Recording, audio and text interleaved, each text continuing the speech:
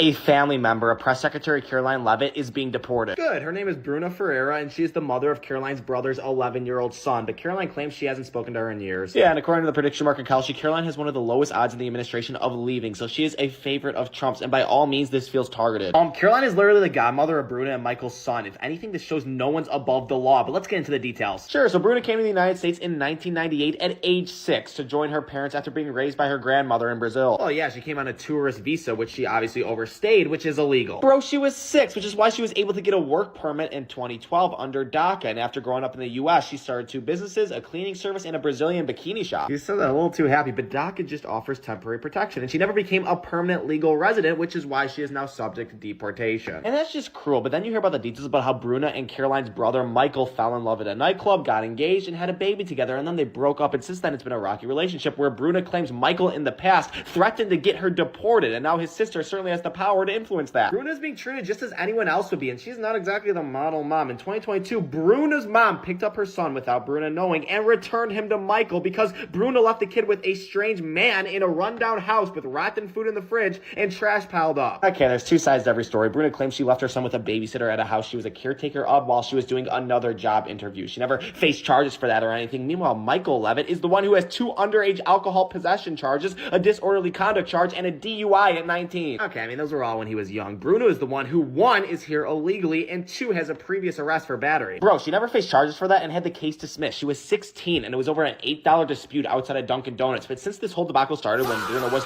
arrested on November 12th on the way to pick up her son from school, the White House has been trying to downplay her relationship with Caroline and paint Bruna as a bad mother with all these nonsense one-sided stories. It's just cruel. They've just been sharing their perspective, and look, Bruna is still in custody under normal removal proceedings. She is being treated like any other person here illegally would be treated. You get your process, but you don't get to make a foolery of our immigration laws. Well, now we have another 11-year-old boy who is an American citizen who is without his mother, who is about to be sent to a country she hasn't been to since she was 6. Oh, are you arguing that we should start making exceptions whenever someone has a sad story? That's not how the law works. I'm sorry, bud. I mean, I just think we're living in such a merciless time where even a Leavitt now may grow up without his mother. So America just quietly dropped a new global doctrine. It basically says, we're not the world's police anymore. Jeez, finally. We're the boss of our own hemisphere and everyone else can deal with theirs. On December 5th, the White House released Trump's new national security strategy. Inside the document is something they're already calling the Trump corollary to the old Monroe Doctrine. Translation, the United States is already declaring dominance over the Western Hemisphere. North America, Central America, South America, and the Caribbean. He's basically saying that this is our neighborhood, our rules. At the same time, it signals something huge. America is stepping back from trying to manage every crisis on the planet. Here's the core of it. America first, but not just the slogan, as the actual blueprint. The strategy says that the US is done acting like a global babysitter, and instead wants to be a regional superpower at home with select pressure overseas. It talks about sovereignty, borders, migration, cartels, critical minerals, energy, not spreading democracy or building global institutions. And in Europe, the document literally talks about civilization erasure, mass migration, and cultural collapse. It basically tells Europe, you're on your own. In the Americas, this doctrine means cracking down on cartels and narco-terror groups, pushing back hard on China's influence in Latin America, and trying to stabilize countries down south so mass migration doesn't end up on US borders. In Europe, leaders are freaking out. French and EU leaders are calling it brutal and a declaration of political war, because it blows up the old idea that America will always bail out Europe first. And on Russia and China, this doctrine quietly accepts a world of spheres of influence, meaning that it acknowledges that there are only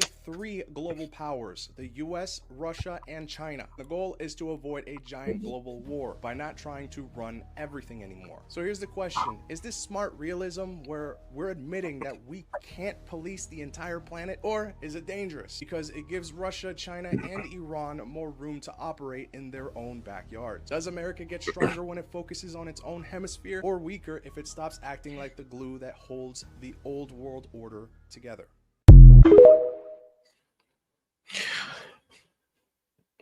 All right, and we are live. Yo, this is S.E.T Media, guys, and I'm back with another one for you. All right, guys, we're about to get into Trump's roundtable discussion, and then we're going to get into a media analysis because we got a lot to go over today because a lot's been going on. Because it seems like this whole hemispherical power is coming to reality. We just took a Venezuelan oil rig. So as Trump is taking questions, he's also taking Venezuelan oil. Let's get right into it, guys, and let's not forget to double tap that screen and like the video. Committed more than one murder. we're getting rid of them.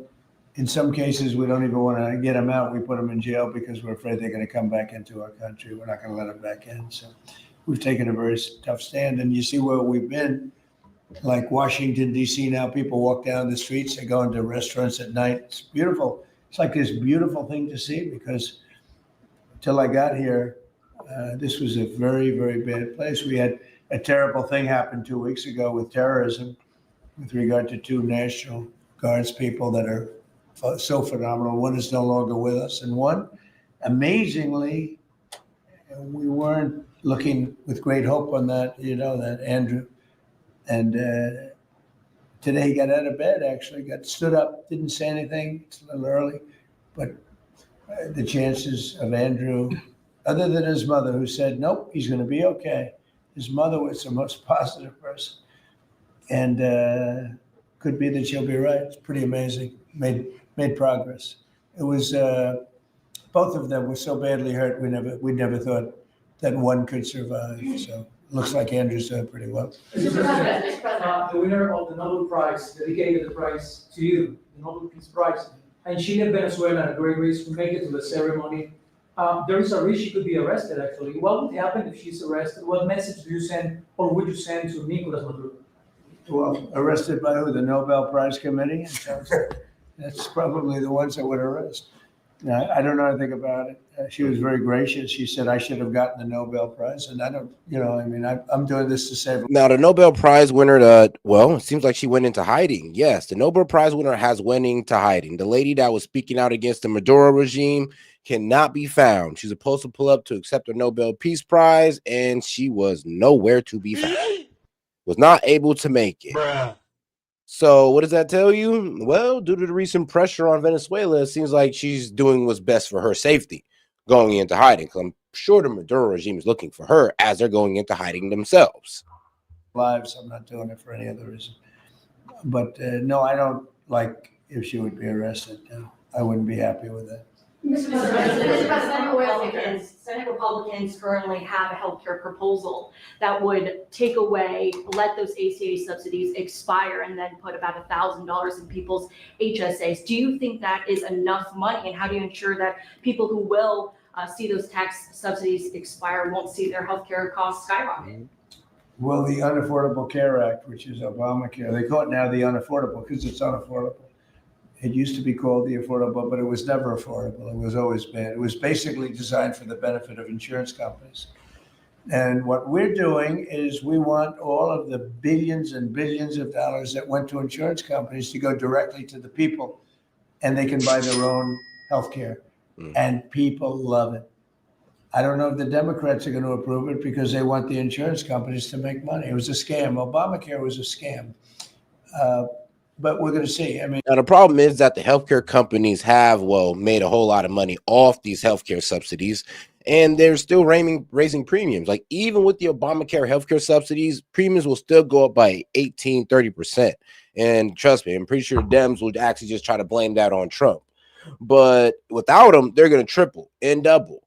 So it's best that we do just go ahead and enact them just in case we don't have a better idea. But with Trump's idea, I'm not even sure if even that's a really good idea, because it only seems like people are only going to be, or a select group of people are only going to have access to this funding, which is going to be like, what, $1,000 per participant, pretty much. The Republicans, I can tell you, want the money to go to the people. And we're winning that battle. The Democrats having a hard time with it because they're in the pocket of the insurance companies. Yes, please. Yes, you spoke to some European leaders today, I think, sir, about Ukraine. I did. Could you tell us about that? And is there a new revised peace plan that Ukraine has presented? The leaders of France, we spoke to, Germany, and UK, all very good leaders, very good friends of mine. And we discussed Ukraine in pretty strong words. And we'll see what happens. I mean, we're waiting to hear answers before we progress. We're not spending any money in Ukraine.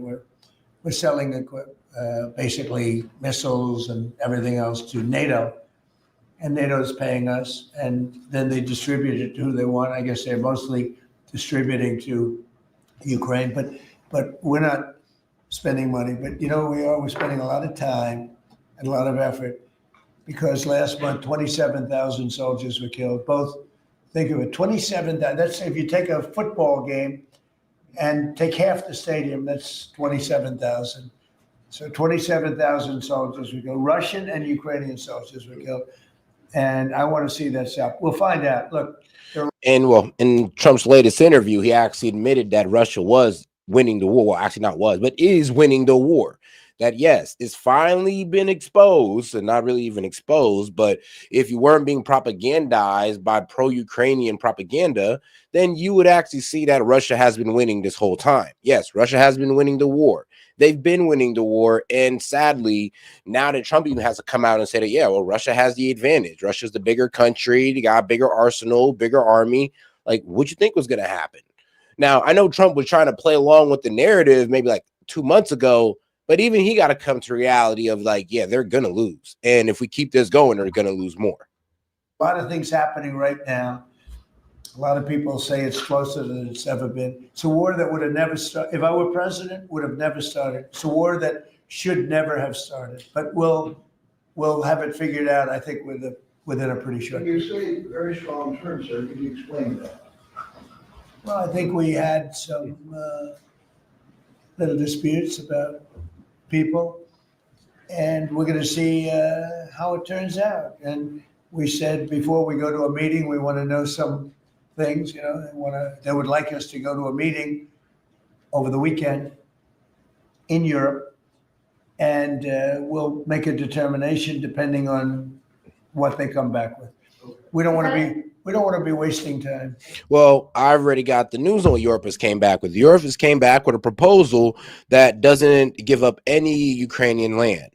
Now, obviously, this is going to be dead on arrival with Putin, and the war is going to continue, and Ukraine's just going to lose more land until even Europe has to admit that they have no chance of beating Russia. So in the United States, we've already accepted that Ukraine has lost this.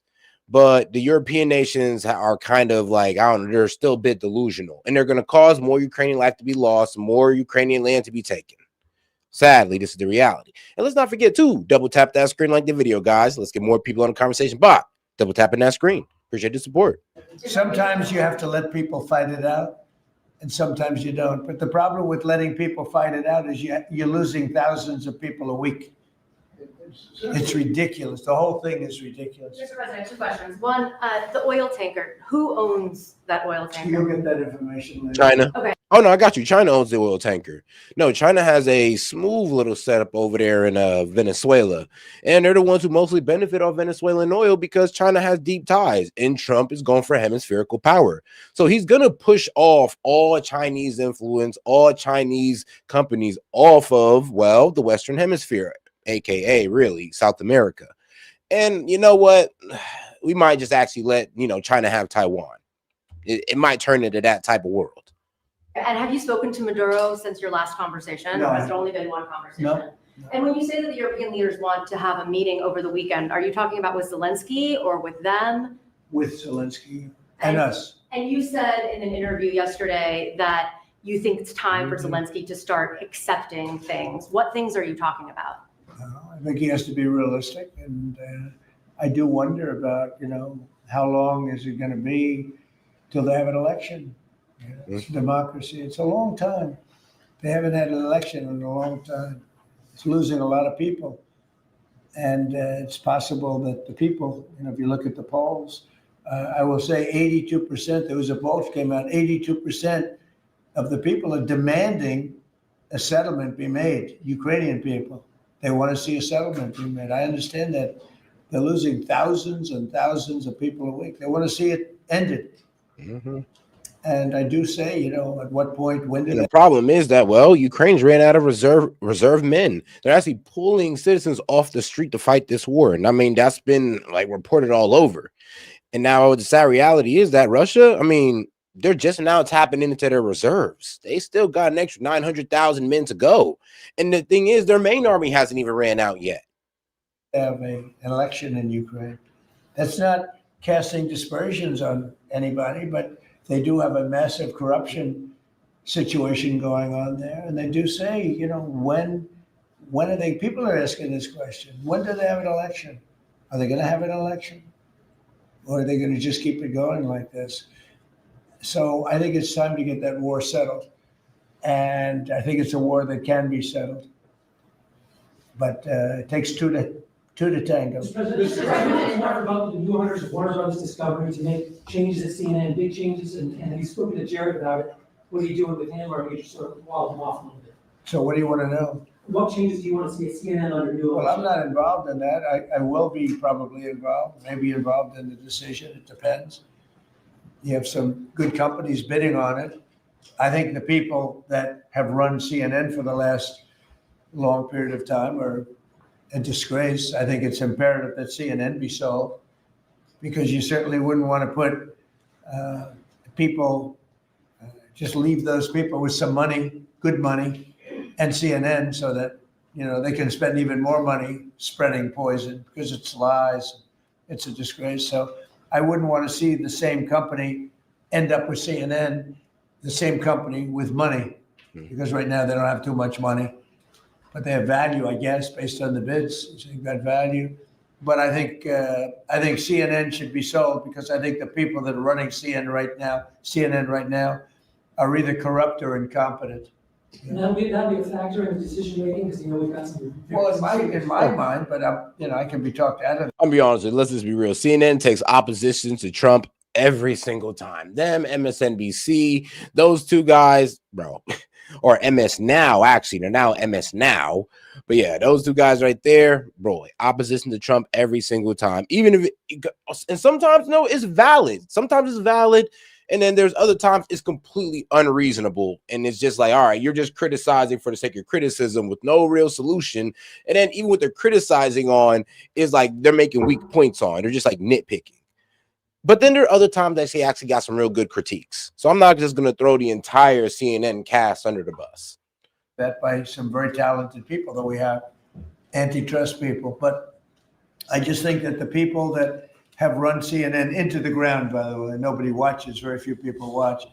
I don't think they should be entrusted with running CNN any longer. So I think any deal should be guaranteed and certain that CNN is part of it or sold separately. But I don't think the people that are running that company right now and running CNN, which is a very dishonest group of people, I don't think that should be allowed to continue. I think CNN should be sold along with everything else. Sir, you spoke about affordability earlier in your remarks and yesterday in Pennsylvania. How much more can we expect to see you on the road kind of delivering that message? And are you worried at all about that? Yeah, Trump has started his affordability tour that gained a lot of heat.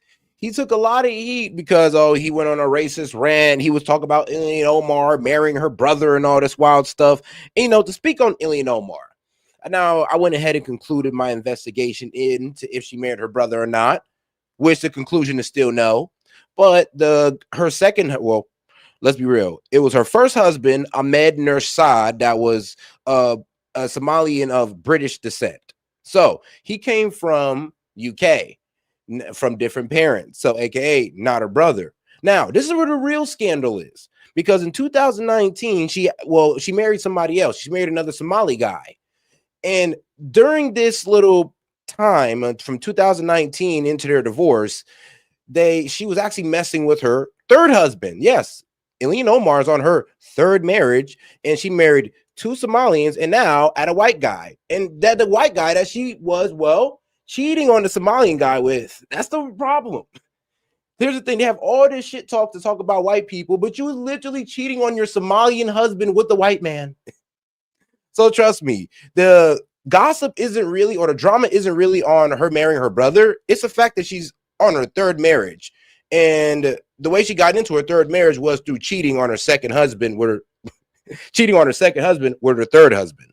So there you go, guys. She didn't marry her brother, but she is a cheater. Perhaps winning a couple more things in Miami. I don't worry about it. It's like statistically, it's amazing when you win the presidency, even if you win by a landslide like we did, and even if you do a good job. And some people say we've done the best opening 10 months in history, in the history of the presidency. I think we have. Who's done? And the reason why I brought that out is because that was what the Dems were getting mad about. His criticisms about Alien Omar and Somalia. You know, that's what you guys were so hurt about. And I understand. I get it. I don't like the fact that he's throwing the entire Somalian community under the bus.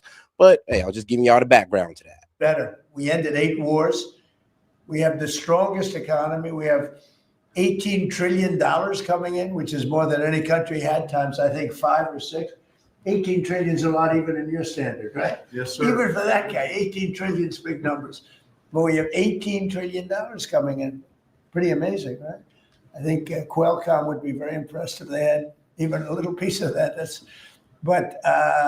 So we've done a great job. But for whatever reason, and nobody's been able to give me an answer. When you win the presidency, Really? you seem to lose the.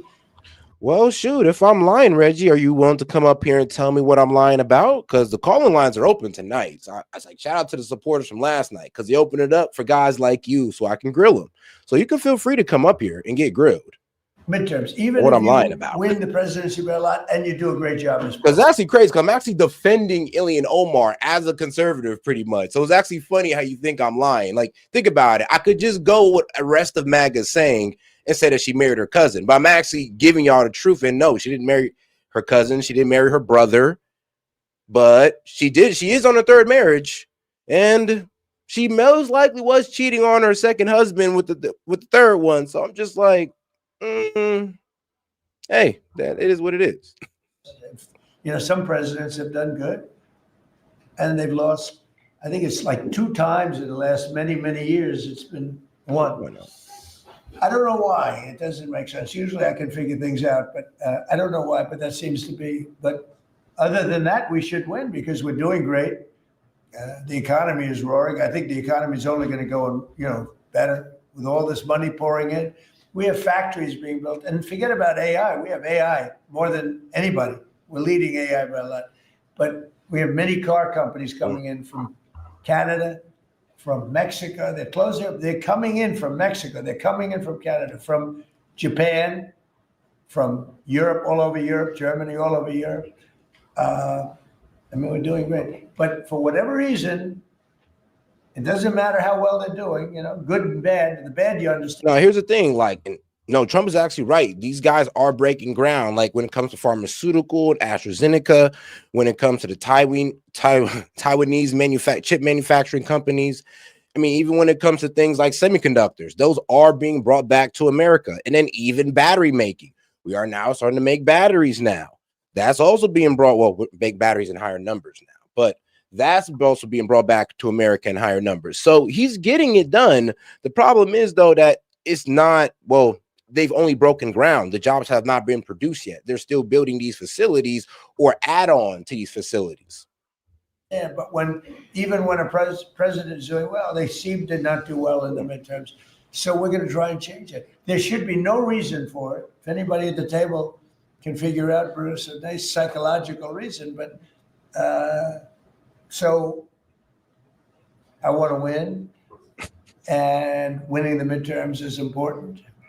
People want us to win the midterms, and I think we have great spirit. We should win the midterms, yeah. Under Joe Biden's administration, during COVID specifically, Biden removed the safety standards on abortion drugs. Now I'm hearing from a lot of pro-lifers that they're very anxious because yesterday Bloomberg reported that your FDA is slow walking a review of the abortion drugs that Secretary Kennedy promised. Yeah, I How don't soon know. do you want to see that?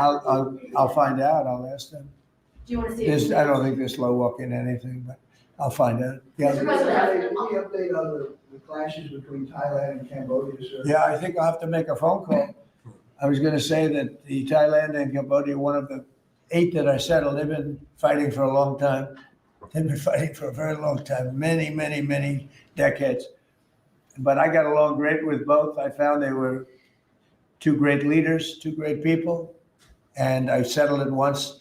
I think I can do it pretty quickly. I think we're scheduling a phone call tomorrow Mr. President, with Thailand. on the Fed chair. With Thailand, if just to answer, Steve, with Thailand and Cambodia, I think I can get them to stop fighting. Who else can do that? Think of it. Settled 8 wars. Every once in a while, one will flame up again and I have to put out that little flame. I have to put it out, but we're going to put it out again. So I think I would say he settled about five conflicts, and he was involved in 3. That's what he means by 8. Like he had involvement in 3, but he did settle at least about 5 of those. I'm scheduled to speak to them tomorrow and see if I can. It was unfortunate what happened. I mean, I know exactly what happened. It got it started a little bit, but we'll see if we can put it out. We're interested in the siege of this tanker. What happens to the oil on that ship? Well, we keep it, I guess. Where does it go? What port does it go to? Well, you have to follow the tanker. You know, you're a good newsman. Just follow the tanker. Do you know where Follow- it's going? Was it going follow to- it. Oh yeah, and the call-in link, I mean, the StreamYard link has been posted. You can go to my main page, go ahead and click there, right up there. You can go ahead and also subscribe as well, but you can go to the post tab and hit that StreamYard link. And I'll be happy to host you on here for a little bit. Why not? Get a helicopter and follow the tanker. Is it true it's going to? But we're Cuba? I assume we're gonna keep the, Mr. President, on Fed Chair, Kevin Hash said you were going to announce your decision within the next 2 weeks. Is that correct? maybe. Are you doing your interviews with finalists today? Well, I'm meeting with Kevin Warsh today, so I'm meeting with him. And I sort of have a very good idea what I'm looking for. Again, I'm looking for somebody that will be honest with interest rates. So I just want honesty. Our rate should be much lower. Our rate should be the lowest rates in the world. Because all these countries that you see, you know, with low rates, many of them are low because of us, because they suck so much money out of us. But that's not happening anymore. We should have the lowest rates in the world. And without us, none of them really exist as an economy. I mean, I can show you these really prime, really wonderful countries. They've had nothing but success. It's because they took so much out of the United States. I mean, it's one of those little problems. I want to see that when we do well, we're rewarded for doing well, not the way it's been for the last pretty long period of time. Are you asking for finalists to pledge to lower rates? Are you asking these finalists to pledge to lower rates if they No, become the chair? No, I'll be asking questions and I'll be able to figure it out. Mr. President, we have 3 countries sending drugs to the US, Mexico. No, you know what's so funny about this though? Like, you know, the economy actually is booming. You know that, right? We've had a 3 to 4% growth in GDP during the past quarters. The stock market is actually doing pretty well. But here's the problem, though. Because the economy is doing well, that doesn't mean that affordability is where it needs to be. You got to remember, we're still dealing with the affordability crisis from under the Biden administration. Now, shout out to Trump. He's been able to bring down inflation to about 3%, but we wanted that too. Now, core inflation went down from 3.1% to 3%, and that's not too much of an improvement, but it does help stabilize prices as Trump tries to work on, well, raising wages. That's the only way we're going to outpace inflation. And you talked to the president of Mexico, you already talked to Nicolas Maduro. Have you considered talking to the president of Colombia, who you call a drug dealer? He's still making money. No, I haven't really thought too much about him. He's been fairly hostile to the United States. And I haven't given him a lot of thought. He's going to have himself some big problems if he doesn't wise up. Colombia is producing a lot of drugs. They have cocaine factories that they make cocaine, as you know, and they sell it right into the United States. So he better wise up, or he'll be next. He'll be next too.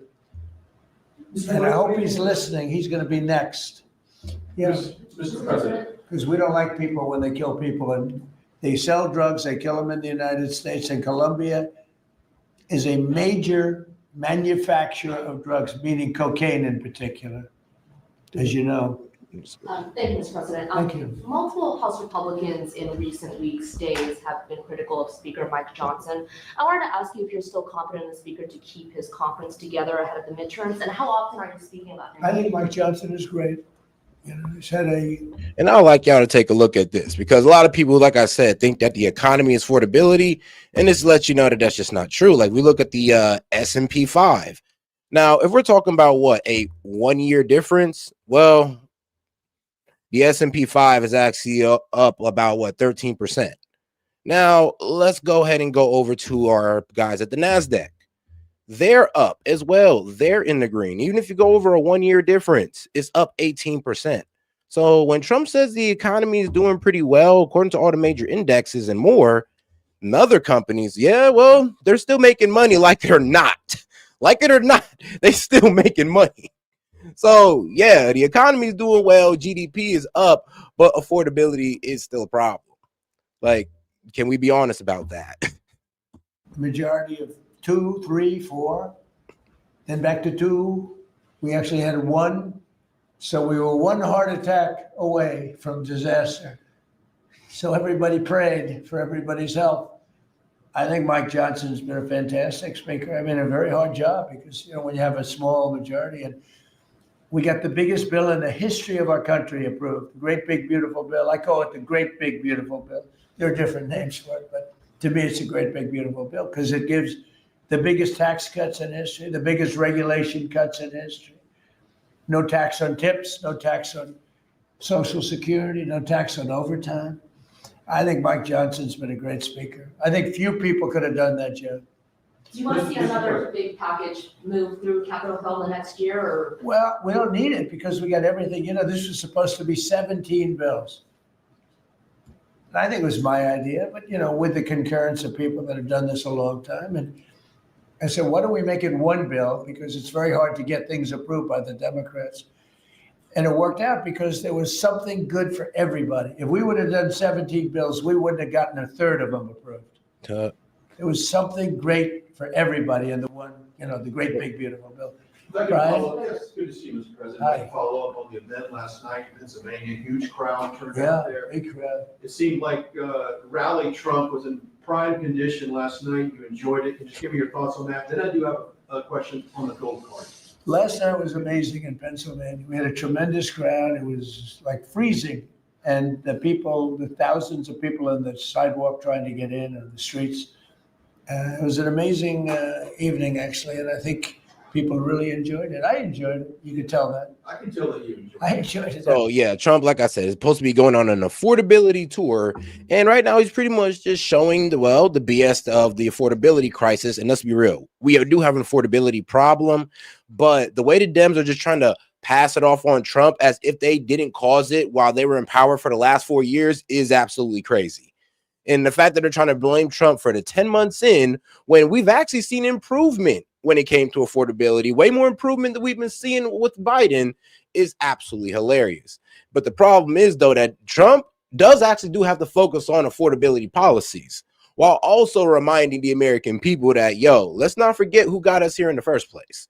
Because the way the Dems are trying to pass it off on the Republicans as if they do not run the most expensive state and cities is pretty hilarious to me. I'm not going to lie. Talking about affordability, but y'all run the most unaffordable places. Crazy. Well, it's easy to enjoy That's when a you banger do a good right job. And, when you can talk about things in a very positive way, it's hard not to say it.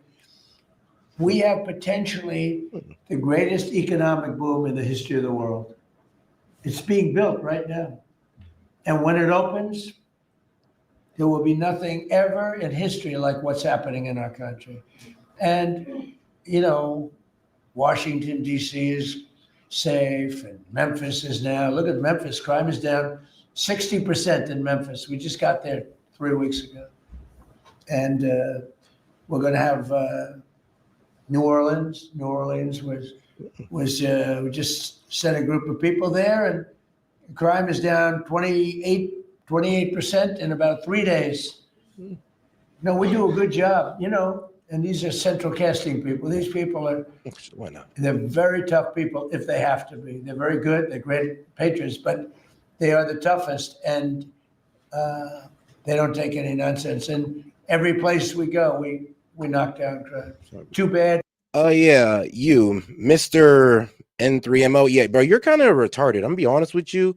I showed three major indexes, and then I also told you actually there is proof that GDP then went up 3 to 4% over the last couple quarters.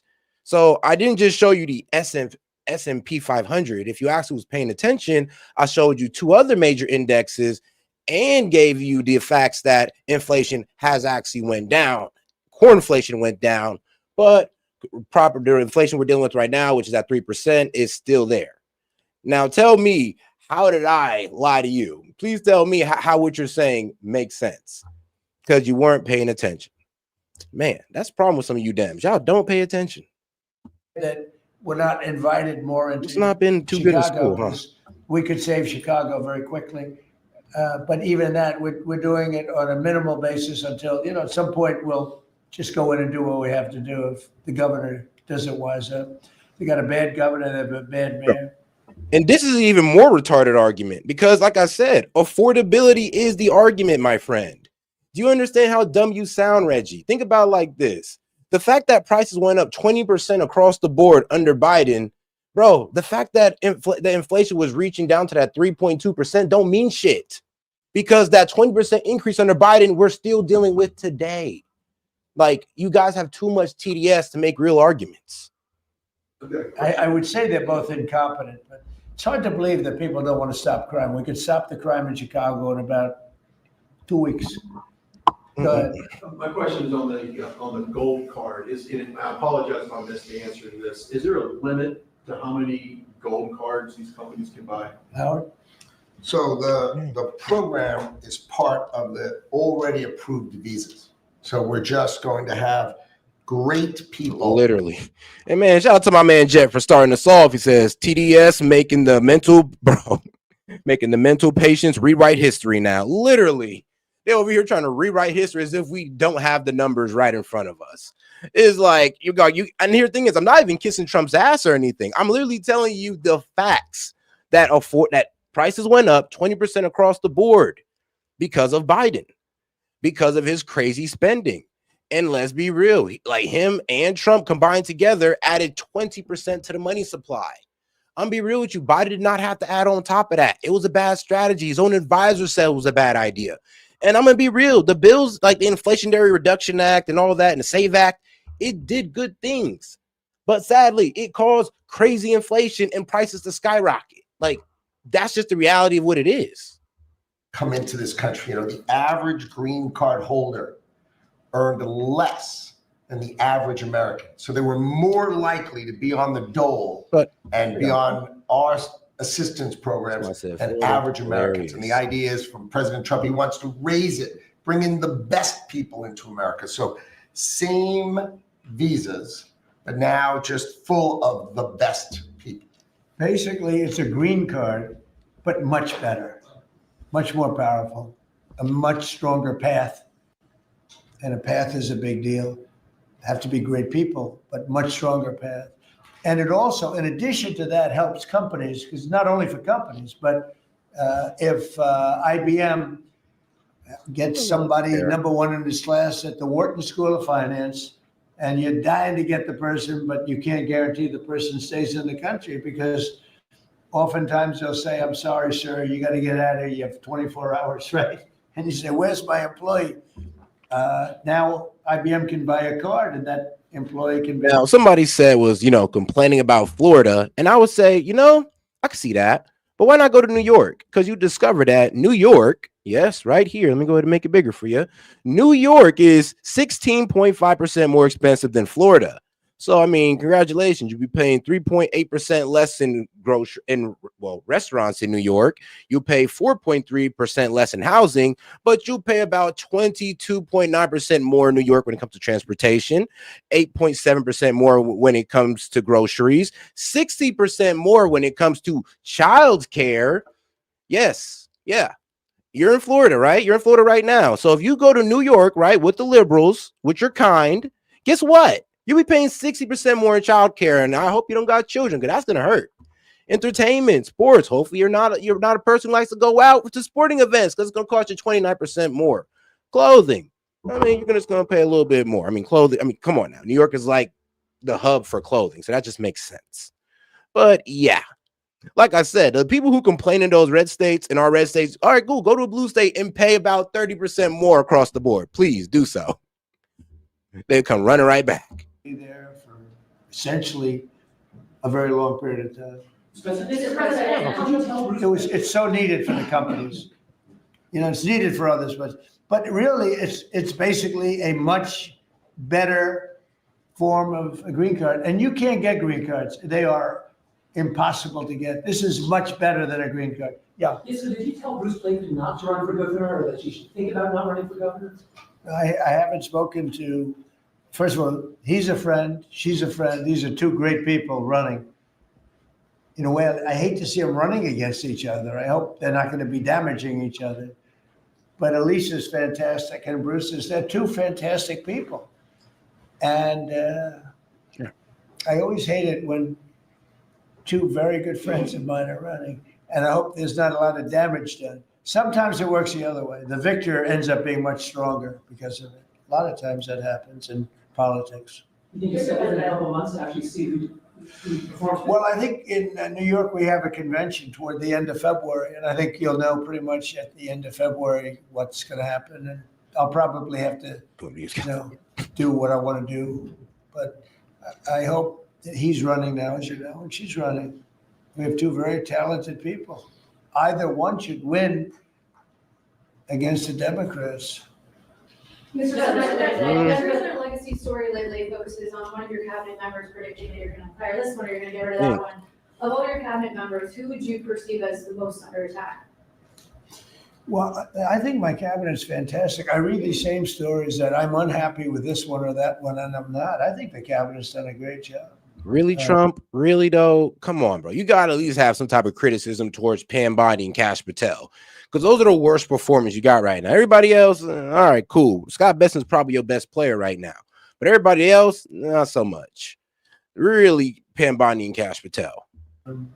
I read a story that I was unhappy with Pete because he was attacking drug dealers. I said, that's not exactly right. I would say very much the opposite. Pete Hegseth has been phenomenal. I read a story recently. I'm unhappy with Christie. I'm so happy with it. I mean, we have a closed border. We have a border that's the best border in the history of our country. Why would I be unhappy? She's fantastic, actually. No, we have a fantastic cabinet, really fantastic cabinet. I mean, Lutnick, I'll have to think about. No, can't have everything. Can't have everything. He's doing great. Well, Howard's done really well, and Scott's done really well. We have just a fantastic cabinet. I'll tell you who's doing a great job is Linda McMahon. We're bringing education back to the states where it belongs. Education is going. We can't do any worse than we're doing right now. Let the states run it. You know, if you go back to some of our states that are run so well, so good. I would say 40 of them. And then you'll have trouble with 5, and you'll have bigger trouble with another 5. But you have 35 or 40 states that will run education as good as Norway or Denmark, Sweden. We have some, the heads of the list are Denmark, Norway, Sweden, a few others. I think if you go to Iowa and you go to Indiana and you go to, I can name a lot of states. I'll just say this, man. Let's just be real about the education system. Like, only a few people have access to real education, actually real good education. If you're going to like public school or anything like that, you're actually behind, honestly. Like if you're going to a private school, Jewish, Catholic, Christian, don't matter. You're actually a little bit farther ahead, especially if you're paying to be in that school. So most people can afford to pay their children to go to pay for their children's schooling, and they take the free route, which is public schooling. That's most children. So most children is not getting a proper education, which means that we need to fix public schooling, which, I mean, giving more funding to them, that could work. That could work, taking some of that money that we was giving to the DOE for administrative costs and, spread that out amongst the states. Let's see where that goes. Be almost the equivalent of maybe better. But you can't run a school system in Iowa from Washington, D.C. Yeah. So the Gaza plan, when do you expect to announce members of the Board of Peace, the leadership of that? Well, we'll do it early next year. And the Board of Peace it'll be one of the most legendary boards ever. Everybody wants to be on it. It's mostly going to be, I guess, we weren't thinking about it that way, but they want to all do it. Basically, it'll be the heads of the most important countries. Mr. President. They all want to be on. It wasn't really planned. We thought we were going to get very distinguished people that do that kind of thing for a living. But really, it looks like it's turning out to be they want to be on the heads, the kings, and the presidents, prime ministers, they all want to be on the board of peace. Mr. President, as a follow-up to last night's rally, can you clarify, you have called the affordability crisis as a Democratic hoax, but you also want to make America affordable again? No, the Can you just word clarify? that they use is a hoax, and because they're the ones that caused the problem. I'm talking about when you're trying to say it a different way. That's pretty simple though, if you listen. It's a hoax where they created the problem. They're the ones that gave the high prices. So when they use the word affordability, they shouldn't be using that word because they're the ones that created this problem. Literally. They created the highest inflation in history, and they created the highest prices in history. And now we have to get those things down. But when they look Yeah, at it's literally complaining about a problem that they caused. Like, well, prices are up. And I'm just like, yeah, because of you guys. And you weren't talking about these prices skyrocketing while you guys were in office because it was bad. I mean, of course, it was bad for optics, political stock, and all that good stuff. I get it. But are you really going to sit here and gaslight the American people like the price increasing over 20% happened, under Trump during these past 10 months? Is that really what you're trying to sell to the American people? Because, and I would advise you to Google it. You could Google this. You could run it through ChatGPT, Perplexity. I mean, F it, man. Go wherever, your favorite search engine, your favorite AI, and you can literally look this up. You'll get the same results as on this chart, right? So look at price increase over the 4 years. Now we're comparing our guy Trump versus Biden. Let me go ahead and make this bigger for the guys on the horizontal. And we're talking about Trump's first term versus Biden's last term. Now, if you look at this across the board, overall consumer price index increased to over 20%, groceries over 20%, housing over 20%. The only thing my man did good on was healthcare. So, all right, then, cool. So, where do you think this price increase went? Where do you think it went, guys? It's still here today. And that is what the Democratic base fails to understand. And they're trying to blame this 20% increase on Trump, which is insane, because it completely neglects this data right here that shows that, no, this happened under you guys, not Trump. But all right, though, they'll still believe the lie because, TDS and all that good stuff. But honestly, they should really look into this. They say affordability. They never discuss it. They just say the election's about affordability. Well, it may very well be. I think it's also about still the border. You have to remember the job. The sad thing is, for 7 months, we've had no people come through our border. Nobody can even believe it. 0 people. And the people that do that are largely Democrats, which the people that do the stats. We've had no people come in other than coming in legally. And guys, for those of you guys want to say that data is biased, well, here's the thing. Why didn't the same price increase happen under Trump? Think about that, because it shows you both. Price increase happened under Trump, but it wasn't as dramatic as under Biden. And remember, Trump was dealing with COVID midway through 2020, I believe, when it came. No, 2019, all the way out, and he was president to 2021.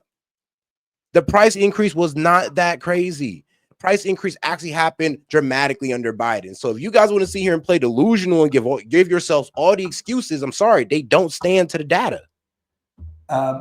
But if you take a look, and nobody wants to talk about that. In fact, last night I said, let me talk about the border. My own people told me, sir, nobody cares about the border anymore. You've fixed the problem. I said, do I get a little credit for fixing a disaster where millions of people a month would flow into our country, and from prisons and from gangs and from drug dealers and mental institutions? They say, sir, you fixed the border. Nobody cares. I say, but I care.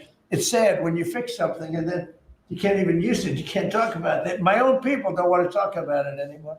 But very simply, the Democrats created the worst crisis of inflation that this country has ever had.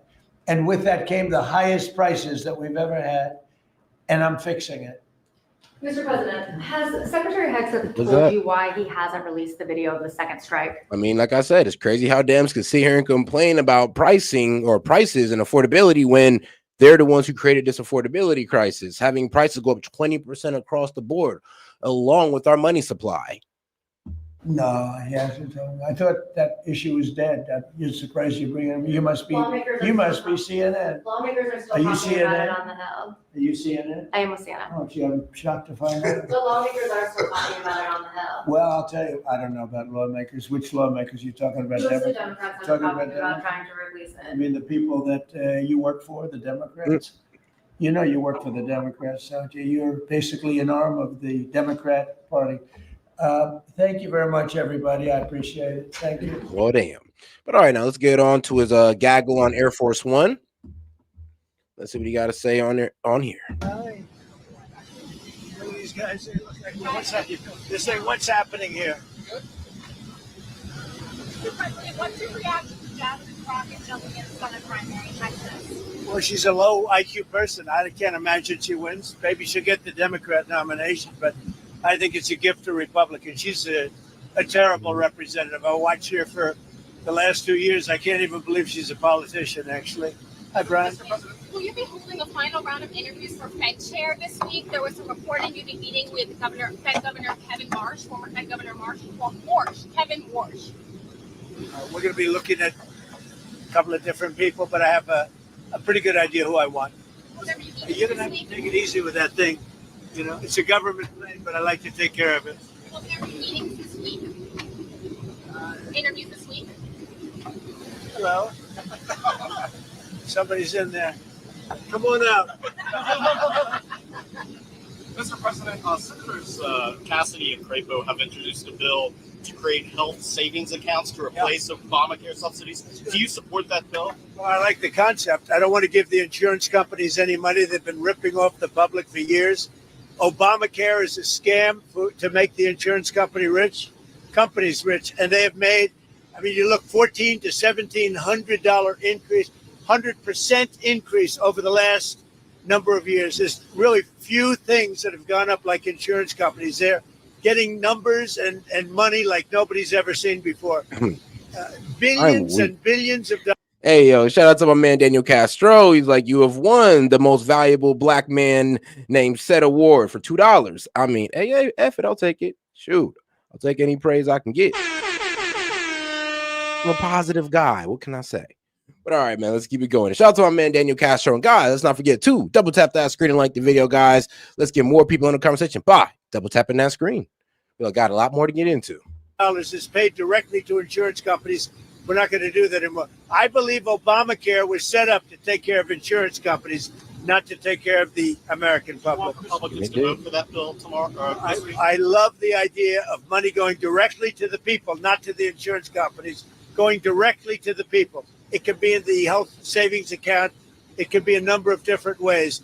And the people go out and buy their own insurance, which can be really much better. Health insurance, health care. Mr. President, I was with you in Vegas when you had no tax on tips, helped the hospitality industry. Would you ever consider no tax on gambling winnings, considering that might be another stage to save American taxes? I haven't been asked that question in a long time. No tax on gambling winnings. I don't know. We have no tax on tips. We have no tax on Social Security. Or we have no tax on overtime. The boy said no tax on gambling winnings. Like, dog, I mean, bro, what are you doing? Like, come on now. Let's not promote gambling.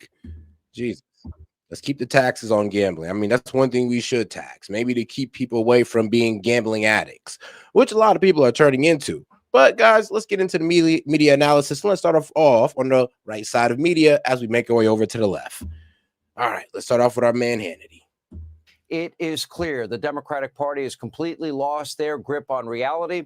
Let's start with prices and inflation. Take a look at your screen. Yep. Oh, look at that right there. You see the red on your screen? I mean, bro, I've been trying to tell that to these guys for the past, 55 minutes, that, you know, the price increase mainly happened under Biden. The highest inflation rate was under Biden.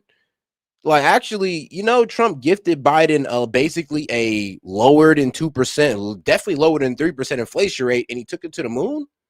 You remember that, right? Screen right there. That is inflation. The inflation rate under Donald Here's Trump. The worst part about it. I mean, in 2021, when inflation was peaking about that 6%, he had a chance. He had a chance not to spend more money. But what did he do? Spend over $1 trillion. The blue is the inflation rate under Joe Biden. Well, you can see what Donald Trump inherited, despite the very obvious fact that costs went through the roof under the last administration. Democrats, they are trying desperately to blame Trump for the affordability crisis. House Speaker Mike Johnson calling out this nonsense, these outright lies. Take a look. They broke the economy, and now they want to lecture to the American people about affordability. They opened our borders, and now they want to lecture to the American people about immigration border enforcement. They broke the American healthcare system. No, that is the worst part about it too. Is like, hold on. You guys had an open border, 10 million encounters, estimate about 4 to 7 million illegals entering the United States, and you're literally crying about how we're solving the problem. The main people who caused it are crying about how it's being cleaned up. Sit down, please. They caused premiums to skyrocket, and now they have the audacity to tell Republicans that the only way to save it is to throw hundreds of billions of dollars to health insurance companies, which would merely fuel a system that is rife with fraud, waste, and abuse. You cannot be an arsonist and a firefighter at the same time. Hilarious. That's the message for the Democrats. Now, you don't need to take Speaker Johnson's word for it. Here is CNBC. Take a listen.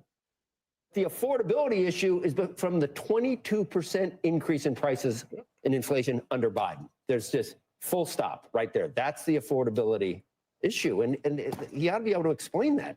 Right. That's right. And look, I think that with the economic team, President Trump and the economic team led by Scott Bessent, you have people who very much understand this. And it was they were thrown, what I would say, the worst economy for the average American in my adult lifetime, in terms of like you said, the incredible increase in prices at the household. Now, take what you just heard from CNBC, Speaker Johnson, and compare that to the economic nonsense being spewed by the Democratic governor, Kentucky, Andy Beshear. This guy likes to portray himself as a moderate Democrat, which he is not. Take a look. Does the former administration deserve at least some of the criticism? Well, the former administration was attempting to build the economy of tomorrow, investing in really important industries like EVs, in chips, in areas for our national security that we've got to. Now, I agree with the chips, but the way they were doing EVs by trying to phase out gas cars, and that which increased the prices on cars, was not the best move, especially with the CAF standard. That's why Trump had to lower it, because they were pretty much increasing the price of cars through that alone. So what they were doing with EVs, I don't agree with. What they were trying to do with the CHIPS Act, actually, I do agree with. So I'll give Biden that. Even though I don't agree with the implementation of it, because what was he doing? Basically doing a Chinese strategy of just giving these guys billions of dollars to set up shop here in America. And they gave us one facility, I guess, but it didn't work better than Trump, because Trump has got 3 different companies to bring their chip manufacturing here to America.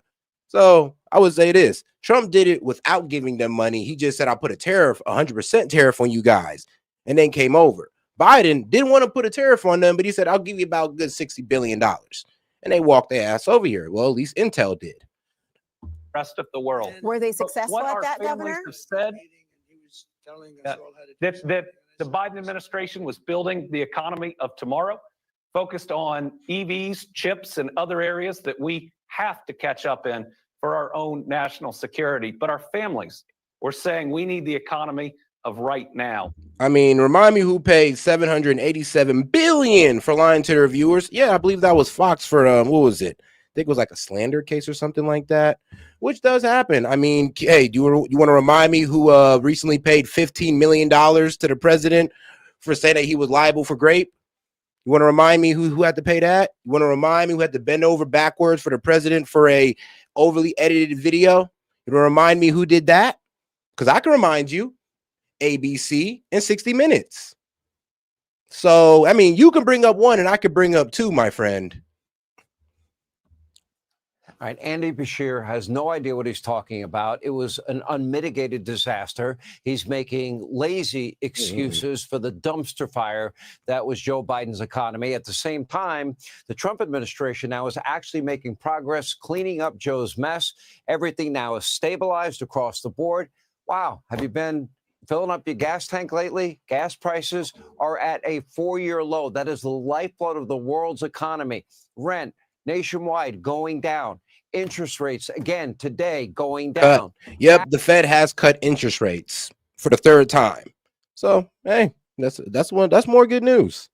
Taxes are going down. The Depending on who largest you tax ask. cut in history. No Depending on who tax you on ask. tips, overtime, and Social Security. Trillions of dollars committed to American manufacturing. My bad. Let's not forget the BBC as well, who edited the January 6th video to make it seem like Trump said, go out there and fight, when he actually said to go out there and peacefully protest and have your voices heard. Oh, man, can we not forget about that as well? I mean, man. But no, shout out to my man. What's your name, my friend? I'm sorry. You said Dunn Pete. No, I'm not even going to call you Dunn. I don't know, but you got a cool beard, my friend, so I'll give you that. That has never happened in history, and the president is only getting started. Meanwhile, Democrats are getting totally exposed. They voted, let's see, against working men and women by voting against no tax on tips, voting for the largest tax increase in history. They voted, to keep taxing Social Security on the elderly, retired with the Inflation Reduction Act. They accelerated inflation to ungodly numbers because of their Green New Deal insanity and those regulations. They drove up motor vehicle costs, restrictions on energy. Well, that drove up the price of every gallon of every gasoline you bought the last 4 years. And then, of course, they left the border wide open and dumped millions of unvetted illegals into this country, also into our housing market, driving up rent prices. It is clear Democrats caused America's cost of living crisis. I mean, yeah, they ran a crazy deficit of close to $2 trillion. I think it was like what, 1.4 trillion in 2022. After they spent like $6 trillion on all these spending packages, and then they come out to a $1.4 trillion deficit, and then they just keep the deficits rolling, pretending like it wasn't going to be a problem down the line. But then they want to complain about the outcome when Trump's in office. Okay, guys, yeah, you're arguing in good faith, all right. The affordability crisis, they caused it. And now the President Trump is making serious progress fixing their mess. Democrats are angry. They're lashing out. In other words, Democrats don't really care about inflation. They only want you to hate President Trump. For them to be successful politically, the economy, they want the economy. Yeah, because what's the inflation rate right now? 3%. What's core inflation at? Core inflation went down to 3%. It was at 3.1, I believe, in what, September, and now it went down to 3%. Now we will get further updates in about 7 days on what it was looking like in November. But as far as we know right now, current inflation is at 3%, and core inflation is at 3%. So we want it a little bit. We want it at that 2%, 2.5, but 3% is all right. Economy to fail. And by the way, here is the always hateful left-wing podcaster, Jennifer Welch. She kind of embodies what a lot of Democrats think. It's wild how rural America, like they believe that land, votes, and they don't understand that they're being taxed at a higher rate than somebody like Jeff Bezos or Elon Musk, who I want to remind everyone. Hold on. You're saying that we're being taxed at a higher rate than Elon Musk and Jeff Bezos, when Jeff Bezos and Elon Musk probably pay more in taxes than half of the taxpayers in the state. Are you really sure you want to make that argument? I need to hear that again. Let me make sure I heard it right. They believe that land, votes, and they don't understand that they're being taxed at a higher rate than somebody like Jeff Bezos. No. Actually, no, they're getting taxed at a higher rate. The rich actually pays like more than half. Like, what was it? I'll say they pay almost half of the taxes. Most of our taxes actually come from rich people. So when you guys want to sit there and say, oh, well, they don't get taxed the same as you because they get tax breaks, so you guys want them to get taxed more. Like, that's the problem with the Dems. They're salty about tax breaks, like in tax loopholes. And you know what? I kind of agree with them on the tax loopholes, but the tax breaks for owning land and giving out jobs and all that good stuff. I mean, why are y'all hating on that? Because that's a lot of the reason these guys catch a break on taxes. It's not all just money laundering. Elon Musk, who I want to remind everybody that's against immigration, is a immigrant.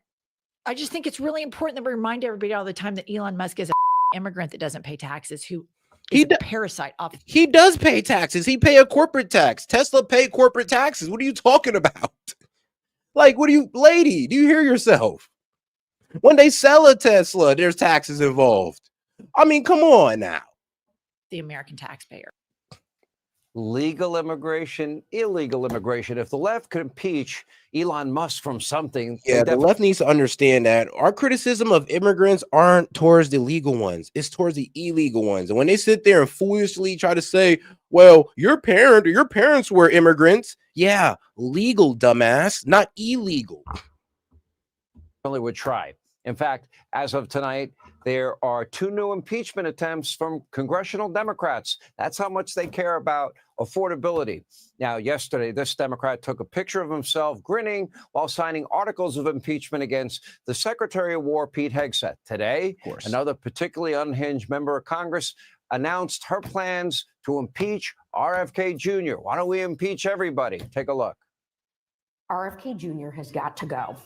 Today, I introduced articles of impeachment to remove him from office. RFK Jr. has turned his back on science, on public health, and on the American people. Hey, everyone. I'm Emily Campagno. All right, then. Well, let's go over to Waters, and then we're going to make our way over to CNN right after. Because I know y'all going to get tired of Fox News. Trust me, somebody already super chatted, who lost money because they were lying? I mean, bro, we can name 3 other guys on y'all side that got the same punishment. Said something false and got sued for it. And, they did better. Just like Fox did. Well, I'm not too sure about ABC, but it is what it is. Ho, ho, ho. There's a new Santa coming to town. Oh.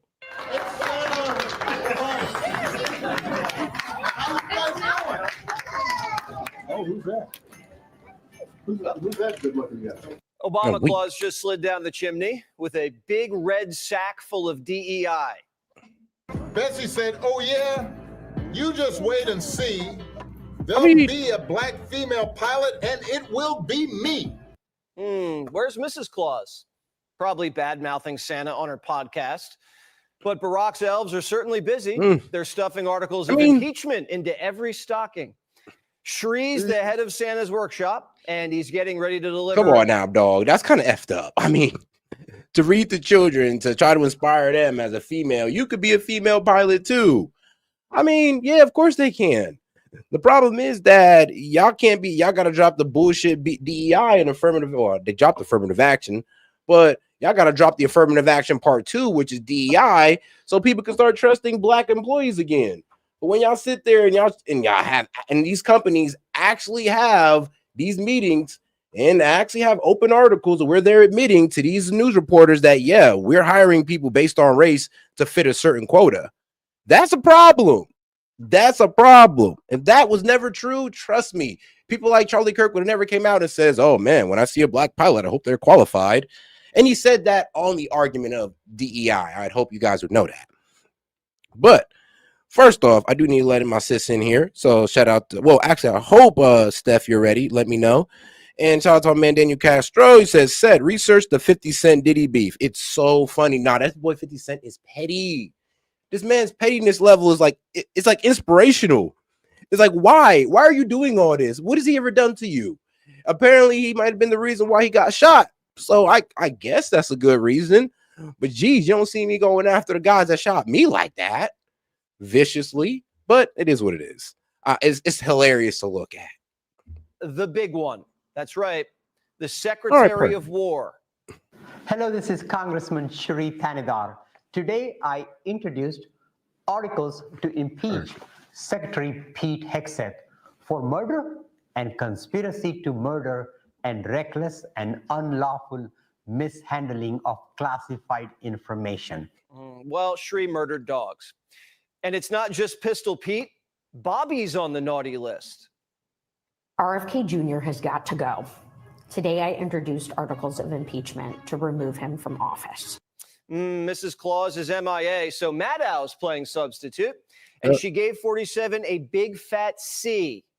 Coal.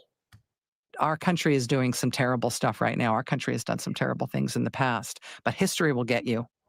If you are part of doing something that you know is wrong and that you know is unconstitutional and that you know is immoral, like many of the things that this administration is doing right now, subsequent generations ashamed of you, you will spend the rest of your life denying that you did what you did, and we will out you.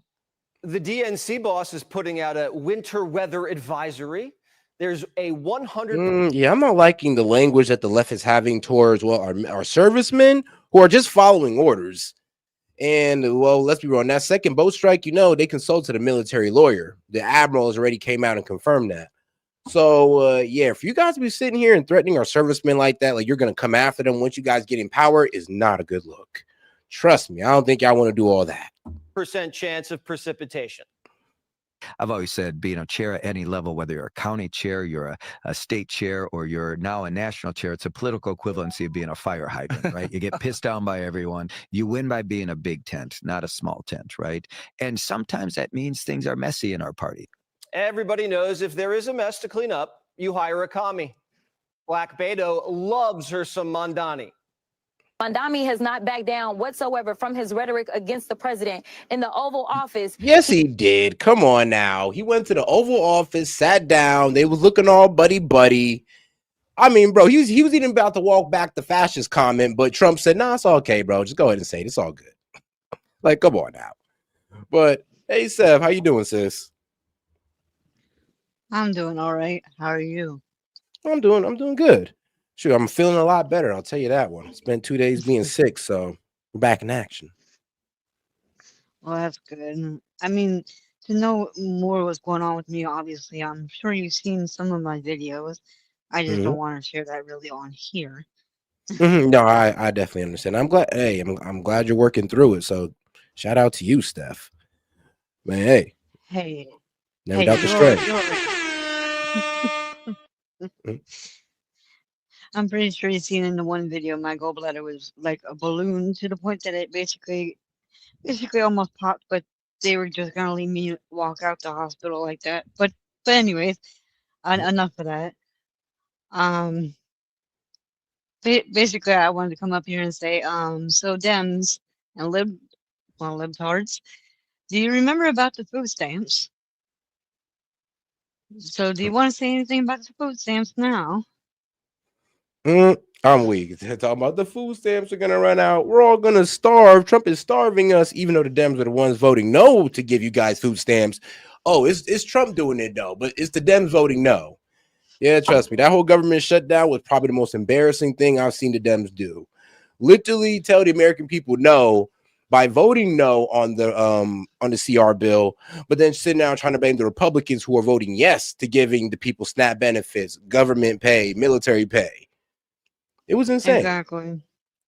But all right, Steph, for sure. We're gonna go ahead and keep it going. But I'm glad you came up though.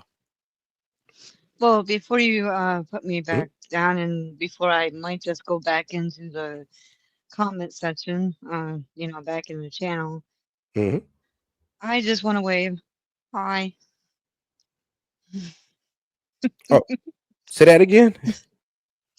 I'm waving hello to you. Oh, it's Steph. All right. Well, that's nice of you. I appreciate it. Well, all right, Steph. I'm gonna go ahead and I can go ahead and keep you up here for a little bit if you want, as I get right back into it.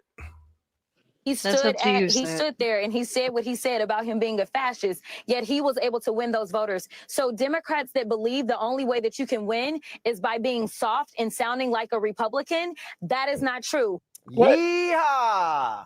But our Cowboys in the Lone Star State gonna love the sound of Crockett. Hold on, what does she mean by that? She ain't never scared and she ain't never been. Who is willing to go toe to toe against the president? I can't wrap my head around someone who votes Republican. Bro, and do you see the divisive language that's happening? You can't wrap your head around somebody who votes Republican. Are you sure, bro? Are you sure? Because I'm pretty sure if I talk to you, we can agree on a lot of things. So you guys are absolutely delusional if you think you can't talk to us and we can't agree on certain things. Like, y'all are delusional. Advocate for feeding kids, they protect folks touching them, and they only try to scare out of running. Oh, yo, and y'all to my man Joe Schmo. Really? Joe Schmo? Well, I think so. He sent in 100. He sent about, let's see here, 8 jewels for. He sent in 100. Shout out to my man Joe Schmo for sending in the flower for 30 jewels and a floating heart for 10 jewels. And shout out to Jane. Oh, appreciate you, Jane, for sending in a high five for 100. Sorry, I just now seeing these. They don't show up in the StreamYard chat, only in the YouTube one. Because they think she'll win. Got 2 words for every racist bigot. Jasmine Crockett. Jazzy's got her work. Oh, yes. We're all racist bigots. Everybody on the right's a racist bigot. Like, bro, stop being so dramatic. Can that side stop being so dramatic? We're not all racist bigots. I hope you would know that. There's actually some of us that, one, well, we're not racist whatsoever, and you can't even prove that we're racist. 2, we kind of agree with you on some of the language that some people on our side are saying. Like, we agree with y'all on some. Some of it is outrageous. So can y'all stop trying to frame us as all racist when you have no proof and you don't even talk to us to confirm it? You don't. You just listen to the president and you're just going like, well, that's how they all think. And to be quite honest with you, no, we do agree with the president on policies, but when it came to his rhetoric about Somalia, not everybody hopped on the bandwagon and just throw the entire people under the bus. Just like how you guys hopping on the bandwagon and throwing an entire voting block under the bus. Cut out for her if she wants to wrangle enough Republicans to put her over the top. But if any of those hats start tilting a little too MAGA, boy, they better get. How will you convert those who are supportive of him to voters for you? Yeah, I don't know that we'll necessarily convert all of Trump's supporters. That's not our goal. Do you need to? Our goal is to definitely talk to people. No, we don't. We don't need to. Do you see what I'm talking about? I mean, you're throwing an entire voting block under the bus because you don't think we can agree. You don't think you can agree with us. But the problem is, Jasmine, that she's not looking to. She only wants to speak to her base. She only wants to speak to the TDS patients in her base. That's it. That's all. She's not trying to meet in the middle with nobody. She's not trying to negotiate anything, nothing. She's not even trying to help the Republicans in her district. She's supposed to be of the people, but she's personally for the party. Tough. Oh, Black Beto just pulled the potatoes. Maybe potatoes doesn't need Republicans in California, but Crockett sure does need them in Texas. Hold your horses, babe. You're going to need a longer lasso. Week 1, and she's already riding on the race card. I'm asking you to tune out those intrusive voices that say she can't win because she's Black, because she's a woman, or because she's a Democrat. Whoa. It's not because you're a woman or because you're Black. It's just because, well, I mean, sweetheart, what's your policies? How are you going to help Texas and better Texas as a senator? Because going against Trump at every turn is not going to help Texas, to be quite honest with you. So, like I said, how are you going to help Texas as a senator? Because fighting Trump all day isn't really helping Texas. Like, you got to actually have some decent policies besides F Trump.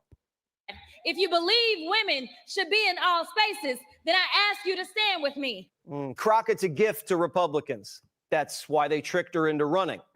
Get this. Literally. Republicans pumped her up in online polls and then targeted Democrat voters and patched them through to her office. Bro, that would be a master. Bro, I don't know if that actually happened, but that'd be a master plan. Like, look, we're going to pump up their most wildest candidates, right? We're going to get their base of vote. Because look, come on, bro. She's a Black woman. She's a Dem. Bro, the Democrat would literally have to go against their own ideology to not vote for her. I want to let you, because look, the only person that's going to beat her is like some gay white man married to a Black man. And the guy she's running against is a straight white man. He cannot win because the Dems do not allow that to happen. Okay. You cannot be a straight white man and win against a Black woman. Against a Black woman. Like, come on now. We're talking about Dems, not Republicans, but the Democratic Party. Even you guys know how it is. Make it look like the whole state wanted her to run. And Crockett fell for the fake love. And she thought she had a shot in Texas. She wasn't even born and raised in Texas. The woman's flirted with reparations and no tax on Blacks. That dog won't hunt, Jazz. The race card backfired on Kamala. She got run over by a garbage truck and the world forgot about her. But Kamala is refusing to disappear. She's already chiseling her own statue. Quote, Kamala. There will be a marble bust of me in Congress. I am a historic figure like any vice president of the United States ever was. She's bragging about her bust, and thinks she's a shoo-in for the nom if she wants to run it back. Quote, Ms. Harris does not fear losing to other Democrats if she runs again. One person. No, she will lose because you have to go to that primary, the same primary that's, well, the Democrats helped her duck. And she's going to get grilled all through that primary for her abysmal performance under the Biden administration. I'm going to be honest with you. It's going to be other Democrats exposing her, and I'm here for it. Please, Kamala Harris, run so the Dems can make my point for me. And close to her said she's unconcerned about potential rivals seizing the spotlight because she's already so well known, another added. Kamala thinks she's the most popular kid in school, but she better tread carefully. She's ticked off more than a few Democrats. Shapiro's a bitter Betty. Here's a quote, and you are describing former Vice President Kamala Harris here. It says, I mean, she's trying to sell books and cover her ass. You want to parse this out for us? No, there's no parsing. Look, I mean, and it's funny, it's the bald-headed black lady from MS Now, but yes, according to the bald-headed black lady, you can't really criticize any black woman on the Democratic Party, or you would be labeled a sexist. Josh Shapiro, what are you doing as a straight white male in all of your white privilege to judge a black woman? How dare you, as they do in the Democrat Party? I'm sorry, but as a straight white guy, I don't even know how you guys do it as a Democrat. Like, bro, you're cooked. Your party is literally ran by women. You're cooked. I stand by what I said. I think the way in which the author described my emotion, frankly, was not accurate, but the words are mine, and I stand by them. Newsom's got a chip on his shoulder, too. He's in a texting tiff with Harris. He sent her to voicemail, and she left him on red. Oh, wow. A little text. I said, why didn't you mention in the book 3 hours later, I publicly endorsed you for president? And that then was she why you were replied, calling. hiking, we'll follow up. She she says, I'm book tour. Get back to you later. Yeah. That's anyway, that's the relationship. Books always roll out before the campaign officially kicks off, and Greasy's got a page turner. He says, don't judge a book by its cover. A lot of people look at me, the stark white shirt, the blue suit, and the gelled hair, and they think, oh, I know this guy. I know this guy better than I'd ever want to know him. I get it. This is a story of a kid who always felt like he wasn't quite enough. Gavin, you cheated. Bro, you effed your best friend's wife, Gavin. I'm sorry. I can't trust you with the country. I don't even know how Californians trust you with their country. You did the most, like, crucial betrayal to anybody. Yo, best friend's wife, dog.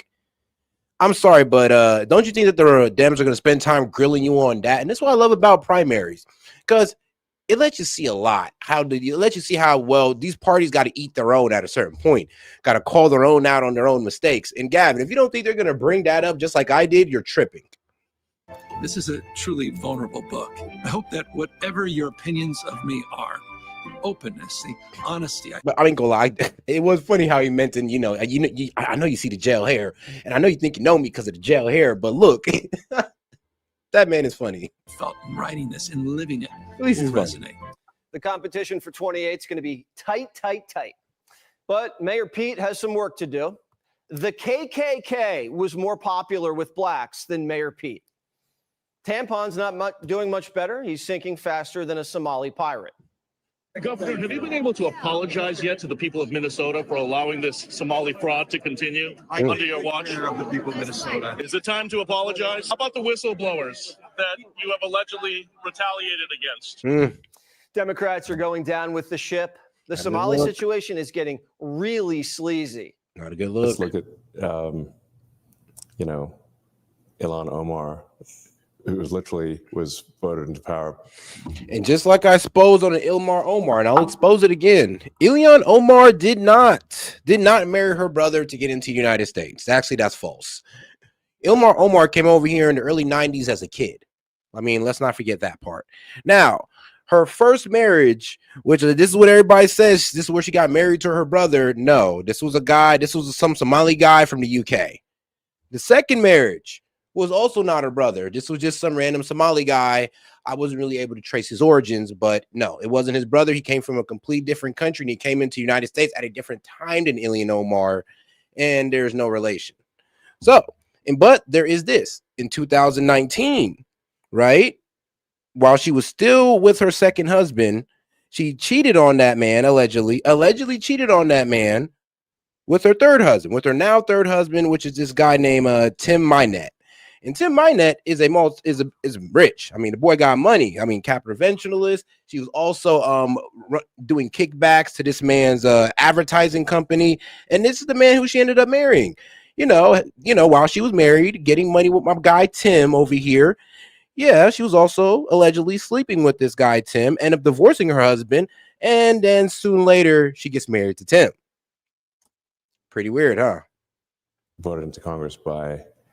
Oh, and shout out to my man Jet. He's like Miss Crockpot House. Damn.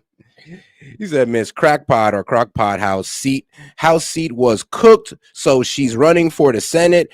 Her BS might fly her to a very blue district, but it won't in the entire state. Cooked.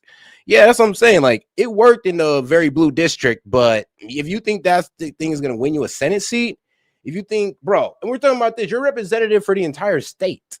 You were in the Senate. Like, let's not forget that. You'd be in the Senate. You represent your entire state as a senator.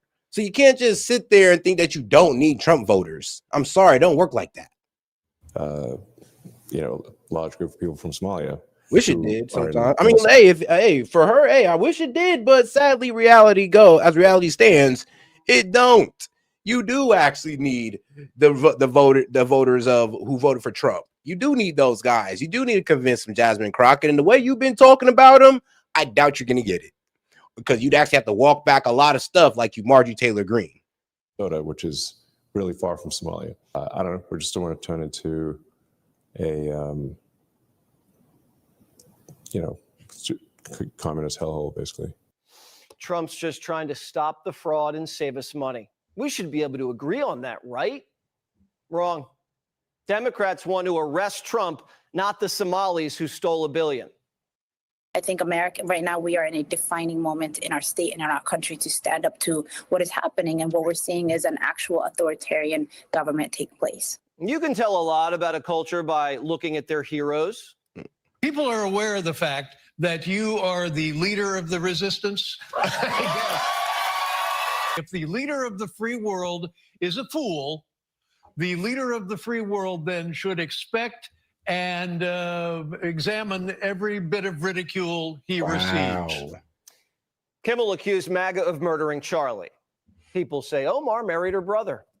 Shree's hitting impeachment. Now, like I said, Omar didn't marry her brother, but Jimmy Kimmel did say, for a fact, he's MAGA. He definitely is MAGA when, let's be real, the guy was definitely on the left. Bro, he had a trans lover. I'm sorry, but you can't say he was on the right. Like a crack pipe. Black Beto got snooked. Like, if you said gay lover and you said he could still be on the right, I'd be like, okay, maybe. But trans lover? Nah, buddy, nah. Into running into a Texas chainsaw massacre, and Obama Claus doesn't even have the respect of the missus. Now, that doesn't mean we don't love our fellow brothers and sisters.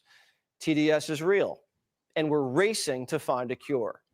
Hey, everyone. Literally, I'm Emily. We're trying everything, guys. We're trying everything, but we still have not found a cure for TDS, man. You're just too far gone at a certain point. As they like to say to us, they've drunk the Kool-Aid, guzzled it, took the whole punch bowl, and took it for themselves. We begin tonight with new video of the Trump administration's latest move against Venezuela. Attorney General Pam Bondi put it out this evening, shows American forces boarding an oil tanker, coming down lines from hovering choppers, making their way to the bridge and seizing control of the vessel. Quoting from the Attorney General's social media post, today the Federal Bureau of Investigation, Homeland Security Investigations, and the U.S. Coast Guard, with support from the Department of War, executed a seizure warrant for a crude oil tanker used to transport sanctioned oil from Venezuela and Iran. A senior U.S. official tells CNN it had Venezuelan crude on board, was sailing in international waters, and no one was injured. And I'm going to be real with you, that Trump doctrine is looking realer and realer every day.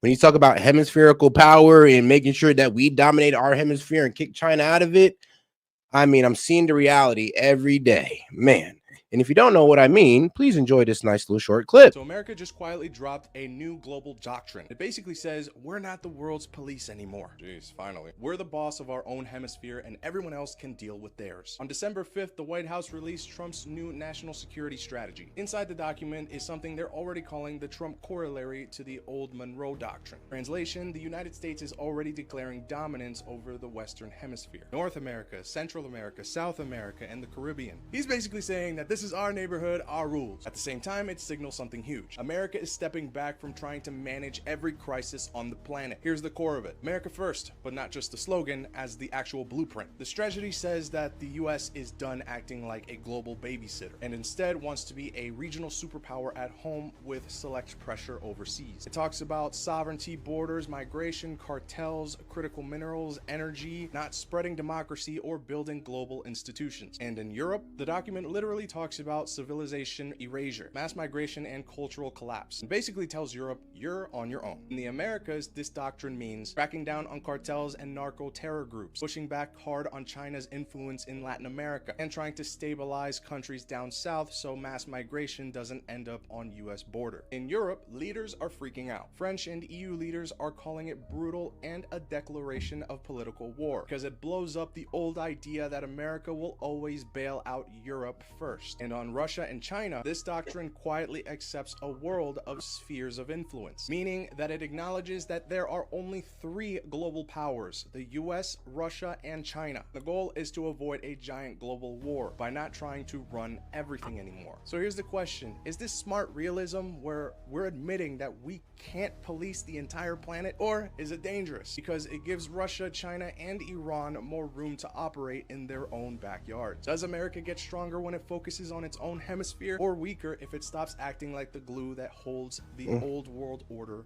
together?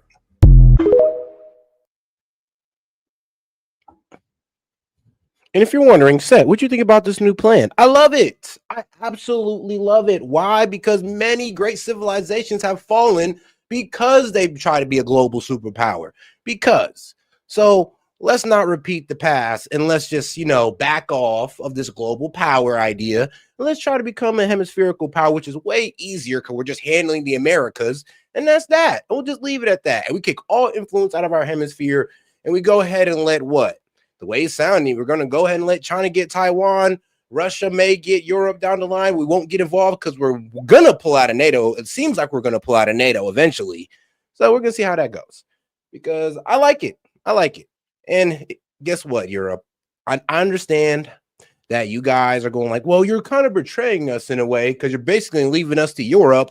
Well, if you guys weren't trying to literally getting to war with Europe, we wouldn't have to separate ourselves from you because you're trying to cause World War III. And let's be honest, Putin already came out and said, if you guys want to keep pushing this, he won't be as nice to you as he's been nice to Ukraine. And this is the first time Putin's told to the world that he's actually low-key slow-rolling Ukraine. He's not using full force. So that's tell you something. Boarding operation. Now, the video came out just a short time after this from the president setting the stage. As you probably know, we've just seized a tanker on the coast of Venezuela, a large tanker, very large. Largest one ever seized, actually. And other things are happening, so you'll be seeing that later, and you'll be talking about that later with some other people. He said the tanker was seized, quote, for very good reason. And when asked what would happen to the oil, he replied, we keep it, I guess. Today, the Venezuelan government called the seizure a, quote, act of international piracy, calling it a, quote, deliberate plan to plunder. Oh, that's crazy. He's like, so now we took the oil tanker, so what are we going to do with it, Trump? Man, what you mean? That's us now. Wait, what? But I thought you said it wasn't just about the oil. Yeah, I know, but oil's included. Bruh, it is hilarious. He's like, yeah, so now that we took the oil tanker, because mainly it probably was controlled by China, the most likely. Yeah, most likely controlled by China. Now that we've taken that, we're just like, so yeah, guys, that oil is ours now. And what are you going to do about it? That's a good point. I guess Trump is serious about this hemispherical dominance that we're going to start imposing. Because why else take an oil rig off the coast of Venezuela and just say, oh, well, guess what? This is ours now. Like, what? And that's the end of the conversation. energy resources. Venezuela's leader, Nicolas Maduro, also weighed in shortly before the president announced the operation. I ain't gonna lie, John, you funny. He said, it's not stealing, S.E.T. We're acquiring goods. That is the best way to frame it. I like that. I like that. Our message to the people of the United States remains the same. Peace. Peace above all else. No to crazy war. No to bloodshed for oil. No to war for oil, the recipe for eternal wars. Here's the thing, though. I would rather Trump actually work with the Maduro regime, and because they're ready to give them everything they want. They're going to give us the oil. They're going to give us the resources and all that. Like Maduro's just saying, don't kill me and let me be in power. But sadly, we don't trust the Maduro regime due to what they did with the Biden administration, because how Maduro was able to get back his friend and a family member who was caught drug trafficking, by the way. All right.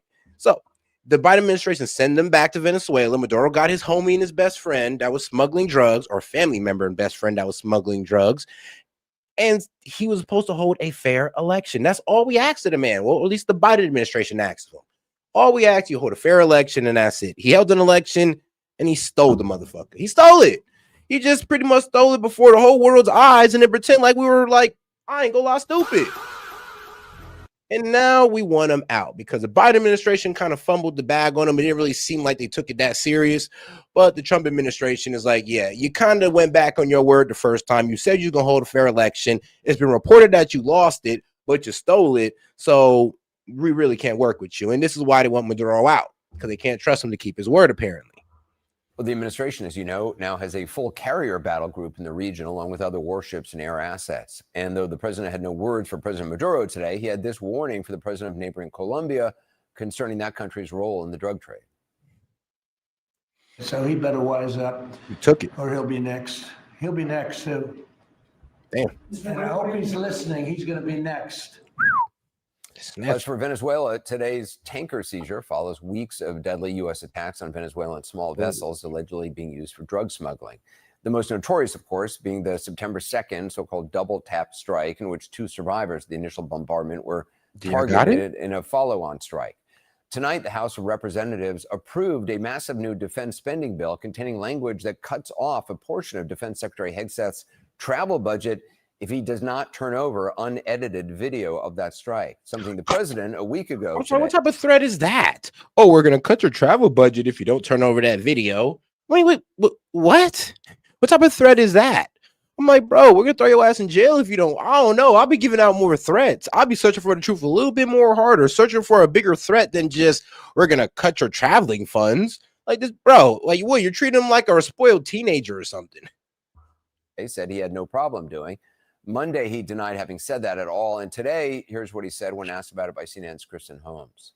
Has Secretary Hegseth told you why he hasn't released the video of the? But it's probably weak. Like I said, they most likely have a weak case against Hegseth because, like I said, the admiral said that he was advised by a military lawyer before the strike, and he did also say that the 2 guys that they ended up obliterating in the second strike did not phone for any type of help. So what did we know from the admiral? That a military lawyer was consulted, and that there were 2 people that were blown up. Second strike. Obliterated. No, he hasn't told me. I thought that issue was dead. You're surprised you bring it up. You must be CNN. Lawmakers are still Are you talking about it CNN? on the Hill. Are you CNN? I am a CNN. Oh, gee, I'm shocked to find out. Well, that isn't the only thing the president had to say about CNN today. He was asked what changes he wants to see at CNN in terms of any deal its current parent company, Warner Brothers Discovery, makes with Netflix, Paramount, or any other potential buyer. Well, I'm not involved in that. I will be probably involved, maybe involved in the decision. It depends. You have some good company. Oh, guys, let's not forget to double tap that screen, like the video. Let's get more people on the conversation by double tapping that screen. If you have any questions, comments, jokes, or disagreements, I'll be happy to read it out loud. Just $2 and up. Appreciate the support. Or you can just send a gift. He's bidding on For it. my man Joe. I think the people that have run CNN for the last long period of time are a disgrace. I think it's imperative that CNN be sold because you certainly wouldn't want to put people, just leave those people with some money, good money, and CNN so that, they can spend even more money spreading poison because it's lies. It's a disgrace. For more on the U.S. presence in the Caribbean, I'm joined by House Armed Services Committee Ranking Member Adam Smith. So, Congressman, do you think the American seizure of the tanker was the right move? And if the goal is to further pressure the Maduro regime ahead of possible land strikes, do you think it will work? No, I don't think it's the right move. And he hasn't adequately explained it. I mean, why did we seize this oil tanker? And threatening war against Venezuela, I think, is a major mistake. I mean, remember, President Trump ran in part saying we've been engaged in all of these forever wars, these conflicts that we've gotten sucked into that have wound up costing Americans far more than we benefited from. And I think there were a lot of people who were sympathetic to that after 20 plus years of various wars in Iraq and Afghanistan and elsewhere. And now he's doing the exact opposite as president. He's expanding the idea of where we should go to war against all drug traffickers, apparently, and now against any country in the Western Hemisphere that he doesn't think is towing the American line. We should not be trying to dominate the Western Hemisphere. This is going to drag us into a conflict that is incredibly costly for the country, and it should be contrary to the values and principles of America. And let's keep in mind, there's no congressional authorization for any of this. He's doing it unilaterally, and I think contrary to the Constitution. Back when he was first running back in 2015, 2016, he talked a lot about taking Iraq's oil, essentially as payment for the war there. Obviously, his plan never saw, fruit on that. Do you think this is about taking oil from Venezuela? I think this is about something broadly worse than that. And if you read the national security strategy that was released last Thursday, look, we worked very hard over the course of the last 80 years to try to build a world that wasn't just about, the most powerful nations, subjugating the less powerful. Bro. He said Trump's just trying to lower gas prices faster. I mean, what's wrong with acquiring some oil? Because that's literally what the man just did. He just sat there, hopped on the oil rig and said, yeah, this is ours now. Wait, hold on. Let's move on to Venezuela. Yeah, it did. But, when America takes something, seeing that we're the dominant force in the hemisphere, it's ours now. And I'm pretty sure the whole world is looking at us like, okay, they're serious. I mean, yes, we are. It sounds like it. And I'd rather us try to dominate our hemisphere and all the resources here instead of trying to have global power, because we can just leave that to Russia and China and let them fight for power on their side. We're the dominant power on our side, and we should be happy it's that way. Why not? Powerful nations. That was the basic principle. After World War I and World War II, we thought having that type of world led to almost the destruction of the planet. Let's move in a different direction. Let's try to set up a rules-based international order based on the rule of law. Let's not try to dominate people. Now, there's all kinds of details around that, to be sure. And President Trump wants to erase all of that. I mean, remember, he came to office saying that he wanted to take Greenland and Panama and annex Canada. I mean, that is true. He did come in saying basically on some hemispherical power stuff. He already came in talking like that in a way, like, 51st state would be nice as Canada. I don't know if we could have Greenland as U.S. territory. F it. Imagine if we just had all of Latin America and South America as the USA, and everyone in this hemisphere is waving the American flag. God bless America. Wouldn't that just be nice? I don't know. I know it sounds effed up, but I don't know. It could be something nice. But now, am I for it? Not really, because it all depends on how we get it done. Because if we have to get it done through military force, then no. But if we can get it done through economic persuasion, then for sure, let's go. Not the principles our country is supposed to be, advocating. And so I think it's really troubling that he has expanded this and wants the U.S. to be what we used to refer to as a rogue nation, as a nation that's just going to use its power to dominate its neighbors. We shouldn't be about that. I also want to ask you about the annual National Defense Authorization Act, which was passed in the House today, as you know, contained language to compel the Pentagon to turn over the unedited video of the September 2nd double strike, or the second strike. If it's not turned over, Congress would curtail a quarter of the defense secretary's travel budget. Do you think that is enough of a penalty to actually get the secretary to turn over the footage? Thank you, Cooper, for actually saying that. Because that is a pretty weak to say. Like, give us the video or we'll cut your travel budget. Bro, what? What type of threat is that? Probably not. It's what we could get Republicans in Congress to agree to. They are in the majority in the House and the Senate. And by their standards, it's a significant step. And I want to make it clear, the president's wrong. This is not over. I mean, they promised to release this video, and I'll tell you, the reason they're not releasing this video is if the American public saw it, they would realize that President Trump, Secretary Hegseth, and all manner of different Republicans have been lying about what's on it. It would undercut their basic argument. So I think we need a lot more robust investigation. I have, yes. Okay. So, and it goes beyond the video. Again, understand the power that the president is trying to assert here. The power to treat any drug trafficker anywhere as a legitimate target for U.S. military lethal force is an unbelievable expansion of presidential power. And this point has been made many times, but remember all the drug dealers that he's pardoned? Certainly the Honduras one, Ross Ulbricht, the Silk Road guy who was laundering through crypto billions of dollars of drug money.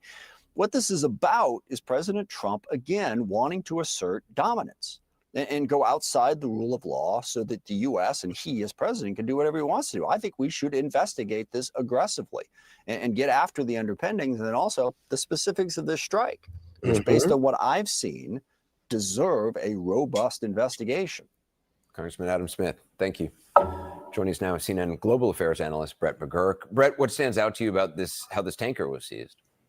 What's interesting about this, Anderson, and look, I agree with Adam Smith, the administration owes transparency on what is going on in Venezuela. We have a quarter of our naval deployed assets off the coast. We have carrier strike groups, amphibious assault ships.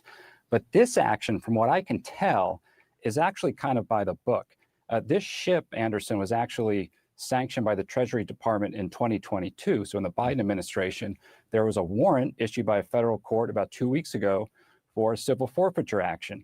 And when that happens, and this happened in the Biden administration, I was a part of some of these, the Justice Department, or out of it, back from intelligence, you might be able to find the ship. The Justice Department will say, can we seize this ship? Is there a way to do it? There might be foreign policy implications, but we've done this in the past. And this ship was actually implicated for smuggling Iranian oil to benefit the Islamic Revolutionary Guards Corps under U.S. criminal authorities. So if that's what happened here, this is actually not totally out of the ordinary, and I would not categorize this the same as. All right, so he's being fair about it. He's like, well, we did sanction this oil rig way back under Biden for supplying oil to Iran. So, yeah, this is not out of the norm. This is not out of the ordinary. Actually, they probably should have did this under Biden. Kinetic strikes when they sanctioned it against the narco boats, which is very novel and raises serious questions. So you don't think this is part of a larger U.S. pressure campaign on Maduro, or is that could it be both?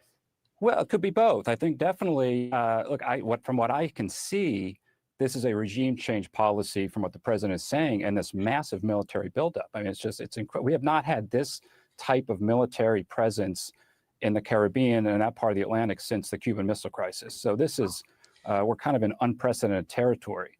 So it can be both. But the authorities used today were congressionally mandated authorities. This ship was sanctioned under Iran. Okay, congressionally mandated authority. Since it was sanctioned, which probably means it came out of Congress sanctioned it, which means that this actually makes sense that we would take, that we would take this oil rig and claim it as ours now. I mean, it's funny though. We're pretty much taking the entire oil rig is ours. Does that mean the oils that's coming out of here is ours too? So we start seeing gas at $2.50. At least we know why, huh? And related authorities. There was a warrant by U.S. federal court. So this seems to have been done as you would want something like this to be done legally with authorization from independent branches of government. In this case, the judicial branch. Again, we've done this. We did one in 2023. A ship called the Suez Rajan. We seized. The oil was then forfeited by a U.S. federal court. It becomes property of the U.S. government. Wow. That seems to be what's happening here. Now, I would want to see over the coming.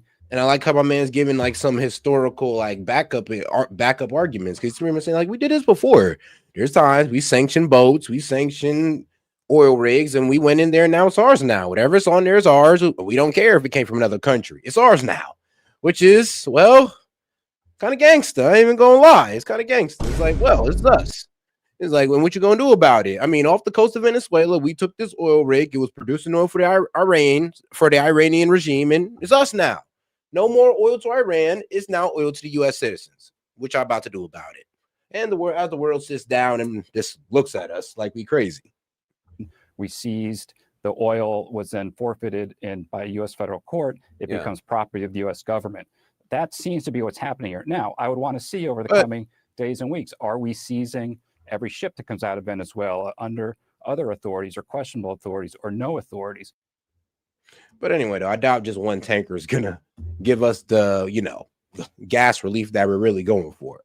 Now, we take a lot more than that, then I ain't going to lie. We just take full control of their oil fields and all that good stuff, then we're in business. But until that happens, one tanker is nice, but it ain't going to be too much of a fix.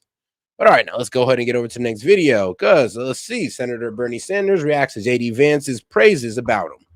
All right, let's get right into it.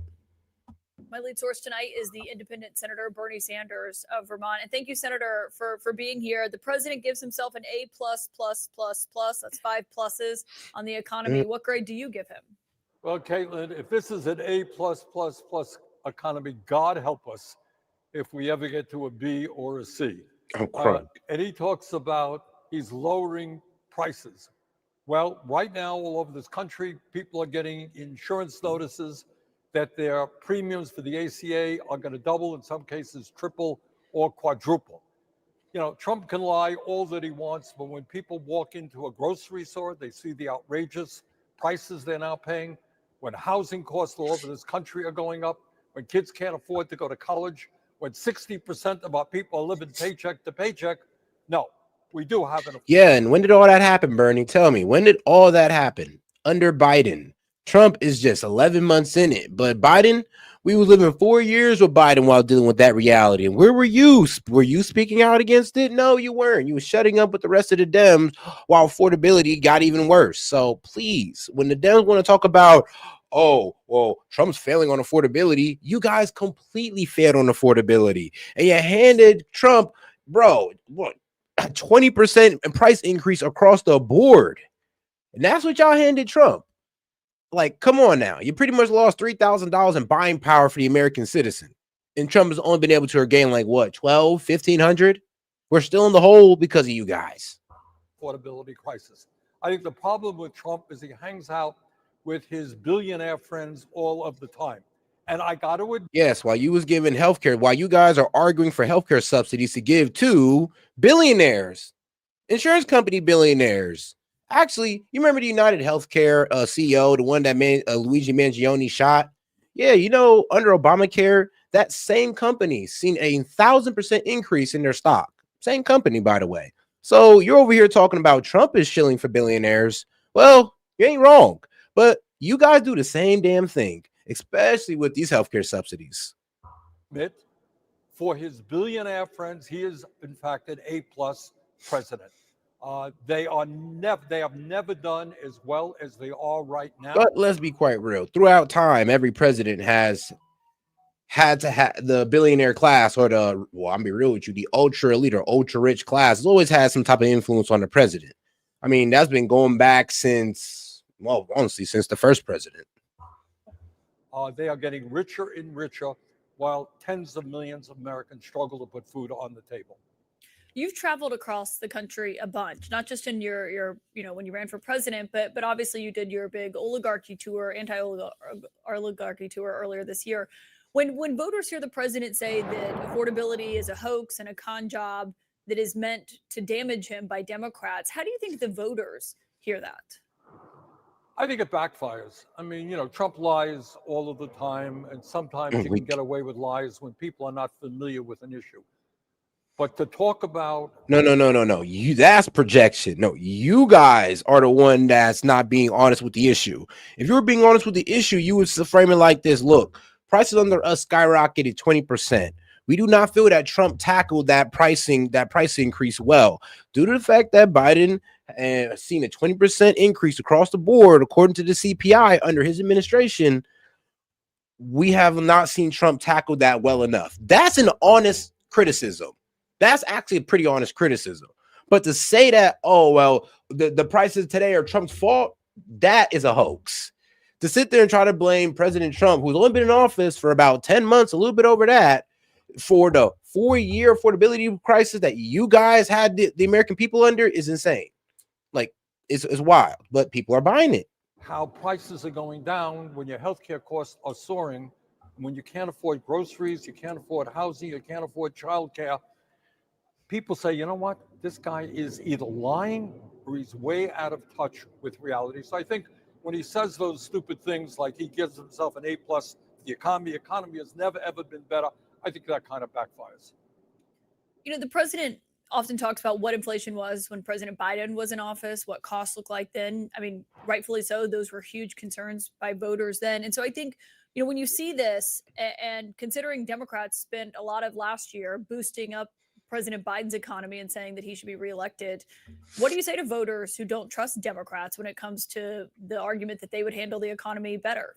Well, as an independent, Yeah, because under the Democrats, prices went up across the board 20%.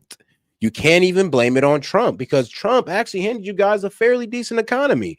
And if you guys want to blame, Biden, COVID, no, Biden was doing crazy spending even after COVID.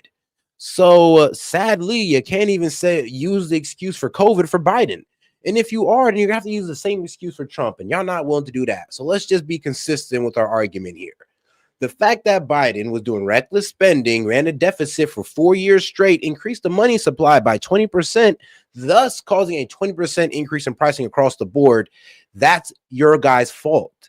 You guys are focusing more on feel-good policies than actual fiscal policies that would help shrink the debt, that would actually help us get out of debt and give us a surplus. That wasn't the focus of the Biden administration, let's be honest. They didn't run on it. They never talked about it. So therefore, that was a terrible problem. I share some of those concerns. I think the Democrats clearly have not been bold enough in a number of areas. Look, Caitlin, while Trump's big, beautiful bill is going to throw 15 million people off of Medicaid, and while this big, beautiful bill is going to double premiums to people on the ACA on average, the truth of the matter is, before the big, beautiful bill, our healthcare system was a disaster. It is dysfunctional. And the American people and Democrats have got to deal with the fact. Yeah, no, but it's Obamacare, by the patron saint of politics, Obama, that y'all love so much. Let's remember the healthcare plan that we're under is Obamacare. So when you guys complain about, healthcare in America, you do realize this is your plan, right, Dems? This is Obamacare. The affordable healthcare, right? Well, it got more unaffordable over the years, and it only made the insurance companies richer. So what you got to say about that? Why are we, the richest country on earth, the only major nation not to guarantee health care to all people? Why don't we have enough doctors and nurses and dentists? Why is our life expectancy lower than other countries, especially for working class people? Why do 40% of people who get diagnosed with cancer either go bankrupt or deplete their financial savings? Because I would tell Bernie this. Well, I would say the 20% increase under you guys have made things extremely unaffordable, Bernie. So I get how you're over here trying to pull on heartstrings, but I'm gonna be honest with you. You're kind of the reason why a lot of these people are going through it. And then instead of just admitting to that, you're trying to pass the blame off onto Trump. That's the effed up part about this, Bernie. You're making complaints that were honestly happening under Biden. So when she asked you the question, well, why we trust Dems with the economy when y'all had record high price increasing, record high inflation, and that was you guys, and then you didn't even want to admit to it. So why would we ever trust you guys when you guys just run the economy into the ground and look us dead in our face and tell us we're in the best economy ever? Why would we trust you guys again?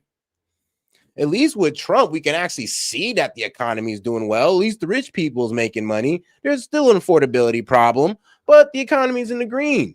GDP is up, stocks are up, major indexes are doing well.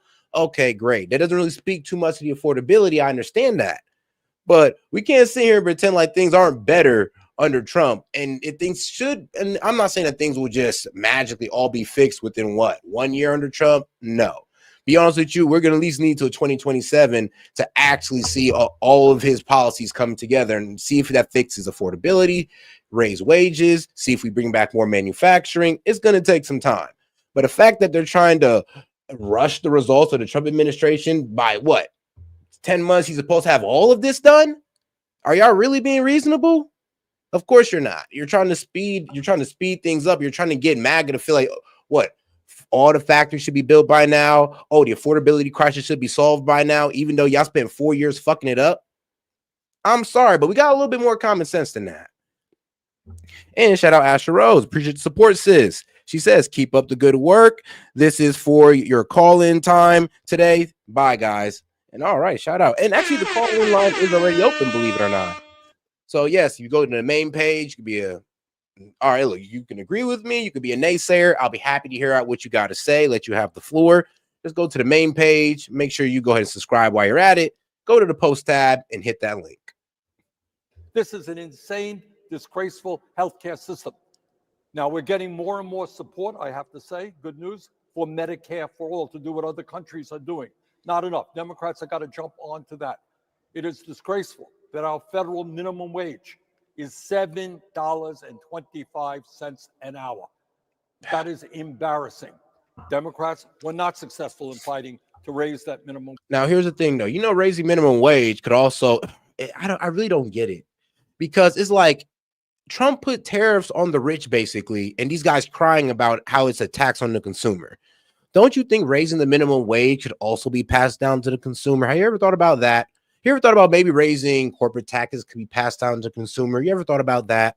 So you pretty much say, and this is the problem with the Dems, because when they want to tax the rich, it's all good. But when somebody else does it, they cry about it. And it's kind of weird, because you don't understand how like raising taxes on the income of the rich could be passed down to us. Corporate taxes raising could be passed down to us. Even what he's saying could be passed down to us. So it's only cool to tax the rich if you're a Dem. You guys won't complain about it being passed down to you guys, or get mad when these guys start replacing people with AI like they're already doing already, sadly. So yeah, Bernie, pretty much trying to force the raising of minimum wage is not going to hurt. It's not going to help anybody. It's only going to increase the labor costs on these businesses, especially the small businesses who can't really take that brunt right now. And what they're going to do, pass the cost down to consumer. And what you guys are going to tell us, oh, that's not us, that was Trump. Okay. Wage to make it easier for workers to form unions, to make college affordable for all of our kids, regardless of their income backgrounds.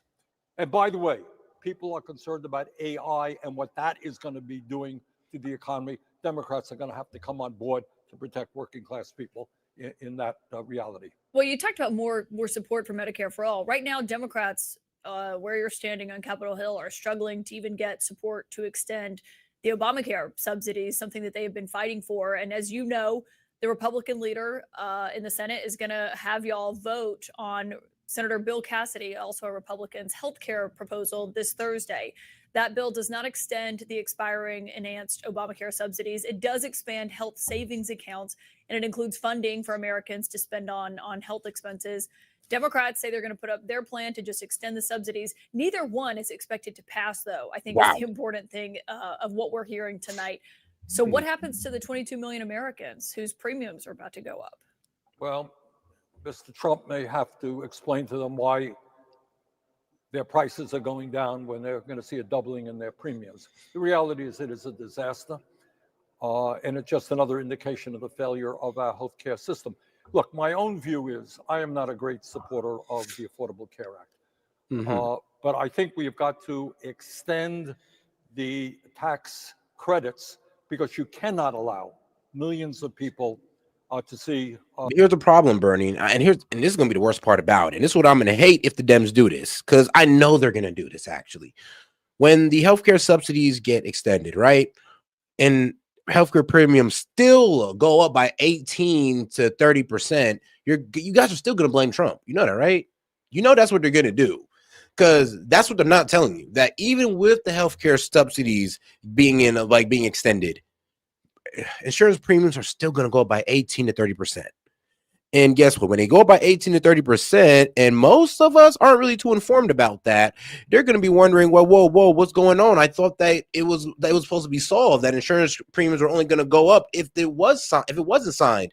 No, this is proof that the Obama healthcare subsidies is a failure, and the affordability, the whole affordability plan with Obamacare was a failure, because it's still going to increase with the subsidies, and we're still giving billionaires billions of taxpayer dollars. So I'm telling you, how does this honestly work out for us? And are y'all going to be honest with the American people when it goes up still 18 to 30%? Or are you just going to lie and say that's the Republicans' fault?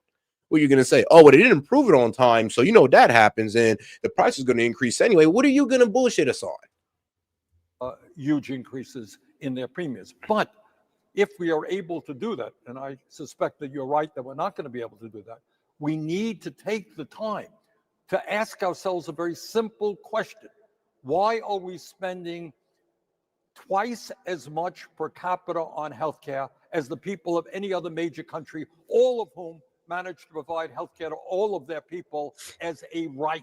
Well, let's say this. Well, I'll be real with you. We're probably one of the most unhealthiest countries. We do need to get our fat problem together, our obesity rate together, because that also drive up healthcare costs. And I would encourage a lot of people who want to complain about healthcare costs, you better be living a healthy lifestyle. You better not be complaining about universal healthcare. You are living an unhealthy lifestyle because you are one of the burdens on our healthcare system. I hope you know that. All right, then. And the answer is our current healthcare system is dominated by the insurance companies. And I ain't talking about the special cases. I'm talking about if you, my man, are fat as hell, got bad health, and you can fix that, you are one of the burdens on our healthcare system. One of the reasons why we'll never get universal health care, because the fat asses and unhealthy people like you. Drug companies, they want more and more money and profits. It is succeeding for them. We need to expand Medicare, guarantee health care to every man, woman, and child. We can do that in a cost-effective way. So that's a place where you would agree with the president then, actually, because he says trillions of dollars are going to these insurance companies. Way too much money is going to these insurance companies has been a big argument that he's been making. Yeah, but he's a fraud. Yeah, that's what he says. Then what's the answer? Good. My view is that we should get rid of the private insurance companies, expand Medicare, cover dental, hearing, and vision, and over a 4-year period, make sure that everybody in America has health care is a human right. That is by no means what Trump is talking about. He's talking about giving people $1,000 or $2,000 when, if you end up in a hospital, you're going to spend several $100,000. He's talking about getting people into the so-called bronze plan with huge deductibles. The truth is, rather embarrassingly, Republicans have nothing significant to say about healthcare and the crisis that we're facing. So you think that this is going to happen this week, nothing is going to get passed, and these extensions are going to expire? I fear that, and it's a tragedy. I mean, I talk to people. Do you think people are prepared for that? Well, I got to tell you, if you are 62 years of age, you and your wife in southern Vermont, and you're making $80,000 a year, you're not going to see a doubling in your premiums. You're going to see a tripling or quadrupling. That's true all over the country. People are going to be spending 40, 50% of their incomes on healthcare. That is insane. Are they prepared for it? No, of course they're not prepared for it. It's a disaster. When it comes to the administration, there was something that the vice president said about you. I want to read you the quote. I'm not sure if you've seen this, Senator Sanders, but he told NBC News, Vice President J.D. Vance did, that he's always been fascinated by you. He said, "I'll one day tell you what Bernie said to me, like the second day that I was in the U.S. Senate. It's one of the funniest things that I've ever heard, and it's actually a pretty good summary of my politics. But it would probably hurt me on both the left and the right. If I told you what Bernie told me, it would probably hurt Bernie too." Do you remember what you said to then Senator Vance? Not quite as dramatic as I think he's making it out to be. He dropped into the office early on. We had a chat, a nice chat. But I do not believe that I said anything which was quite as earth-shattering as he suggests. So you don't remember do you know exactly what it was that he's talking about? No, I do remember we had a nice chat for about an hour or so. Would you say that you were fascinated by him, that he says he's fascinated by you? Did I say I was fascinated? I'm not fascinated by him. We had a good discussion. Can I also ask you, when it comes to the Senate, Jasmine Crockett, a congresswoman from Texas, says that she's going to be running for the Senate seat there.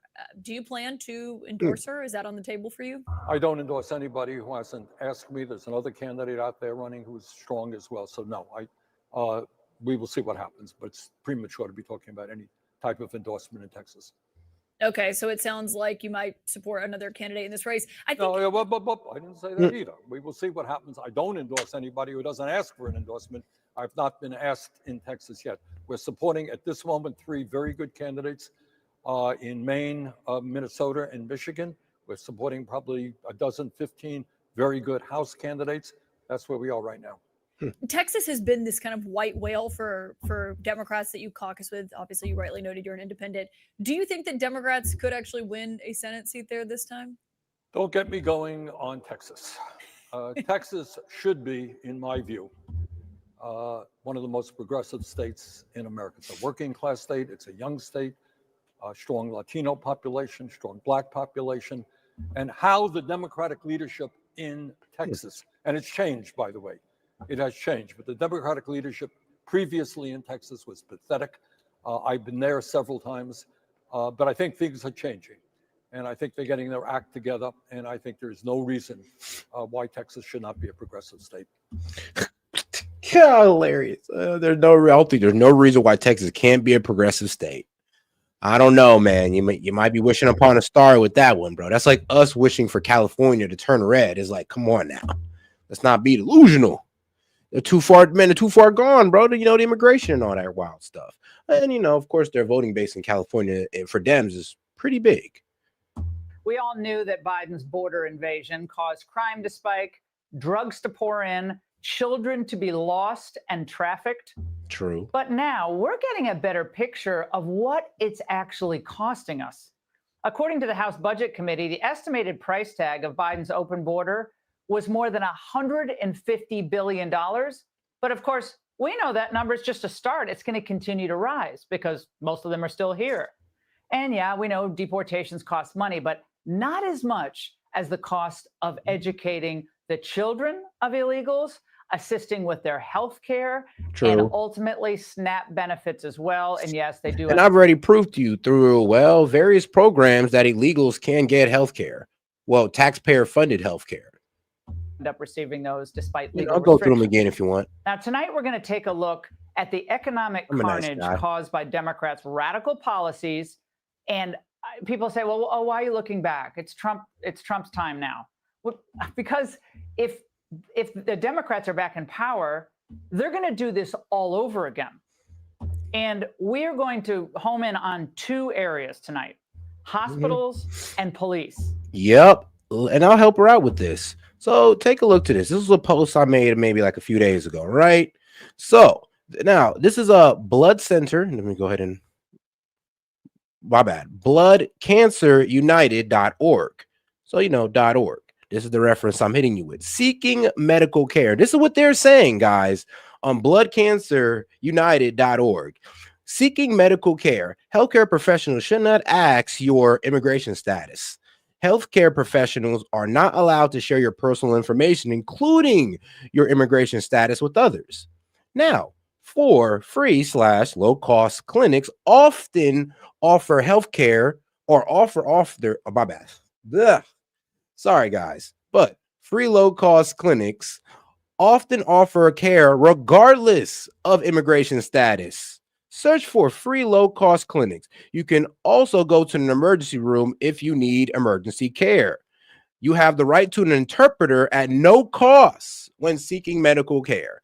So not only can they go to these, low-cost clinics that offer care regardless of your immigration status.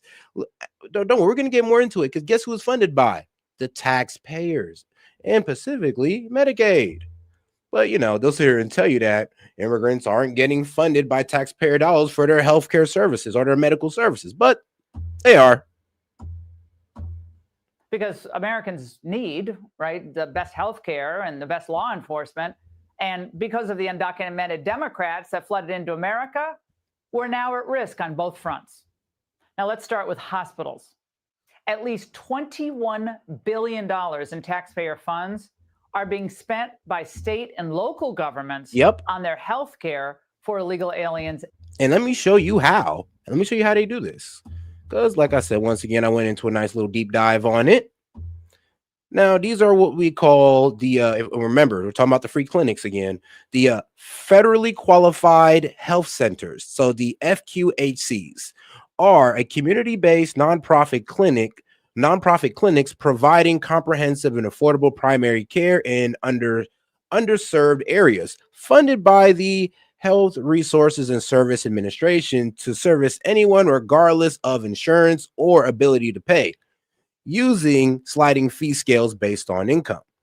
Now, yes, Yes, these FQHCs, or federally qualified health centers, community clinics, and free clinics, provide medical services regardless of immigration status.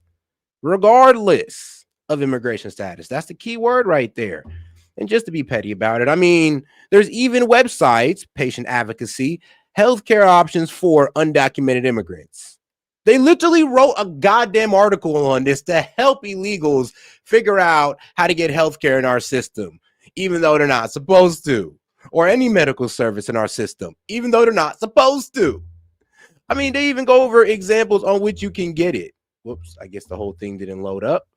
But like I said, know your rights. Undocumented immigrants have certain rights when it comes to accessing healthcare services and emergencies. Yeah, anyone, regardless of immigration status, is entitled to receive medical care. And I mean, that's usually through MTILA. But there's also other ways you can get it as well. Because, of course, you can get emergency Medicaid, which they say, oh, they don't get Medicaid spending, but they do. In some states, emergency Medicaid programs provide limited healthcare coverage for undocumented immigrants. Limited healthcare coverage for undocumented immigrants who meet specific criteria. Man, emergency Medicaid covers emergency medical conditions and services necessary. Isn't that crazy? Now, pregnant women and children, undocumented pregnant women also get care as well. You know that? Let's see here. Undocumented immigrants may receive medically necessary care, which refers to treatments or services required to maintain or improve a person's health. I mean, it basically means they can get your regular basic medical services, especially through CHIP. Now let's talk about children's health insurance program through CHIP, right? Undocumented immigrant children may qualify for coverage under the Children Healthcare Insurance Program in some states. So when they sit here and lie to you, and this is why a lot of these Dems have left, because they've been exposed to the truth. When they sit here and lie to you that undocumented immigrants aren't receiving, medical services or healthcare through our tax dollars, they're lying. But you love how they all left as soon as you start exposing the truth with the sources that they can't pretty much go against. Every single year. And this year in California alone, it cost $8.4 billion. We are positioned with this budget to be able to deliver on what we've been promoting: universal health care for all, regardless of pre-existing condition, regardless of the ability to pay, and regardless of your immigration status. Looks like that price tag was a little too high for not having Gavin. He had to borrow billions to cover the cost. And now he's scaling coverage back, cutting dental and stopping enrollment for new illegals. Even he has to be met with reality every now and then. But look, the damage here has already been done. There's already 1.6 million illegals who are covered with this type of health coverage. And now an added cost, ambulance prices may be soaring. 382%, they're estimating. According to data collected by the California Department of Health Care, since 2022, the cost of taxpayer-funded ambulances has risen from $339 per transport to $1,168 per transport in 2024. But illegals need the best of the best, though, right? Man. Well, now on to law enforcement, the people who protect us. And it's kind of crazy, like I said, how Dems will sit here and deny the facts. And when you show them the facts in their face, I mean, instead of refuting them, they run. Or they call you racist. Or they try to call you heartless. Staffing shortages across the board for years. But in the Biden crush of migrants, the 15 million that were allowed to pour in, this has gotten much worse. In Minnesota, a state reeling from that billion-dollar Somali fraud scheme, police are hitting a breaking point. The president of the St. Paul Police Federation is warning that the state is on pace to lose another 2,000 to 2,500 officers over the next few years, and that the fraud losses have worsened the pressure. These billions of dollars could have been spent on public safety, but it's gone, and we'll never see that money again. Here to react as borders are Tom Homan. Tom, this is... Man, like I said, and like I said, the Dems sat there and lied to our faces as if we couldn't go look up the facts. I mean, a lot of Dems don't know about these free clinics, or, well, how we properly say them is federally qualified health centers. Like Dems, do some effing research. Look up what a federally qualified health center is. Then look up how, yes, they provide medical service regardless of immigration status. And then look up how they're usually funded. It's through Medicaid. This is why the Dems wanted increased spending in Medicaid to fund this. Do you not understand by now? It's all right there in front of you. You know this. You know that, right? It's important to me that you know this. It's right there. They snitch on themselves too. They literally, bro, a lady literally wrote an article written by Brooke A. Lewis, patient advocacy. She wrote a whole article, healthcare options for undocumented immigrants, literally telling us how to get it because she's in support of it. Written on September 10, 2021. Go look it up. It's all right there for you to read. And it's not Fox News saying this. This is coming from a left-wing advocacy group. Like, I don't even know how else I can really put this across to you. They're snitching on themselves. Crazy, right? We already, predating the Biden invasion, in 2020, after the Floyd fiasco and his death and all the protests, police left en masse. Okay. The catering to the refugees, I'm sure that made it all worse. Like, bro, it's like right here. Look at this. You not see this? Actually, let me make sure I got this front screen for you guys. Right here. Patient advocacy, healthcare for undocumented immigrants. Literally written right here. And then here's the thing. You don't even know what this is, do you? You don't even know what this is. A federally qualified healthcare center. I just read it out, and maybe some of you guys are just now coming in, but they are community-based nonprofit clinics providing comprehensive and affordable primary care in underserved areas. Now, if you go further and you look into what's going on with these guys, you start realizing that, yes, many federally qualified healthcare centers, community clinics, and free clinics provide medical services regardless of immigration status. So where was the lie? I mean, especially when they snitch on themselves like this. This is a left-wing patient advocacy group. Look them up. Look at this lady. Look at her. Does she look conservative to you? She even got the glasses. This lady right here wrote this whole article explaining how illegals can get health care, can get medical service on our dime. Undocumented immigrants have certain rights when it comes to accessing health care, an emergency room, anyone, regardless of immigration status. She literally lays out multiple ways that you can get healthcare service for emergency Medicaid, all the way down to pregnant women and children care. I mean, they even expose how they finesse the CHIP Act. My bad, not the CHIP Act, but CHIP, which is Children Healthcare Insurance. Undocumented immigrant children may qualify for coverage under children's health insurance program. Right here. It's all right here. And y'all still refuse to listen? Now they want to say what clinic? Bro, you can literally look it up right there. Look up free clinic and community clinics in your area. And that's who's doing it. And we all got them. I got them here in my own backyard. Like, it's that easy to look this up. That's why I'm looking at you guys like, yo, this is sad if you're going to sit here and deny it when it's dead in your face. You can literally look up this little left-wing advocacy group, patient advocacy group that I looked up. You can find this, many articles like this that sit there and tell you in your face that they're supporting it, tell you in your face that they're telling illegals how to skirt our system, in your face, in writing. And y'all just sit there like, no, that's not true. Those are lies. The lady put her face on it. But on this cost of illegal immigration, I think the $150 billion price tag that the House put on it is way low. Do you agree with me? Well, absolutely, because the billions of dollars you talked about on, the health benefits is one thing, but we're not even talking about the cost of emergency room visits and hospital visits. That's not even in the calculation.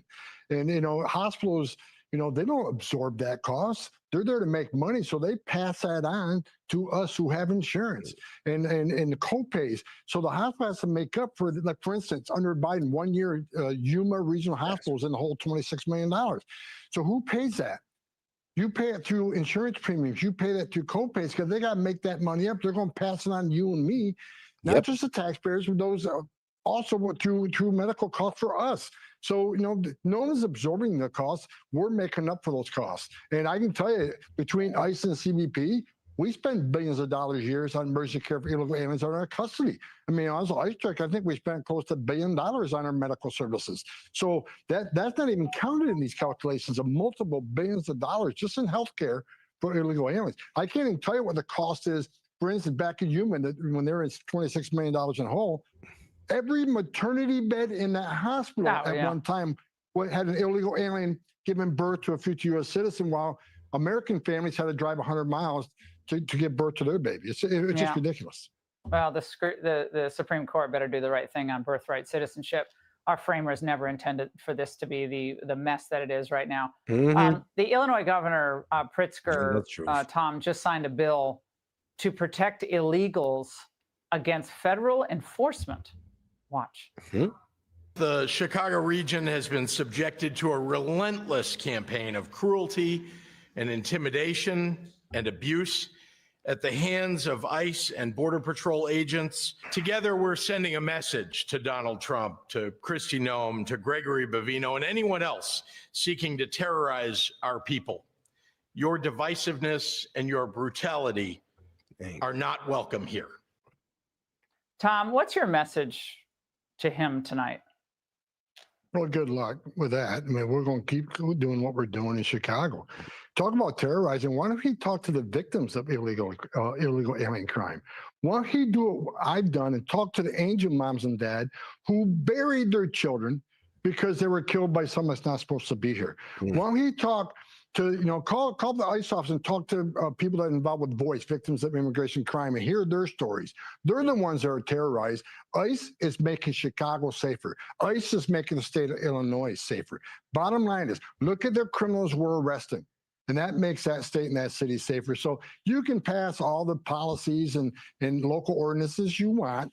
Federal law always trumps local and state law. We're going to continue doing what we're doing. And as we bring on the 10,000 more agents, we're going to continue to flood the zones in sanctuary cities. Yep, federal law does trump state law, and the president, they can bring in the National Guard if federal law is refusing to be upheld in that state. It is what it is. To include Chicago. You're not stopping us. We're going to keep doing what we're doing. Tom, as always, great to see you. I love that message. Like, you're not going to stop us. It's like, you can keep on doing all the ICE threats and all that. We're still going to come to your city. We're still going to get all the illegals out of here, regardless of how you feel about it. You got to love the persistence. All right, now let's go ahead and get over to this Fed rate decision. We start this hour with major breaking economic news. The Federal Reserve making its decision on interest rates. Let's go right to the Fed, where CNN's Matt Egan is standing by. Matt, any surprises? Well, Boris, look, this was the quarter-point interest rate cut that was widely expected. This is the third straight interest rate cut from the Fed, giving consumers and businesses some relief from high borrowing costs because this lowers the Fed rate to a fresh 3-year low. But the fact that the Fed is cutting at all right now during a time of stubborn inflation underscores the level of concern from officials inside this building about the weakening job market and the risk that that weakness snowballs into something more serious. Now, let me read you some of the key lines from the new Fed statement that was just put out. Fed officials are reiterating the job gains have slowed this year and that the unemployment rate has edged up. They remove language that previously said that the unemployment rate remains low. Now, looking ahead, the Fed signaled that future interest rate cuts are not a done deal. They inserted some new language saying that they're going to have to deliberate about the extent and timing of additional interest rate cuts. And so that does sort of hint at the fact that there's some uncertainty over when and whether. I mean, it's funny how Dems will watch CNN all day and not really realize how they're literally saying that, the economy is at a record high right now. Well, at least the Dow Jones is at a record high right now. And that's like literally across the board. But it was crazy how, you remember when the stock market took a little dip when Trump invoked those Labor Day or the Liberation Day tariffs, and how the Dems were betting everything on how the major indexes look like, look, they're down. This is how you know we're going into a recession. This is how you know. And then all of a sudden when things look green, they're like, oh, well, the stock market doesn't really tell the economy. It's like, bro, y'all disingenuous bastards. That was funny. I ain't gonna lie. That switch up was hilarious. they're going to be able to continue to lower interest rates. Now, the new projections put out from the Fed as well, just Like, bro, moments can you imagine panicking about the stock market, saying that's the predictor of the economy? Then as soon as it goes well, you all switch up. I was like, okay, bro, okay. Y'all are hilarious. ago. Some significant developments there. Fed officials are only penciling in one more interest rate cut next year. That's a bit of a surprise because some Fed watchers had been anticipating the Fed would signal 2 cuts, but that's not the case. And that may be because they've actually upgraded their views on what's going to happen in the economy in 2026. They significantly upgraded their forecast for 2026 GDP. They also think that unemployment is not going to continue to rise. They see 4.4% unemployment by the end of next year. That is good news. On the inflation front, they also marked down their forecast for inflation. They don't think it's going to get back to normal next year, but they also do see it continuing to improve. Now, the other big news here is that this is an increasingly divided Federal Reserve. Normally, these decisions are unanimous, or perhaps there's one official that dissents. This time, there's 3 officials who've dissented. That's the first time we've seen that since 2019. And tellingly, Boris, the officials are dissenting in both directions. White House economist Stephen Myron, who's a Fed governor, he wanted an even bigger interest rate cut, and 2 regional Fed presidents, they didn't want to cut at all. And now the attention shifts to what Fed Chair Jerome Powell says later this hour, about where he sees interest rates and the economy going in 2026. Back to you. Matt Egan, thank you so much for that update from the Federal Reserve. Let's get some perspective now with Robin Farzad. He's a business journalist and the host of NPR's Full Disclosure. Robin, great to see you. What does this mean for the average American consumer? You might see some incremental relief on your personal finances, credit cards, and the others, but it's really cold comfort, especially as Wall Street deliberates this, is saying, does the Fed still have its independence, in that Jerome Powell is already a lame duck? He's probably leaving the situation with his last rate cut at a 1/4 point. And what does the future foretell? The Fed can only look into its crystal ball so much, try to divine what unemployment is going to be next year. And right now, it's almost like Wall Street, the investing community, the bond community, is like this other branch of government, a check on Donald Trump riding roughshod over the Fed's independence and saying, I just want a person cutting more than this. It should not be dictated by the White House. And let's see how the markets react. If they sense that the White House is now controlling monetary policy by proxy, and that bodes well for the next Fed chair, then that is not good for markets. And who knows if anybody's going to get the leeway to cut as much as Donald Trump wants. And Robin, a survey from the National Federation of Independent Business finds small businesses ramped up price hikes in November at a historic pace. Does that raise questions for you about the wisdom of a cut, or are other factors at play? I think about that, Brianna, and I think about where asset markets and real estate are right now. You typically would not see an urgency for rate cuts. What does kind of beg that is the general mood out there, consumer sentiment, this kind of shadow joblessness that maybe the headline unemployment rate doesn't reflect. And I wonder if it's a cost of capital thing. If you're thinking about borrowing, are you as a small business or a corporation saying, gee, if only rates were lower, I would go out and hire a ton of people? I'm not sure it's about that. Maybe if rates are lower, they're going to go back and buy stock or consider other things or save cash or invest the money. The big multi-trillion-dollar question right now is, how do we create and sustain jobs in this environment where it's threatened by AI, where it's threatened by automation, where China is dumping its wares on the United States? And that's not necessarily a bottleneck about interest rates. They're kind of broader existential issues at play. Robin, I don't obviously have the full slate of votes in front of me the way that Matt Egan does, but I wonder what you made of some of the dissenting opinions that we heard about. You have Stephen Myron wanting a bigger cut, and you had at least 2 members not wanting any cut. That's troublesome. I mean, that's pretty binary, isn't it? I mean, maybe you're looking at a proxy of the White House or somebody out there. You typically, as Matt said in the past, you would see some. Hold on now. I disagree with this man when he said that, oh, well, with this rate cut, all the extra money they're keeping, who's to say that they're going to start hiring? Well, if they want to grow their business, which all companies actually do automatically, and it's in their best interest to do so, they have to reinvest. So which means that they need to invest in a new building, new offices, new equipment, new people. It's just a given if they want to grow their business.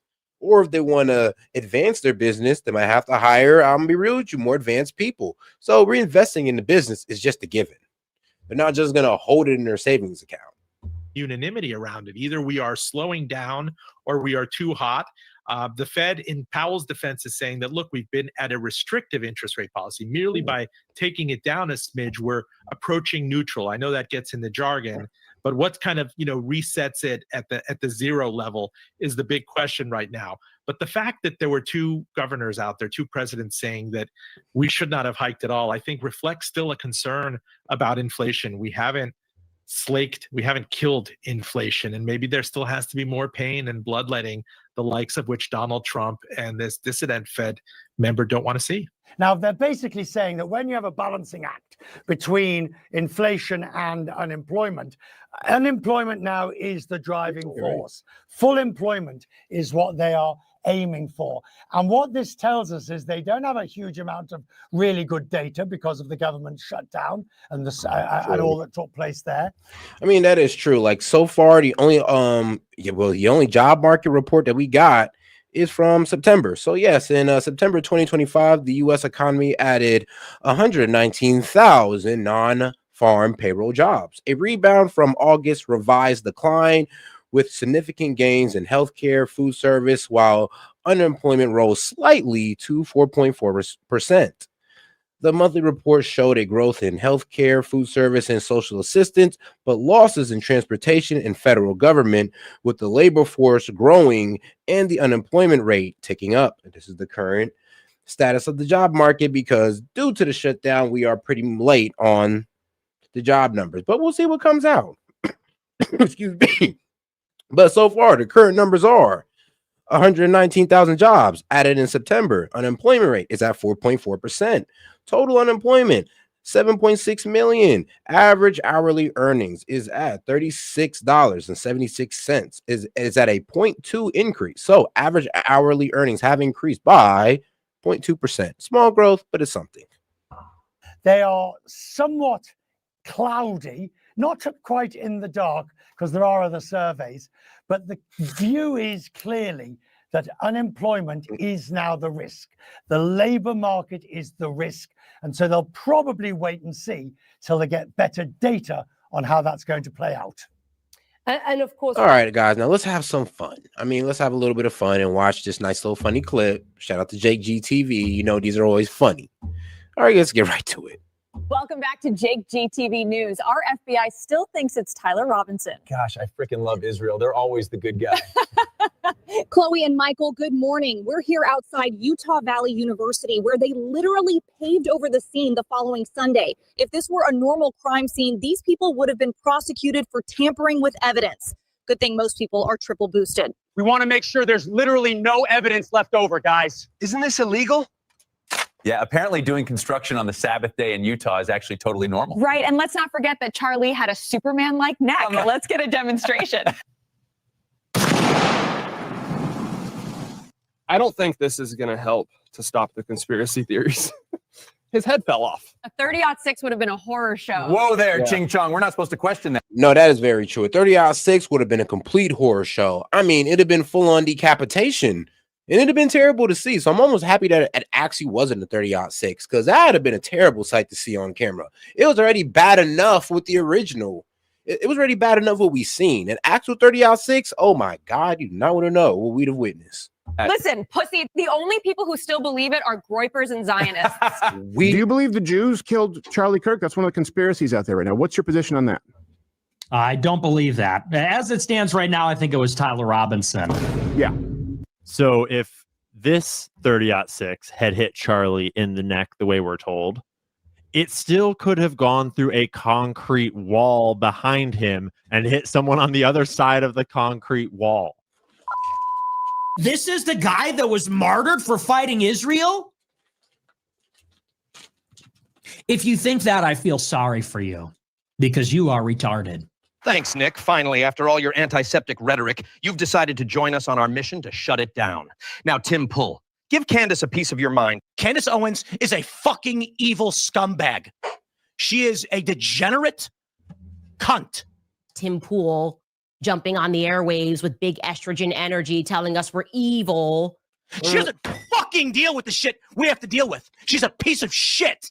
Oh my gosh, he is so cranky today. Yeah, that's what we call high estrogen, total puss. Yeah, and it wasn't a bad idea to go. It was a bad idea to go after Candace like that. I mean, especially yelling and all that the way he was. I'm like, dog, you always know when you come with women with that type of energy, they're always gonna say that, well, bro, let's be real. Why are you yelling? And would you yell at Candace like that in her face? Of course not. So I don't even know why he brought that energy to the table and he was trying to blame if we lose the midterms, it's gonna be Candace's fault. No, it's gonna be the Republicans' fault. I'm like, nah, it's gonna be of the ingenious spin of the left.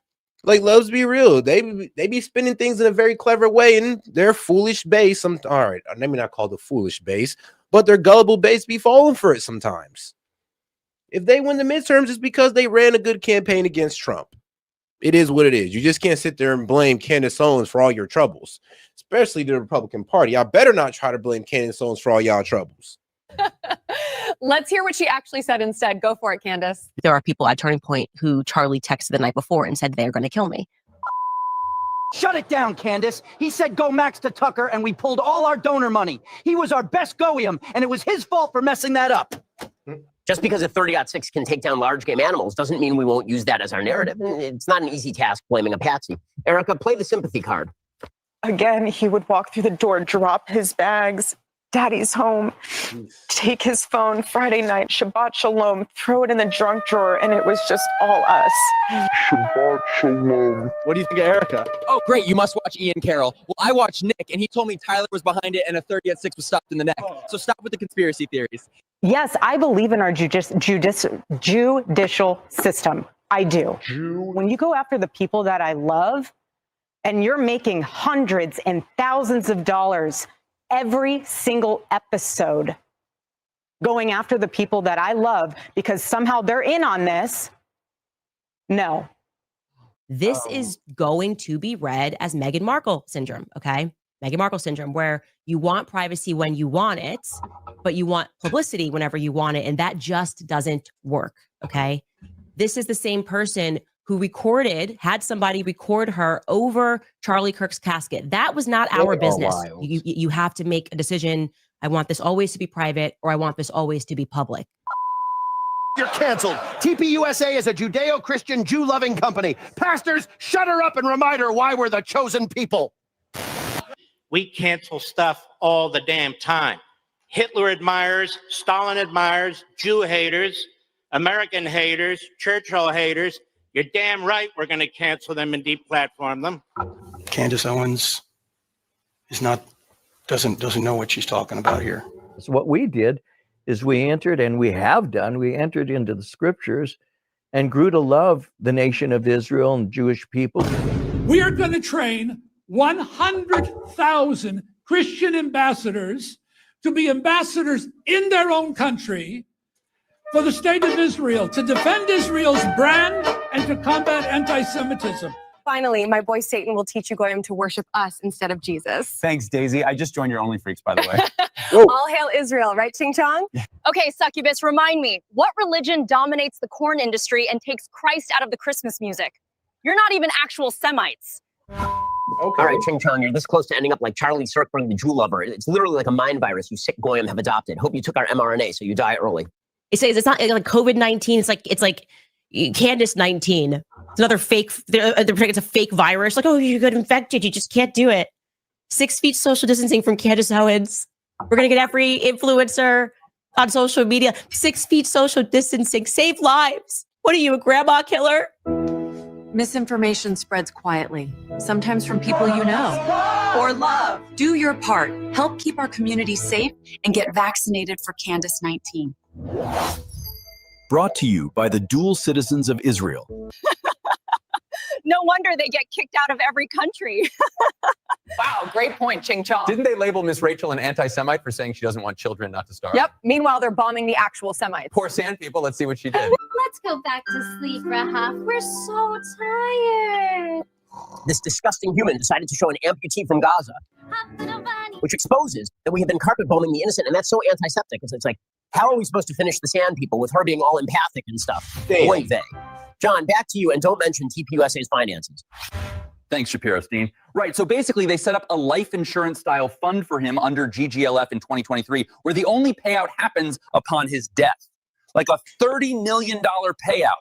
That's a big payout for whoever helped set that up.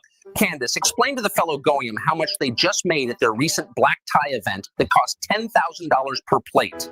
What do you think of Erica's black tie event? Buddy, I work 12 hours a day. I have no idea what's going on at all. They're all secret society weirdos. That's all I know. Doesn't go, hey, maybe we should strike that.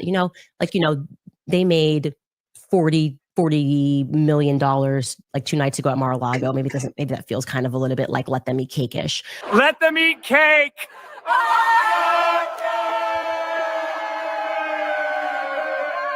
Oh, and we've made more than separately from Mar-a-Lago. Turning Point USA, since Charlie was killed, just so you guys know, this is a fact, has made more than $100 million. That is separate from the $40 million they made at Mar-a-Lago the other night. Good point, Candace. They want to act like we're the grifters for an honest investigation. Right? You may be a widow, but you're also the CEO of a $150 million company. Straight up. Back to you, Erica.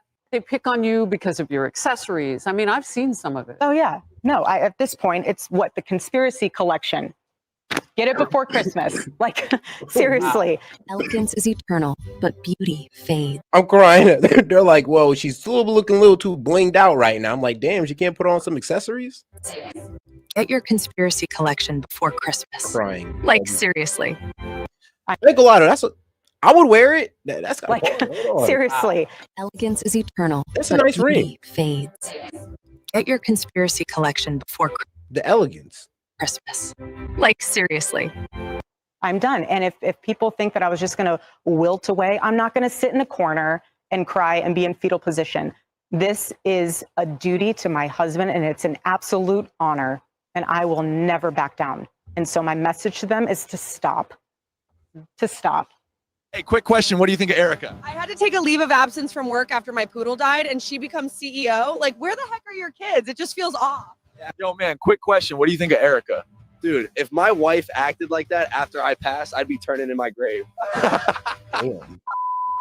Shut it down! Just because we made a record amount after his death doesn't mean you can make content out of us. Run the commercials! You're about to get the Jackie treatment.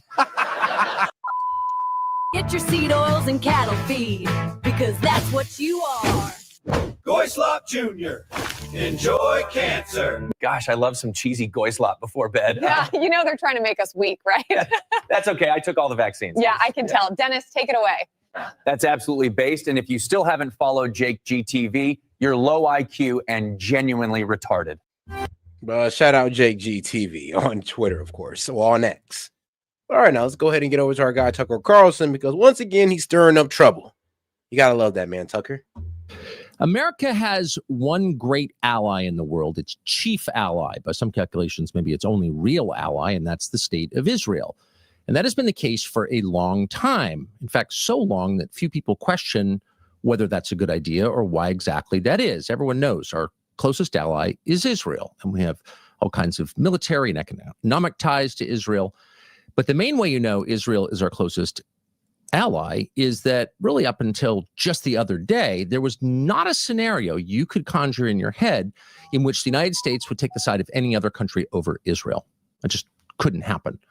So Israel's our chief ally. Hasn't always been this way. Of course, Israel didn't exist until right after the Second World War.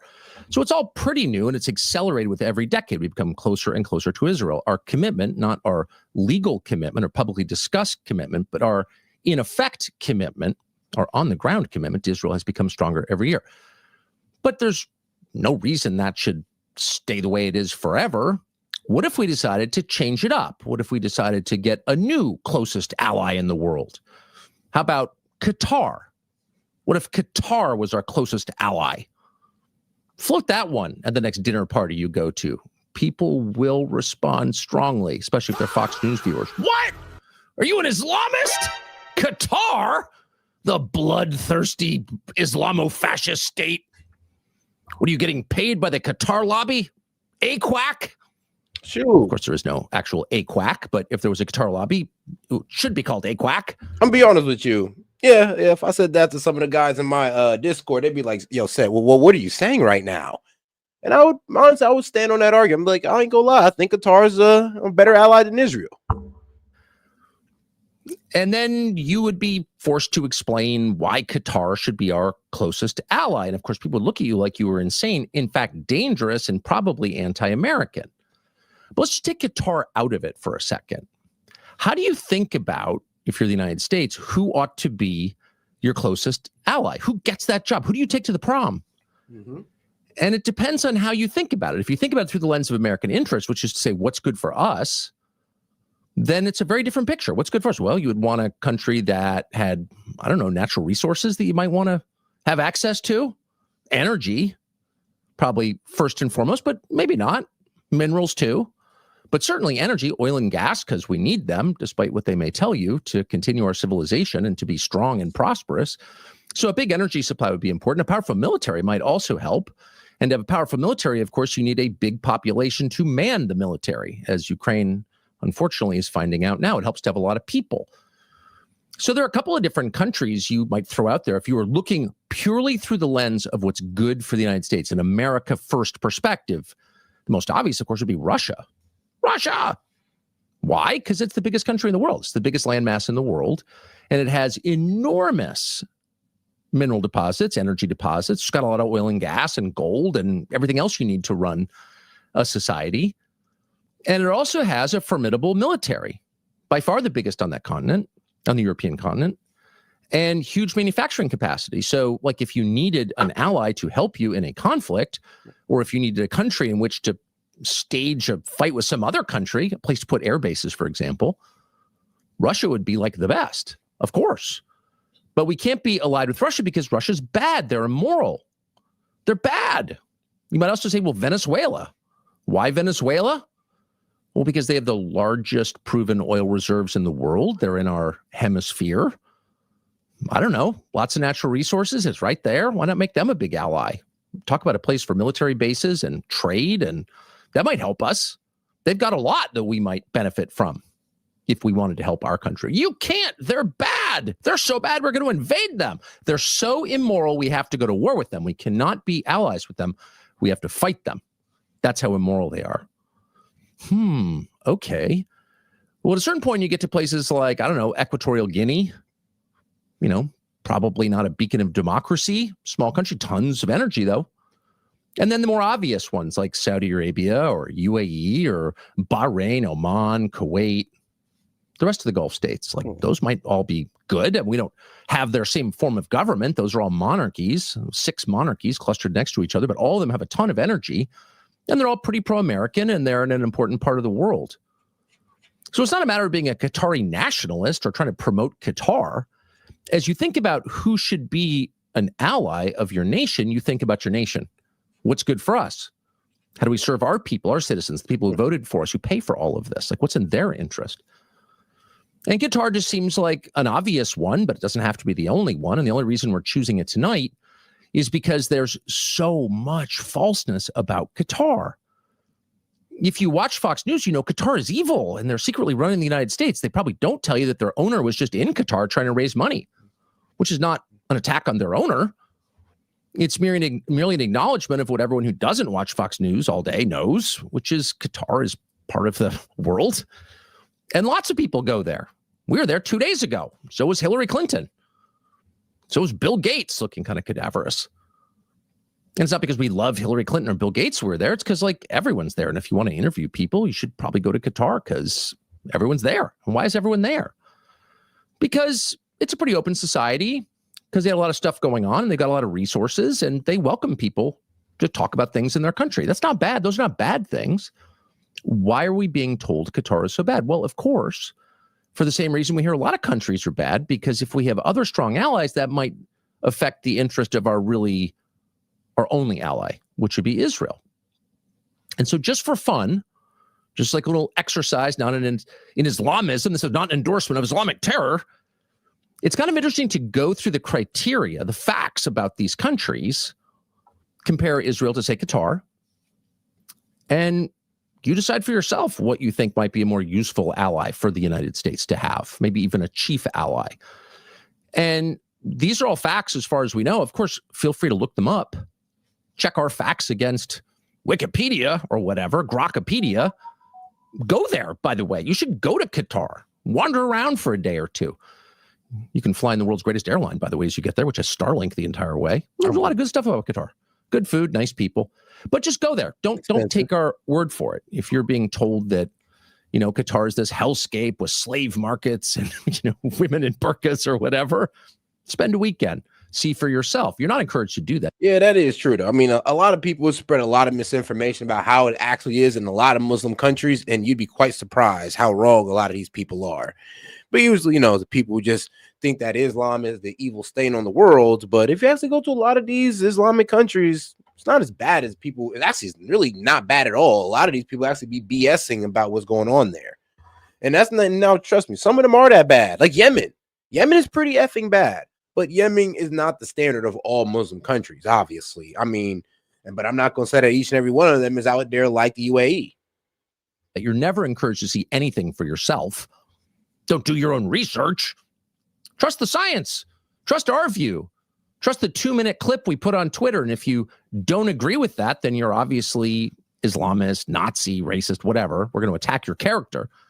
But for once, see for yourself. So here are some of the differences between Qatar and Israel. Again, this is not an attack on Israel, for sure. And it's not promoting Qatar. It's just trying our best to promote our country, which could use allies right about now. So the first is resources. And Israel has basically no resources at all. I mean, its gasoline comes from Azerbaijan. I mean, it needs to import basically everything that it uses. Not everything. We've got a thriving tech sector, but for natural resources, they are very, very limited. And that would include water. Qatar has, some of the largest natural gas reserves in the world in their famous North Gas Field. And they are the, I think, #1 LNG exporter to Europe and one of the biggest, certainly, to Asia. Liquefied natural gas. It's what a lot of the world runs on. It's also where a lot of consumer products come from because it's converted to plastics, polyethylene, and many other things. So having a lot of natural gas is not just something that makes you rich. It's something that is really good for your country, your economy, and it can help your friends. So that's the first thing to know. Qatar has a ton of natural resources. Israel has no natural resources. Okay. The second thing to know is that Qatar is a very enthusiastic investor in the United States. So that's being spun as a bad thing. They're trying to take over our society. Now, if you've been in the U.S. recently and wandered around and noticed it becoming markedly more Qatari, send us an email and tell us where you went, because we haven't noticed that, actually. Qatar is, in fact, quite a socially conservative society. In contrast, I'll tell you this. It's who's actually investing more into the American economy, Israel or Qatar? It's Qatar. Who's giving Americans more investment, Israel or Qatar? Qatar. So who's more of a net benefit for America, Israel or Qatar? Do I really need to say it? Of course, Qatar. Tries to say Tel Aviv, which has got to be the world capital for drag queen story hours. Qatar is the opposite of that. Yes, women are not covered and can drive and go out without an escort and all that stuff you hear about taking place in the Gulf. Doesn't actually take place in the Gulf anymore, but it definitely doesn't take place in Qatar, which by regional standards is very liberal, but by American Western standards is actually pretty traditional. So they don't have a lot of pride parades in Qatar. Let's see, none. Qatari diplomats, ask them, ask anybody when they're posted to the West, US, Canada, Great Britain, they send their kids to Christian schools because, not because they're Christian, they're Muslims, but because they're more socially conservative. They don't have government subsidized abortion on demand in Qatar, as Israel does. They basically have, in a lot of ways, the same social values, broadly speaking, of course. They're not Christian, they're Muslim. But broadly speaking, very similar social values to a lot of Trump voters. There's a big emphasis on marriage and spending time with your family. I'm not trying to talk it up too much. It's different. It's not my culture. But I guess the point is, if Qatar was really in charge of our culture, it wouldn't look like this at all. I mean, good point. I mean, if Qatar was really in charge of our culture, then, I mean, how is Islam getting bashed on a daily basis, which is perfectly fine with me. I mean, like I said, we got the freedom of speech to do so. But if we're being controlled by some Muslim nation, some small Muslim nation in the Middle East, wouldn't it be a bit more noticeable like it is with AIPAC? I'm just saying. I'm just saying. Right. Well, this country's 250th birthday is right around the corner, and our friends at Black Rifle Coffee are celebrating the right way with bold roasts made by veterans who love this country and live or Black investing in a lot of businesses. Founded American Roasted. This is America's coffee. So, but they're investing in a lot of businesses. Qatar has pledged $500 billion in investment. I think they put about $150 billion in so far. We'll see if they make good on the other $350 billion, but 150 is a lot. You can say that's a bad thing, but tell us how and why. Unless they're subverting our values to make them more Qatari or whatever. Unless AQUAC has been subverting our values. Probably not bad to have other people invest in your country, especially on the brink of a recession, maybe. How much does Israel invest in the country? Well, actually, Israel's on the other side of the ledger. Israel is a massive, massive net cost to the United States every year, not just the famous $3 billion. It's only $3 billion. But the cost of defending, backstopping that country in every conflict in which it enters, which is like at this point, more than half a dozen. I mean, where are they not having a war? Who's paying for that? Well, we are. We are every single year going back, well, almost 80 years.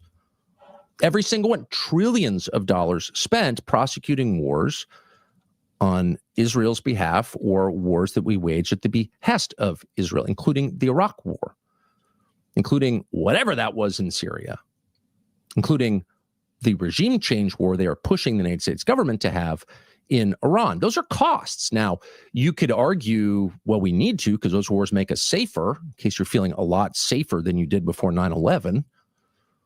So I guess, but just in pure dollar terms, one country is a huge cost to the United States Treasury, and the other is a net addition. So that's one difference. You want allies to help you once in a while. So let's say you have a war, especially one they asked you to get into.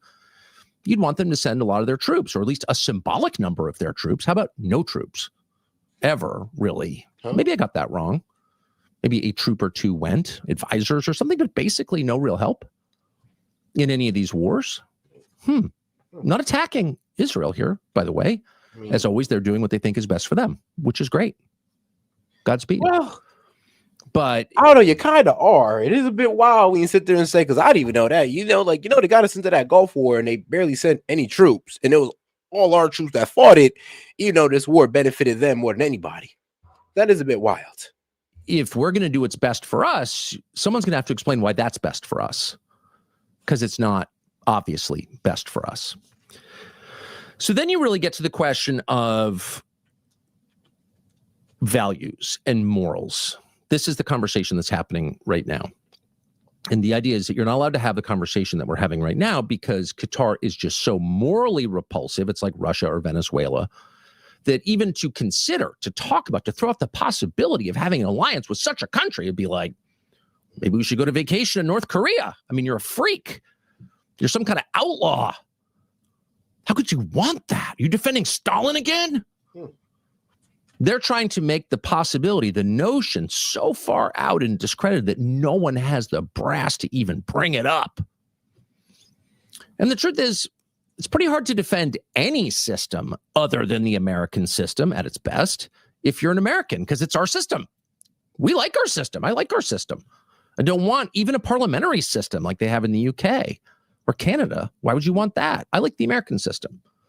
So it's not a matter of preferring somebody else's system over ours. It's merely a matter of batting down some of the absurd lies.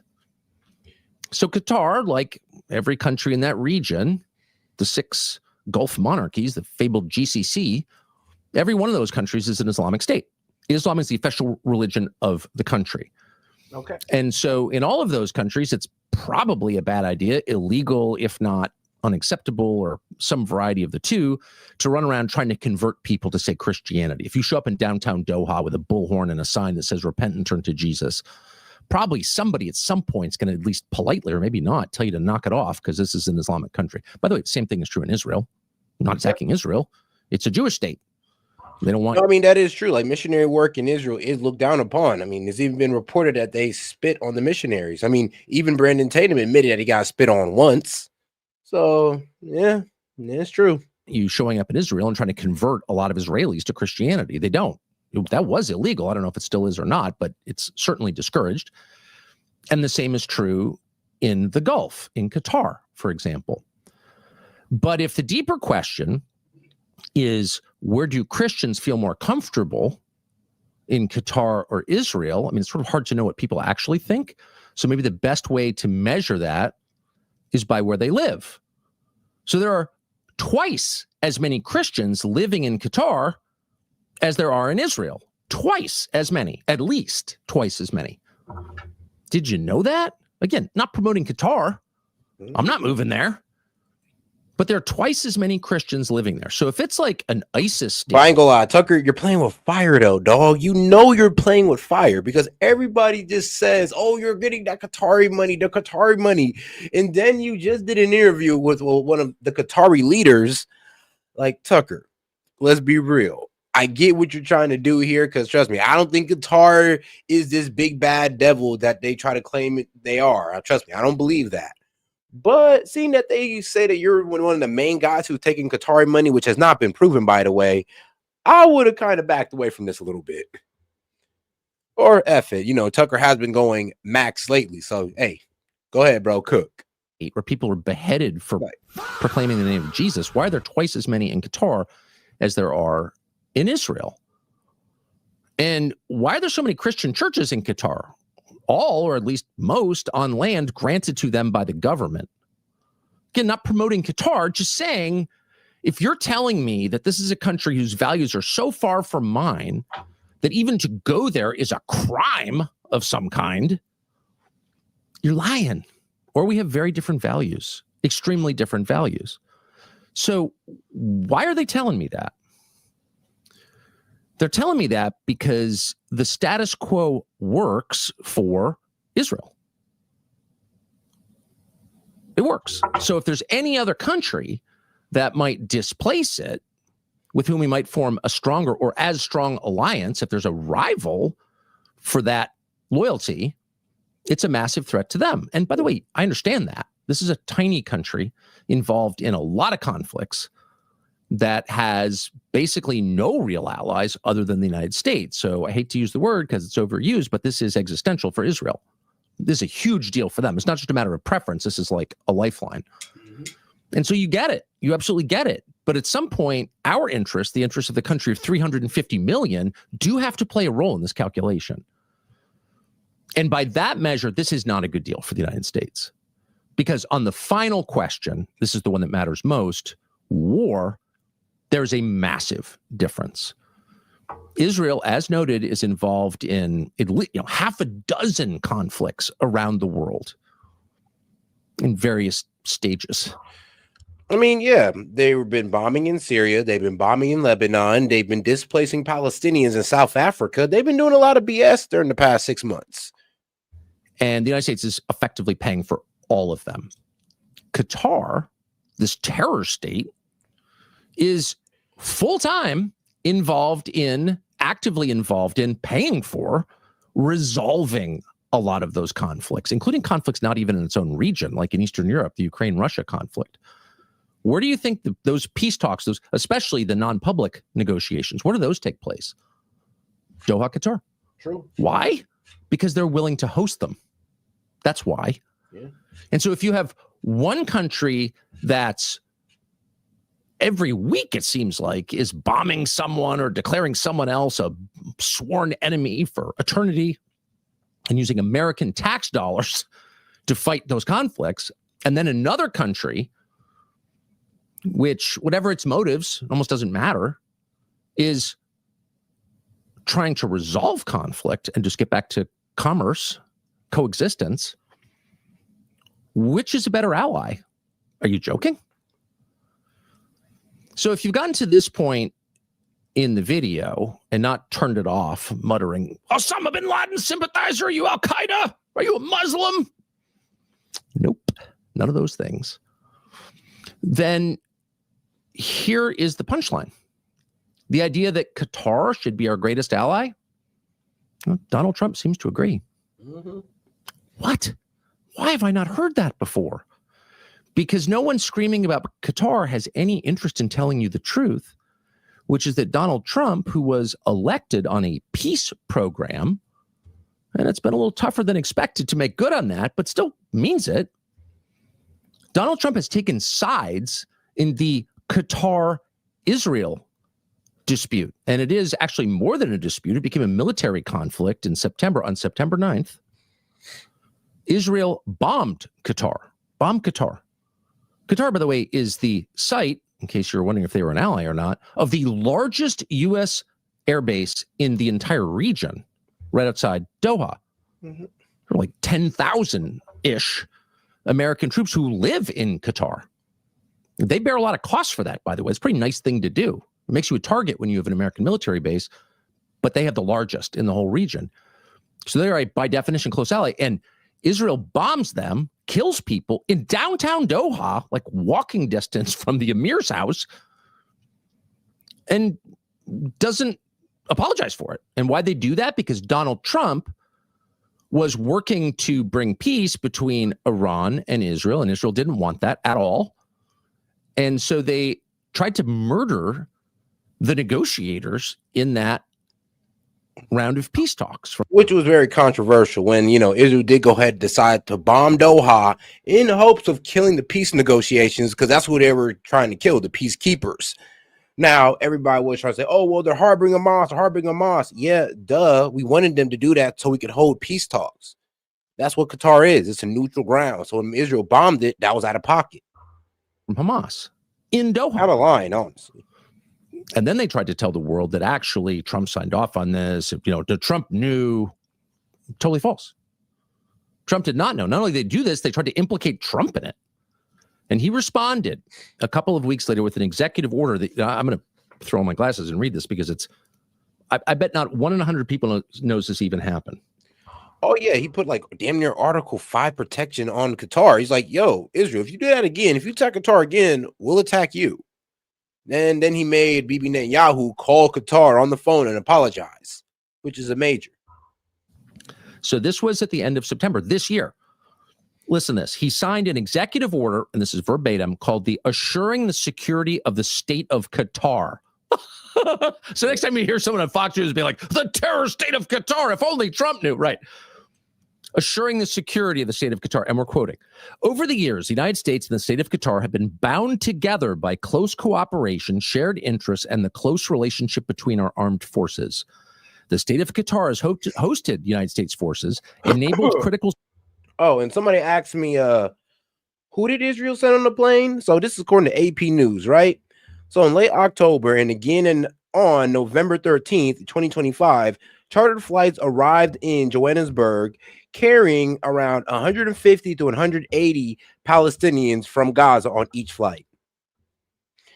Now, many passengers didn't have proper exit stamps or full travel documents, but they had a one-way ticket, little or no luggage, and no clear accommodations or onward travel plans. This was reported by the South African government and AP News. Man, where have you been?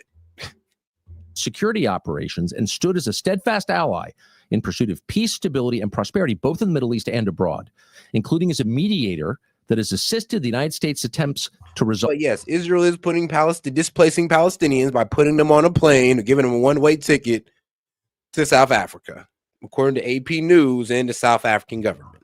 Of significant regional and global conflicts. Listen to this. In recognition of this history and in light of the continuing threats to the state of Qatar posed by foreign aggression, it is the policy of the U.S. to guarantee the security and territorial integrity of the state of Qatar against external attack. The United States shall regard any armed attack on the territory, sovereignty, or critical infrastructure of the state of Qatar as a threat to the peace and security of the United States. Okay. Oh. So damn. Basically, yeah. Well, you hit Qatar, you're basically hitting the United States, is what Trump pretty much stamped. You touch Qatar, you're touching us.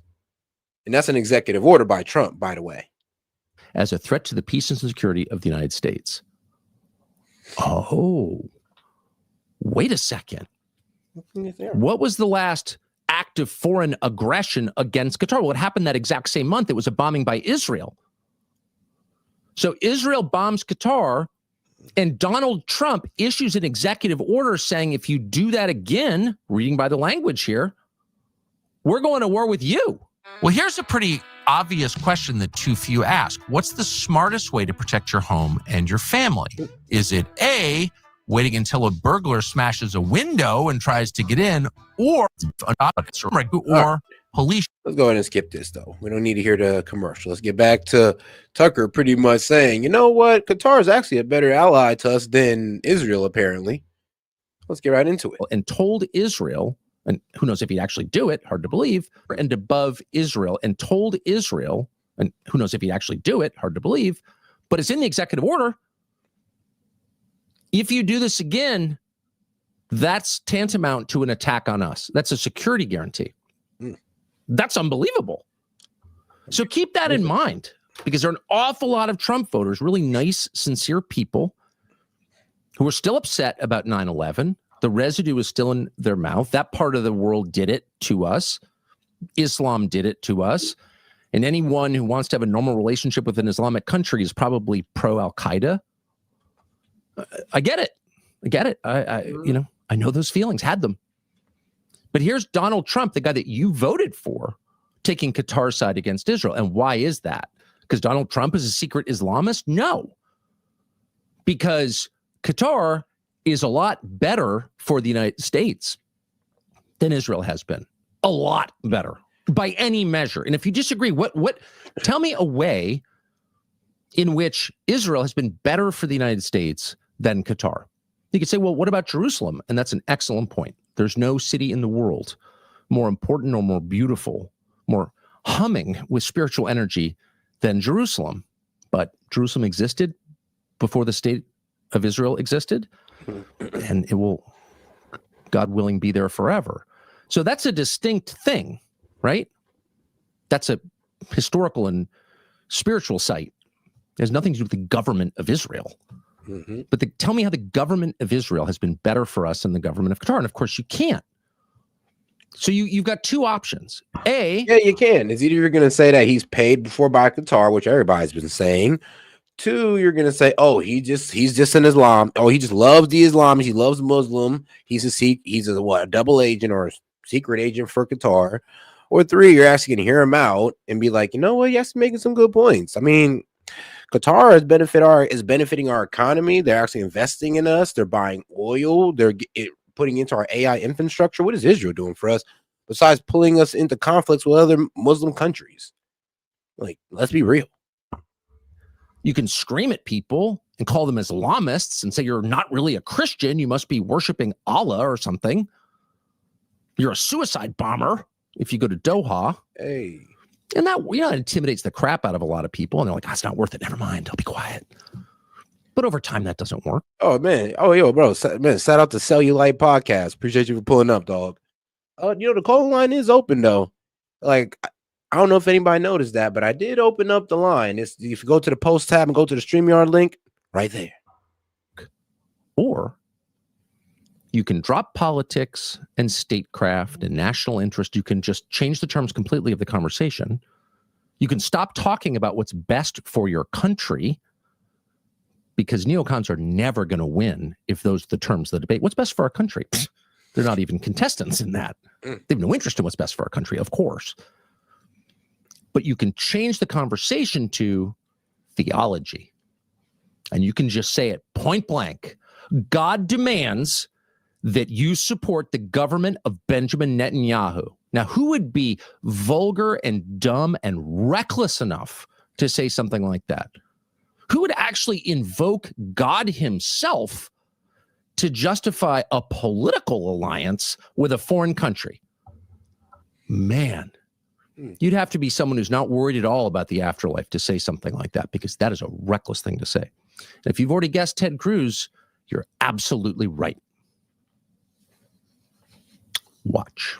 I will tell you, there is a movement among Christians. Oh, Lord. Particularly young Christians. Uh-huh. The public polling numbers of support for Israel among young Christians is plummeting. I mean, duh. And they're being spread lies They're being spread. I mean, bro, you can't really relate the teachings of Jesus Christ to bombing innocent women and children and leveling an entire country. It's really hard for you guys to, build that relation for the young Christians. And I'm not Christian, but I have a lot of young Christians in my family, and it's really hard to sell them the idea that, you know what, it's okay to bomb innocent women and children for Israel. It's okay because those who bless Israel is blessed. I'm just like, they're not buying it. I'm sorry, they're just not buying it. Nobody's buying it. You got to do better than that. Actually, I don't even think there is a way to excuse it. So you might as well try to stop selling it that way. Lies, isolationist lies that we should withdraw from the world because nobody wants to hurt us. But they're also being spread theological lies. They are being taught replacement theology, which is a lie that the promises God made to Israel and the people of Israel are somehow no longer good. They are no longer valid, that when God made a promise, he didn't mean the promise he made. And instead, it is an argument that the Christian church has replaced Israel and the Jews are no longer God's chosen people, and all of the promises throughout the Bible are now a dead letter.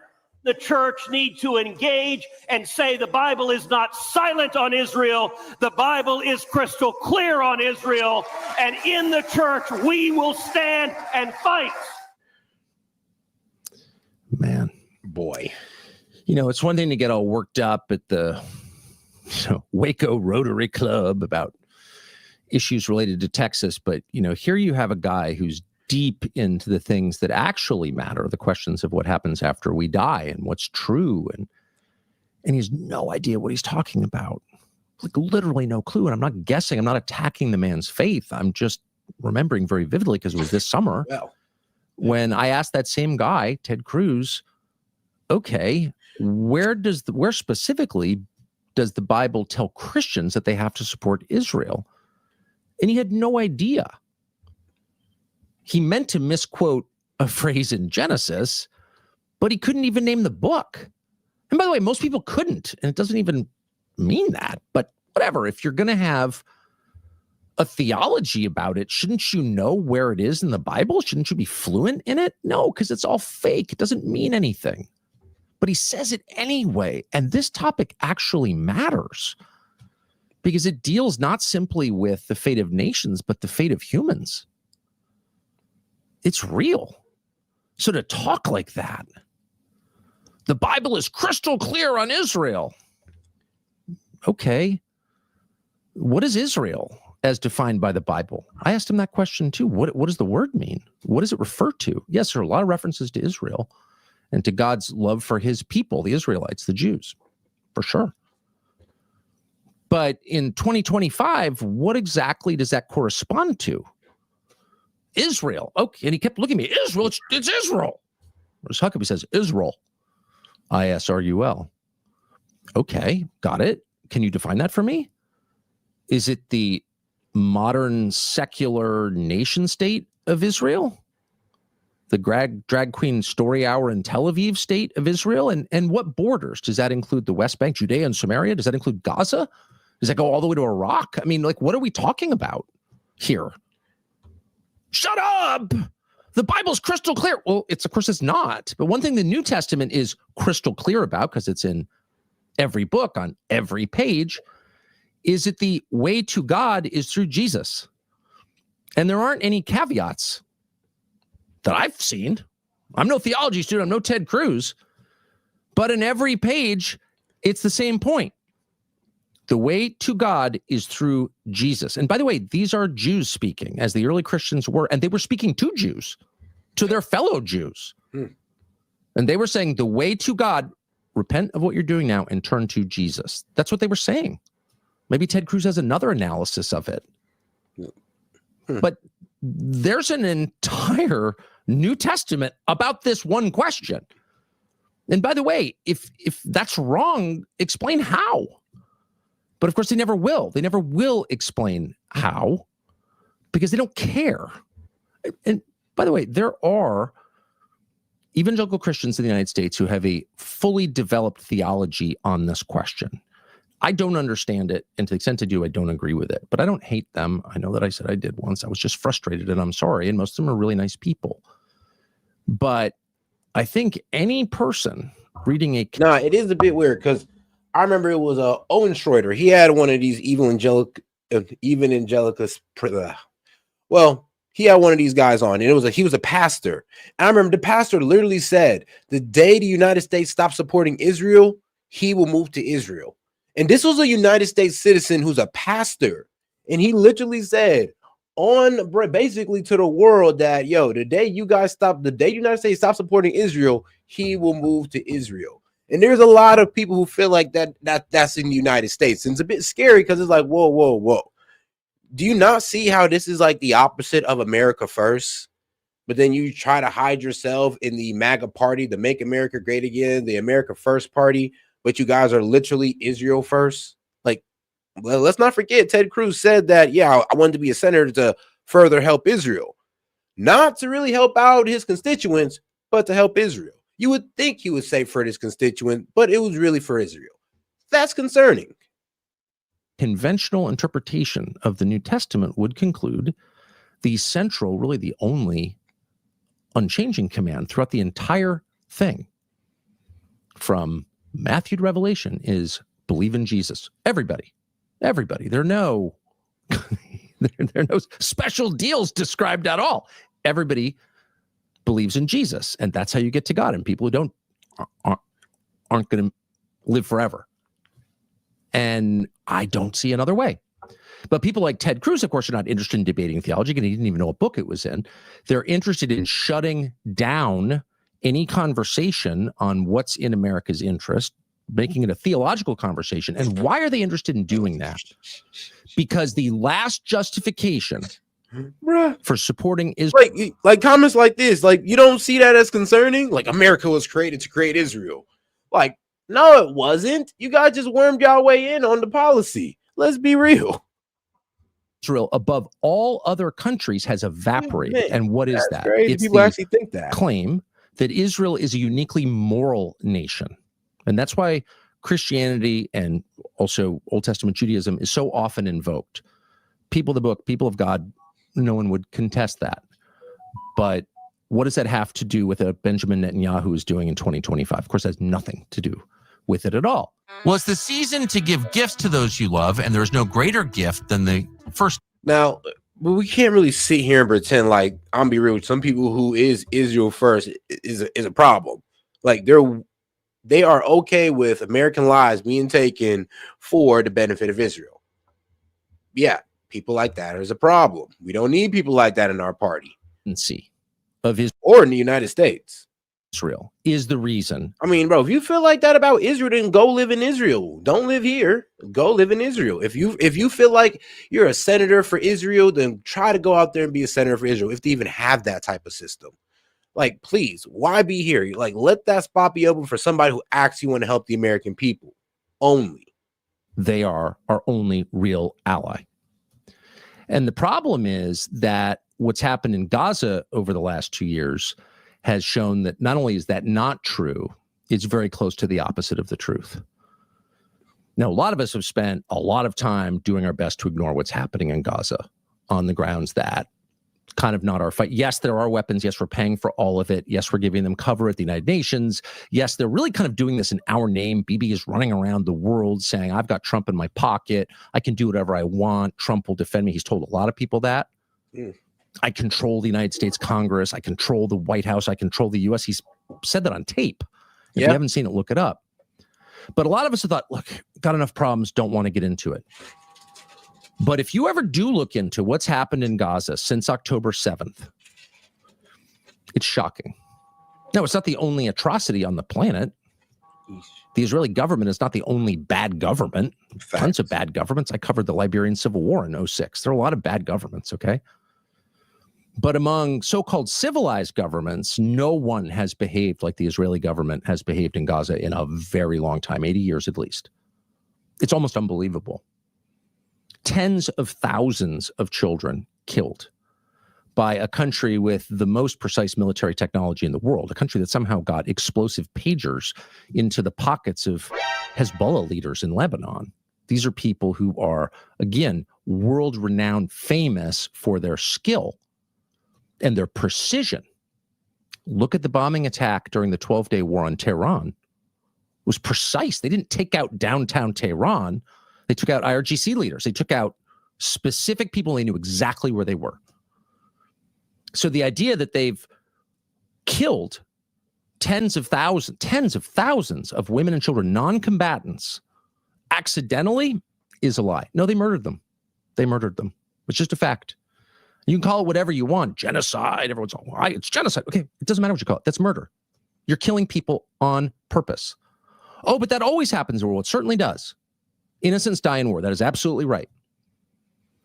But in no modern conflict in my lifetime have this many innocents died without any apology at all. So what sets, you hope, the United States government, or has during most of my life, apart from other governments like the government of Israel, is when we kill people who didn't do anything wrong, like children, we are penitent. We apologize. Sometimes we put the people who did it, as in My Lai, for example, in Vietnam, on trial because we don't kill people who didn't do anything wrong, period. And yet, for over 2 years, Israel has murdered tens of thousands of children on purpose and then locked the doors of Gaza, shot dozens and dozens and dozens of journalists so no one can film what's happening, and just leveled the place so they can move the people out and take it. These are facts. What's the justification for that? What's the excuse? Well, of course, there isn't one. Again, Israel's not the only country that's behaved that way in history, far from it. But no modern country has behaved that way in my lifetime. And so the other day we thought, for the first time, we would go see. Yeah, the problem is, like, well, bombing schools, bombing hospitals, telling refugees to go one place just to bomb it. Yeah, those are all war crimes. This is some reason, though, we don't ever hold Israel accountable for the war crime. We try to create excuses for war crimes. I mean, it's absolutely crazy. It's like, think about it, even the Dems. It's the same people that are trying to say the bombings in the Caribbean Sea is a war crime, but won't sit there and call the innocent children getting bombed in Gaza. Like a lot of Dems refuse to actually speak out against that. Now, there are some, and sadly, it's on the radical left, but at least they're speaking out about it. And just because a crazy left is speaking out about it doesn't mean that it's all bullshit. What this looks like. And so there is, maybe this is one of the reasons they hate Qatar. The government of Qatar has taken in about 2,000 refugees from Gaza. They actually can't get any more because Israel won't let them out. But there was a period at the beginning of the bombing campaign in Gaza where some people did get out. And the government of Qatar said, okay, we'll take them, these Palestinians from Gaza, and we will treat their injuries, especially the children. We'll take the kids. So they live in a compound in Doha, and we went over there just to see it in between other things that we were doing. People we were talking to, people we were interviewing, and just thought we should go see that. So we didn't bring like a regular camera. Our cameraman, Kyle, who's really talented, had his iPhone because we didn't want to, stick a camera in people's faces and like exploit the suffering of others to make a point. We were not even planning on putting this on the air. But it was so distressing. It was so shocking to see children, many of them orphaned without any family at all. All their siblings have been killed. No parents have been killed, or their parents are stuck in Gaza and the Israelis won't let them out. Kids with no limbs, many with mangled faces. A child with a mangled face? But there were 4 of us, okay? Me, my business partner, who I've known my whole life, and 2 producers who we've worked with for many, many years. And these are guys who've really been around like everywhere and seen other wars and seen a lot of injuries and, kind of hard to rattle. And by the time I get out of there, it was just 4 middle-aged men staring at the floor, trying not to cry. Here's part of what it looked like.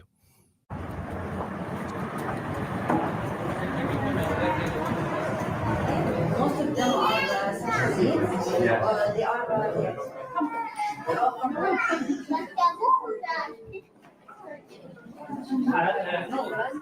who come as a due to war in Gaza. Most of them needs children with special needs, or they are. How many have?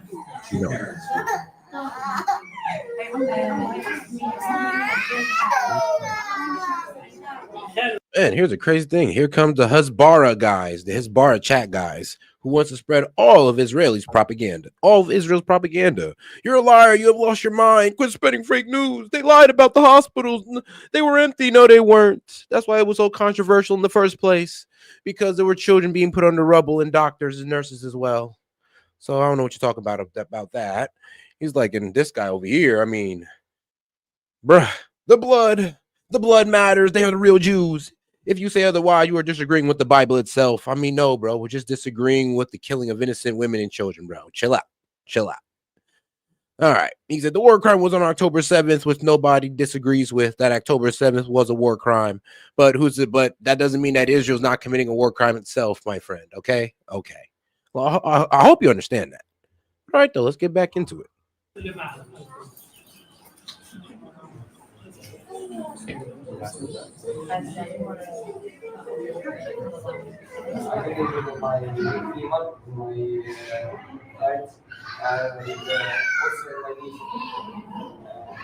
friends, I was 15 years old. My friends were the same age.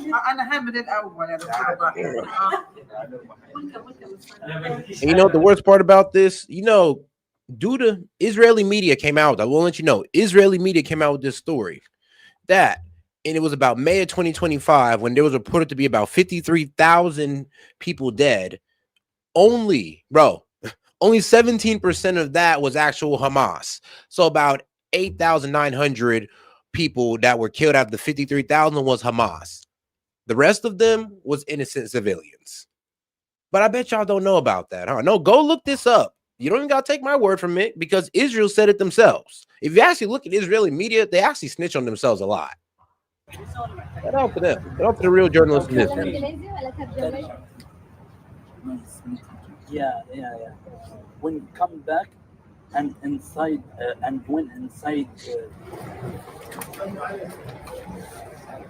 Oh man. Like, bro, like, lady, you cannot believe that. You cannot be that far into propaganda to sit there and believe that their parents used them as shields. Y'all actually believe that? Wow. Okay, then. That's crazy. Like Hamas for sure, but their parents, bro, do you actually think that every Palestinian in Gaza supports Hamas? Because you know when Hamas was voted in, right? In 06-07. So half of the people that's living in Gaza today weren't even born when Hamas got voted in. So when people say they're all complicit in vote in because of what Hamas did, that is absolutely it's not a very intelligent thing to say. And when you look at the numbers, it don't even match. There's an awful lot we left out of there. You don't, again, want to exploit the suffering of others. I felt a little bit weird even filming anything. But in the end, we decided it was important because, like, what the hell? I mean, what the hell? All these kids with their limbs blown off. This little girl looked just like my goddaughter, with no fingers, one hand and no fingers. Like, is she in Hamas? There are tens of thousands of those. And again, look, there's so-called collateral damage in war, I guess. Look at the pictures of Gaza. It's not collateral damage. They flattened the place so they could take it. And now they're trying to force the people into other countries, including ours, including the United States. Not only do we have to pay for the war, but also take in all the survivors. Why do we have anything to do with this?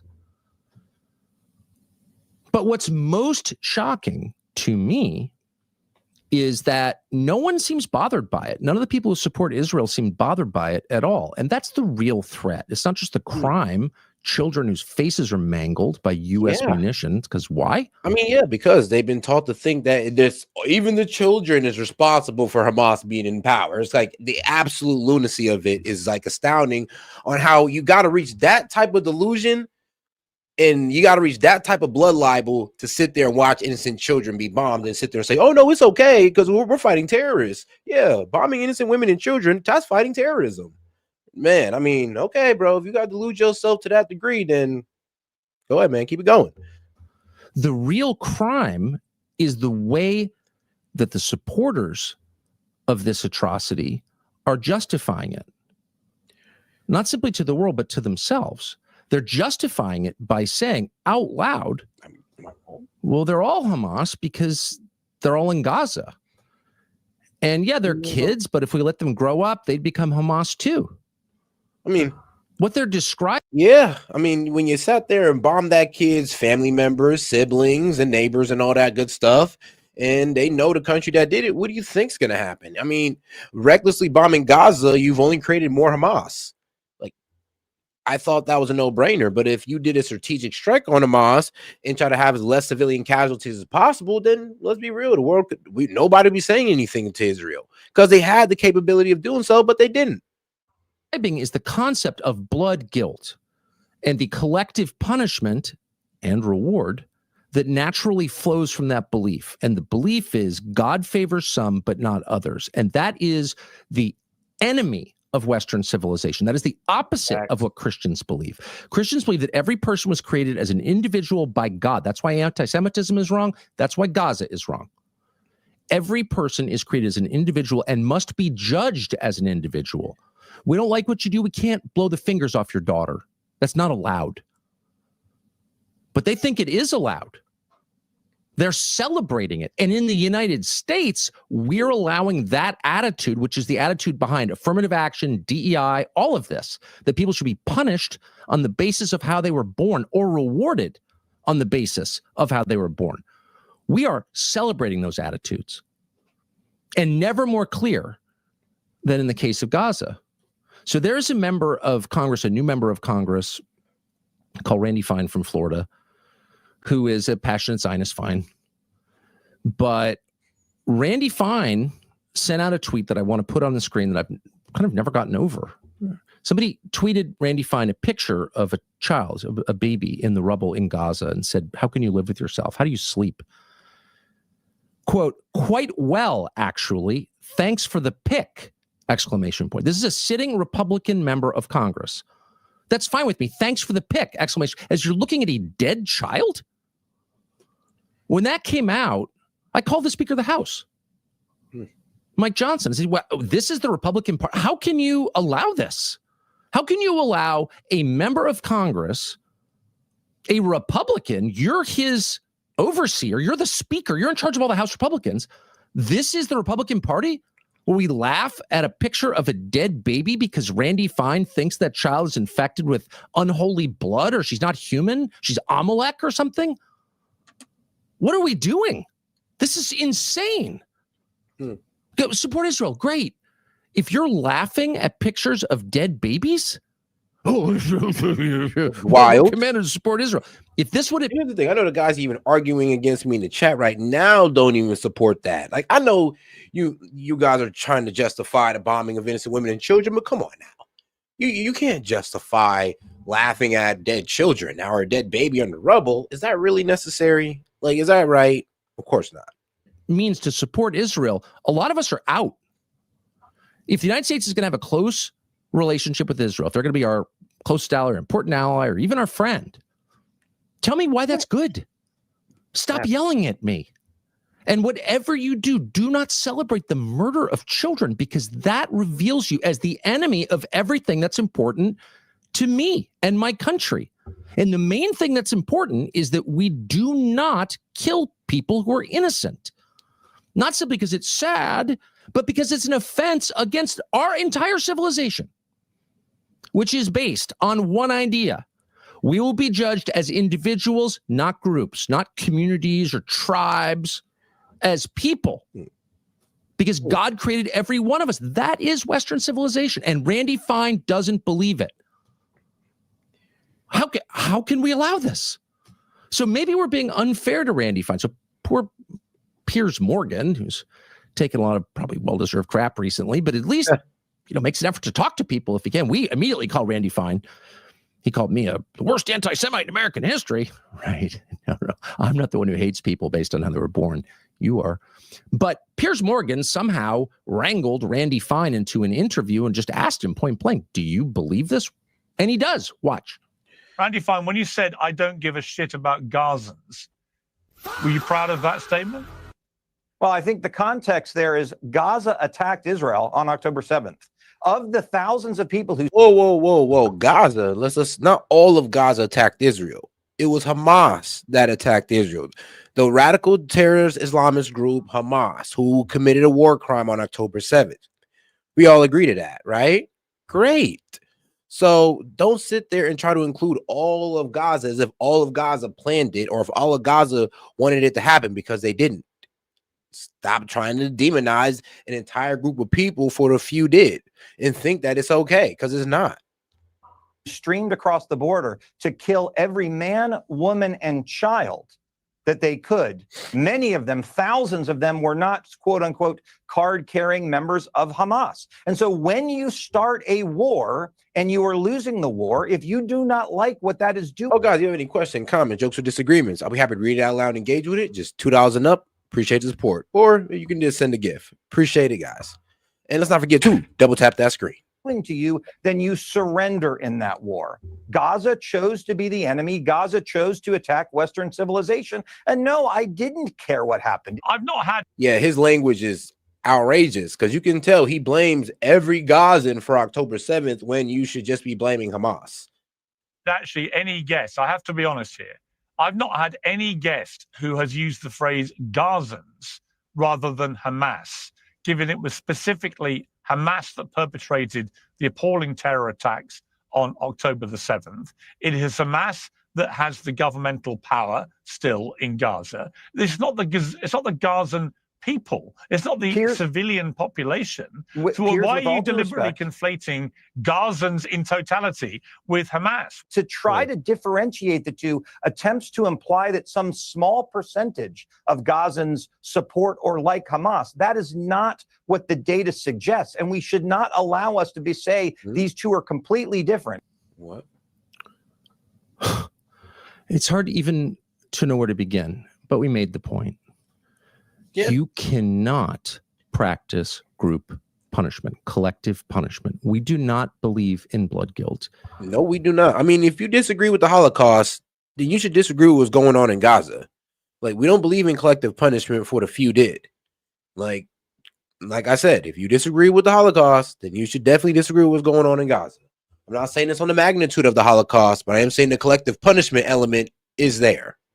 Randy Fine is the enemy of Western civilization, that way of thinking. And by the way, where does that line of thinking lead? Well, it leads to the Nazis, among other places, among many other examples. Of course, I'm mad at this Jew, therefore I'm going to round up all Jews. Bro, do we have... That's where that leads. It leads to genocide, and it's led to exactly that in Gaza. Bro, are you serious? In Hamas, yeah, is Hamas in control of Gaza, and the inhabitants have no actual control over Hamas action? Yes. Do we have control over our military's action? No, they didn't. They've been bombing boats and low-key, we just been having to sit by and watch them do it. They just took an oil rig, which is pretty cool, and we just have to sit by and watch them do it. No congressional oversight, nothing. It's the same thing here, buddy. And we have to just say that out loud. It not only is it not anti-Semitic to say that out loud, it is the prophylactic against, the defense against anti-Semitism. When you say, no. Not all people are responsible for the actions of people who share their name or language or physical location or religion or genetics. Like, no. Every person is responsible for his own decisions and actions. We do not murder the children of people we don't like. And when we're caught murdering the children of people we don't like, we hang our head in shame and we weep and we apologize and we ask for forgiveness. We do not go on Piers Morgan and brag about it. We do not attack anybody who calls us out on it as a hater. When we've been caught justifying murdering children, we do not behave that way. And if we continue to behave that way, things will fall apart really, really fast. But unfortunately, we are behaving this way. And anyone who calls it out is treated as worse than the perpetrator of it. Oh, that's genocide. No, you're the criminal for saying that. Really? You want to live in a society that rewards the virtuous and punishes the criminals. You do not want to live in the opposite. And that's exactly where we're going really fast. So it's important to just say it out loud.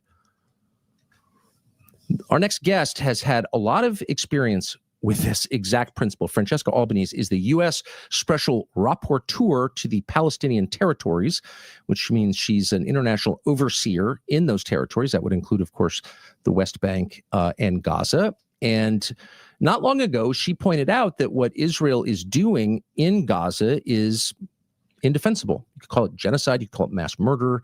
You call it the murder of innocents. It doesn't even matter what the name is. People who did nothing wrong are being killed by the Israeli government using American tax dollars. That's a fact. We met some of them. And what happened to her next? Well, that tells you everything about where we are in a relationship with our closest ally. Francesca Albanese, I hope, joins us now. Francesca, thank you so much for coming on. And I'm going to stand back and let you talk. If you would just describe what you said about what's happening in Gaza, and then tell us what happened to you in the United States after you said it. Absolutely. Thank you, Tucker, for having me. I've been a special rapporteur for the United Nations, not the US, since 2022. And in this role, I'm asked by the United Nations to document and report on the violations committed by Israel as the occupying power in the occupied Palestinian territory, of which Gaza is a part, but it is also the West Bank and East Jerusalem. And after 1 year and a half, after October 7, Israel started a brutal attack, which was the 5th in 17 years against the Gaza Strip. And 5 months later, I suggested that what we are seeing could constitute genocide in a report that had the title Anatomy of a Genocide. After another 6 months, I said, I do confirm that this is genocide and it's part of a colonial erasure of the Palestinian people. Israel is committing genocide because it aims to erase Palestinian presence from the occupied Palestinian territory. And it's a long trajectory that has led us to here. Then I looked at in the other two reports, I looked at the complicity of the private sector, including many businesses. Many are in Europe, others are in the so-called global south, many are in the United States. And the complicity that has sustained the economy of the occupation for decades, and there are people who have profited from this and Israel's impunity, including as this economy turned genocidal. During the 2 years of genocide, while many Israelis were losing their income, their businesses, their livelihood, the Israeli stock exchange has kept rocketing, increasing its value of 213%. And after this, I get sanctioned by the United States. I get sanctioned for my work, for my denouncing what the fact as I'm doing for the United Nations for free, because I am a UN expert, but I do that pro bono. And yes, instead of focusing on the crimes that I denounce, the United States treat me as a criminal. Well, I mean, I'm a little confused. I mean, I believe you, and I've read this, but I'm just confused by it. So did you take up arms against anyone? Did you help any armed terror group? Like, what exactly was your crime? It sounds like you were describing crimes. Tucker, this is my only weapon. It's a pen. It's a pen. This is what I do. And yeah, apparently it's very dangerous. But this is what I've done. I mean, again, look, I've had very interesting discussions with U.S. officials and Congress people until this year. But then what the United States couldn't process was me pointing the finger to the prophets. So it's okay to accuse Israel of committing crimes. No one cares, apparently, because this is what Amnesty International, Human Rights Watch, Palestinian human rights organizations, and Israeli human rights organizations. 105 total enforcement encounters along the southwest border, which is nearly 40% less than the monthly average during the Biden administration. Meanwhile, there has been an 8,000 increase in death threats against ICE law enforcement. Secretary Noem, back in July, the department put out a press release titled Worst of the Worst. Criminal proceedings begin in a case of transgender illegal alien accused of rape, child rape, not just rape, child rape of a 14-year-old boy in a sanctuary New York City bathroom. I wanted to highlight this case because it encapsulates so many different violent policies of Democrats. This is an increase in trans violence with their. Oh no, guys, I just switched over. This is kind of breaking. So pretty much, Homeland Secretary, Homeland Security Secretary Kristi Noem testified at House hearing. Right now, I guess Marjorie Taylor Greene is kind of like leaning in on her. Embrace of gender ideology, an egregious catch and release policy implemented under the last 4 years, and sanctuary cities that harbor criminal, illegal alien monsters that have raped and murdered many Americans. Can you discuss further what you're facing in these sanctuary cities and the illegal alien monsters that have been released into American communities under the Biden administration? Yeah, unfortunately, Congresswoman, we arrest individuals like that every day because they're so prevalent on our streets because of what happened under the Biden administration. Every day we're able to go out and encounter and bring to justice individuals who are raping our children, murdering our mothers, our grandmothers, our families are devastated by them. And I'm shocked at the Democrats' constant defense of these individual criminals over the American citizen that is out there just trying to live their lives, put food on the table, and live the American dream. And what we do at the Department of Homeland Security by making sure that we're out enforcing the law every day is making sure that those families get a chance to do that. So All right, hold on. This ain't the full video yet. It's still going live. All right, I'll probably have to react to this one later because apparently she was getting grilled by the Dems on what she was doing with ICE. We'll hear those arguments later. But let's get back to this lady and what she's been exposing, because the crux of it is that she didn't get pretty much sanctioned for, well, you were exposing what's going on in Gaza. No, she got sanctioned for exposing who's making money for what's going on in Gaza, aka people are making money off the so-called genocide, or maybe let's water it down a little bit to ethnic cleansing. Have accused Israel of, but the moment I pointed to the fact that there are businesses who are profiting from it, yes, I was sanctioned. Interesting. Okay, well that makes more sense. So it wasn't like you were shut down or sanctioned because you criticized the state of Israel. You were shut down because you criticized all the people profiting from mass murder.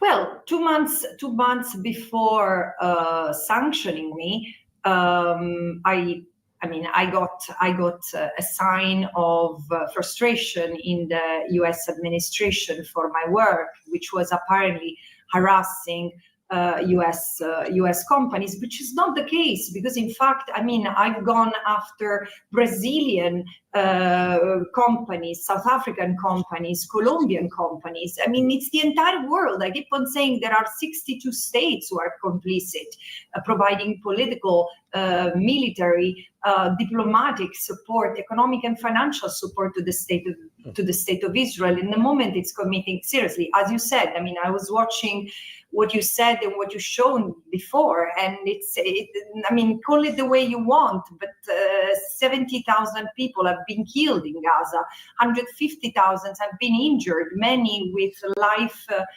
life-lasting injuries. I visited the same premises that you have in Qatar already in February 2024, and it's an abomination. So, but yes, there was already a distress because of that, and I think that there were things that upset the United States. But as you said, the United States intervenes so powerfully to silence and to reprimand so draconianly anyone who dares scrutinizing Israeli practices. I think that's right. It's almost like people can't let it into their minds. I've had this experience with people I know. I just talked to some Israelis I know just the other day who told me that within Israel, there's almost no discussion of what's happening in Gaza, and that any criticism of it is immediately discounted as anti-Semitism. And of course, that's happened to me in the United States. Well, you're just an anti-Semite. And no matter how often you say, well, I hate anti-Semitism, they don't believe you. And this does seem like a kind of defense mechanism where, like, no criticism can be true. It's all just hate. We're not doing anything wrong and no one can talk about it. Have you run into that attitude? Yeah, I've run into this attitude. I mean, what is shocking is that it doesn't only happen inside Israel. In fact, inside Israel, there is criticism. There are organizations like B'Tselem and Physicians for Human Rights who have denounced the genocide. What has been shocking to me as a European, as a Western person, is the level of denialism, the vilification of the Palestinians as they go through what they go through. So Palestinians are killed, they are blamed, as we have heard, and they are smeared. And there has been a denialism of what is happening that is again, has no precedent in recent history. Again, as a European, are you with me? Yes, I'm right here. Yeah. As a European, I've been raised, educated to what the Holocaust has been. And I know that the Holocaust, it's a misrepresentation arguing that the Holocaust happened in concentration camps only. No, the Jewish people, millions of Jewish people were discriminated against for longer than we can name. And in fact, they were killed in ghettos. They were kicked out of civil life. They died because they were dehumanized to an extreme.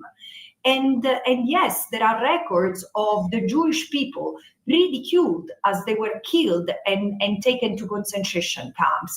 And it's this level of dehumanization that it's the gene of any genocide. The genocide happens when people refuse to see the other as human, as it's happening today to the Palestinians.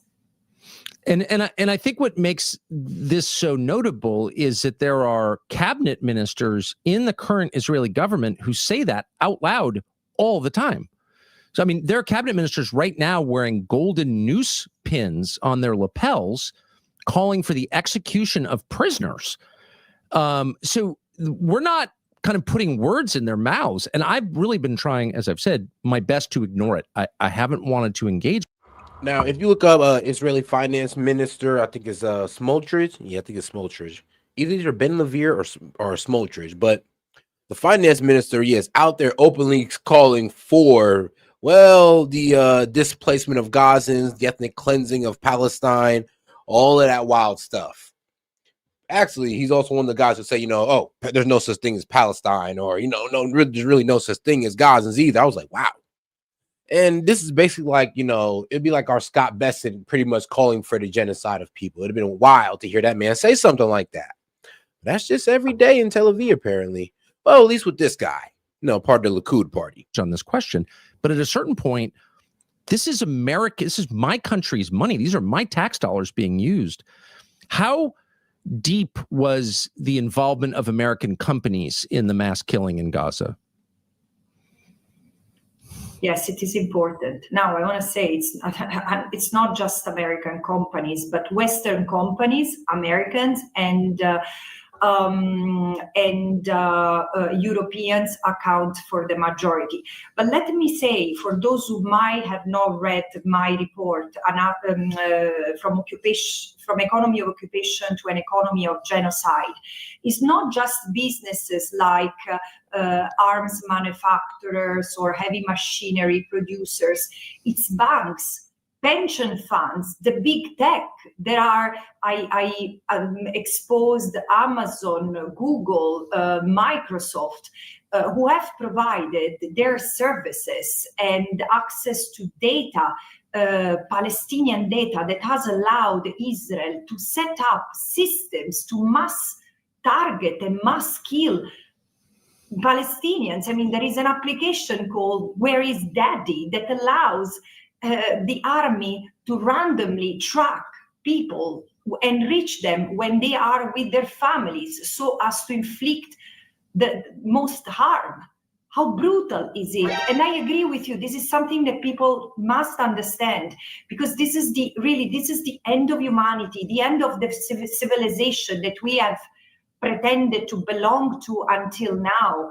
Israel has the most sophisticated military army in the region, and Israel is knowing exactly what it's doing and has been knowing this for 2 years. And this is why there are also so many soldiers now breaking down. The level of suicides is increasing among young Israelis who have served in the army, and of course so, because they are just older than teenagers, and they've been turned by indoctrination into the willful executioners of a genocide. This is why I'm saying we must intervene. People who love Israel must intervene to save what remains of Israel. The biggest harm is being done by those outside of Israel who keep on defending this regime that not only has imposed a military dictatorship for decades on the Palestinians in the West Bank and East Jerusalem, and until 2005 in Gaza, but also on the Israelis who are part of the system. You cannot brutalize the other without losing your humanity in the process.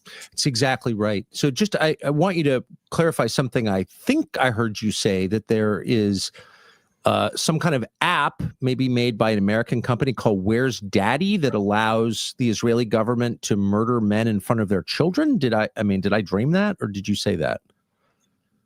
No, I said basically Israel has developed, it's not an app, it's a system. Israel has developed this system, automatized system to decide the targets through a computing system, and the data has been provided by tech companies. I mean, I've mentioned also Palantir, who makes no secret of its support to Israel. And I quote in my report one of the highest figure in Palantir who's confronted in a public debate and by someone who say, you are killing my families, you are killing civilians in Gaza. And he says, most probably terrorists. So you see, there is a sort of acknowledgement of involvement in something that has killed and injured hundreds of thousands of people. And it's unfathomable for me. I couldn't agree with you more. What's so perfectly American is that you were the one who was punished for it. We had a disastrous withdrawal from Afghanistan a few years ago under the last president, and yet no sitting U.S. general was even reprimanded for it. The only person who went to jail was a colonel called Stu Scheller who complained about it. And this seems analogous to me. You are being punished for pointing out what other people are doing that's criminal. So let me just ask, before I ask what happened to you exactly, it's my understanding that the day or the day before you were sanctioned, Benjamin Netanyahu was at the White House in Washington. Do you know if that's true? Yes, that's true. Do you think, do you have any reason to believe that Netanyahu asked U.S. officials to do this to you? I don't know, but the fact that the U.S. did it, it's absurd because look, Tucker, I mean, I would like people to understand what the sanctions are, because you talk to me and I don't think you see a criminal here, but this is what I am for the U.S. system. I'm banned from travel to the U.S., and which is something that impairs my functions because the United Nations. Yeah, she is sanctioned by the U.S., like sanctioned, because he was exposing who's getting paid by what was going on in Gaza. Headquarters is based in New York. I was supposed to present my last report in New York, and I delivered it from South Africa because I cannot travel. But not just that. I am financially censored, which means that I cannot own assets, bank accounts I had in the US. Then I will explain why in the US. Everything has been shut down. I have an American daughter. I have an American daughter who's paying the price of having her mom telling the truth about crimes committed in another place and just as serving the United Nations. I am the first UN person to receive this in 80 years. And it's absolutely abominable. So it's very personal because it touches my my financial capacity to exist, because being sanctioned by the United States means that I cannot open a bank account anywhere. I cannot have a credit card. I cannot function. I cannot receive payment. I cannot make payments. My health insurance has been suspended.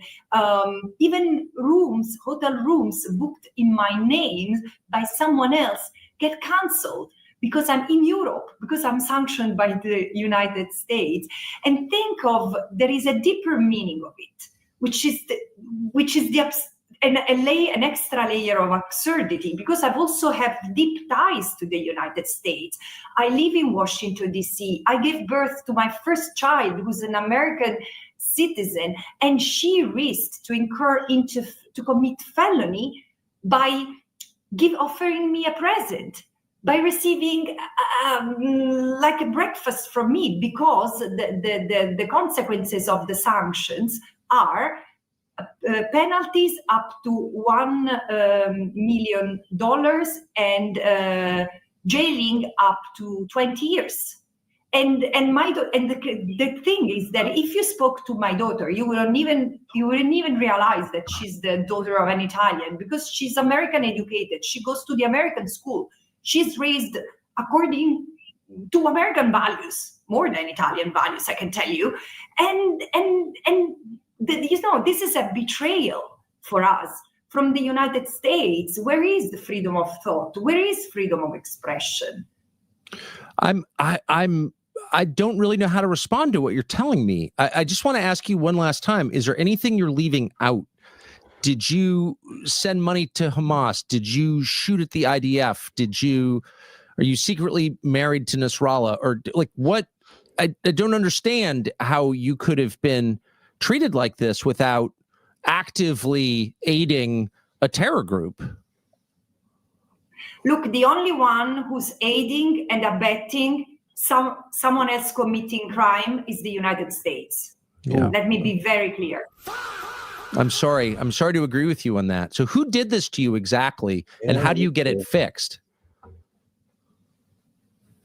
Well, I know that the United Nations is working hard behind the scenes to have the sanctions. Like, I mean, come on now. Even to my pro-Israel guys, it's not okay to dehumanize people, right? Because you didn't like how Hitler dehumanized you guys, so why are y'all doing the same thing to the Palestinians? I mean, really look at how crazy this is for you guys of all people to be doing this. And then creating all the excuses to, do so.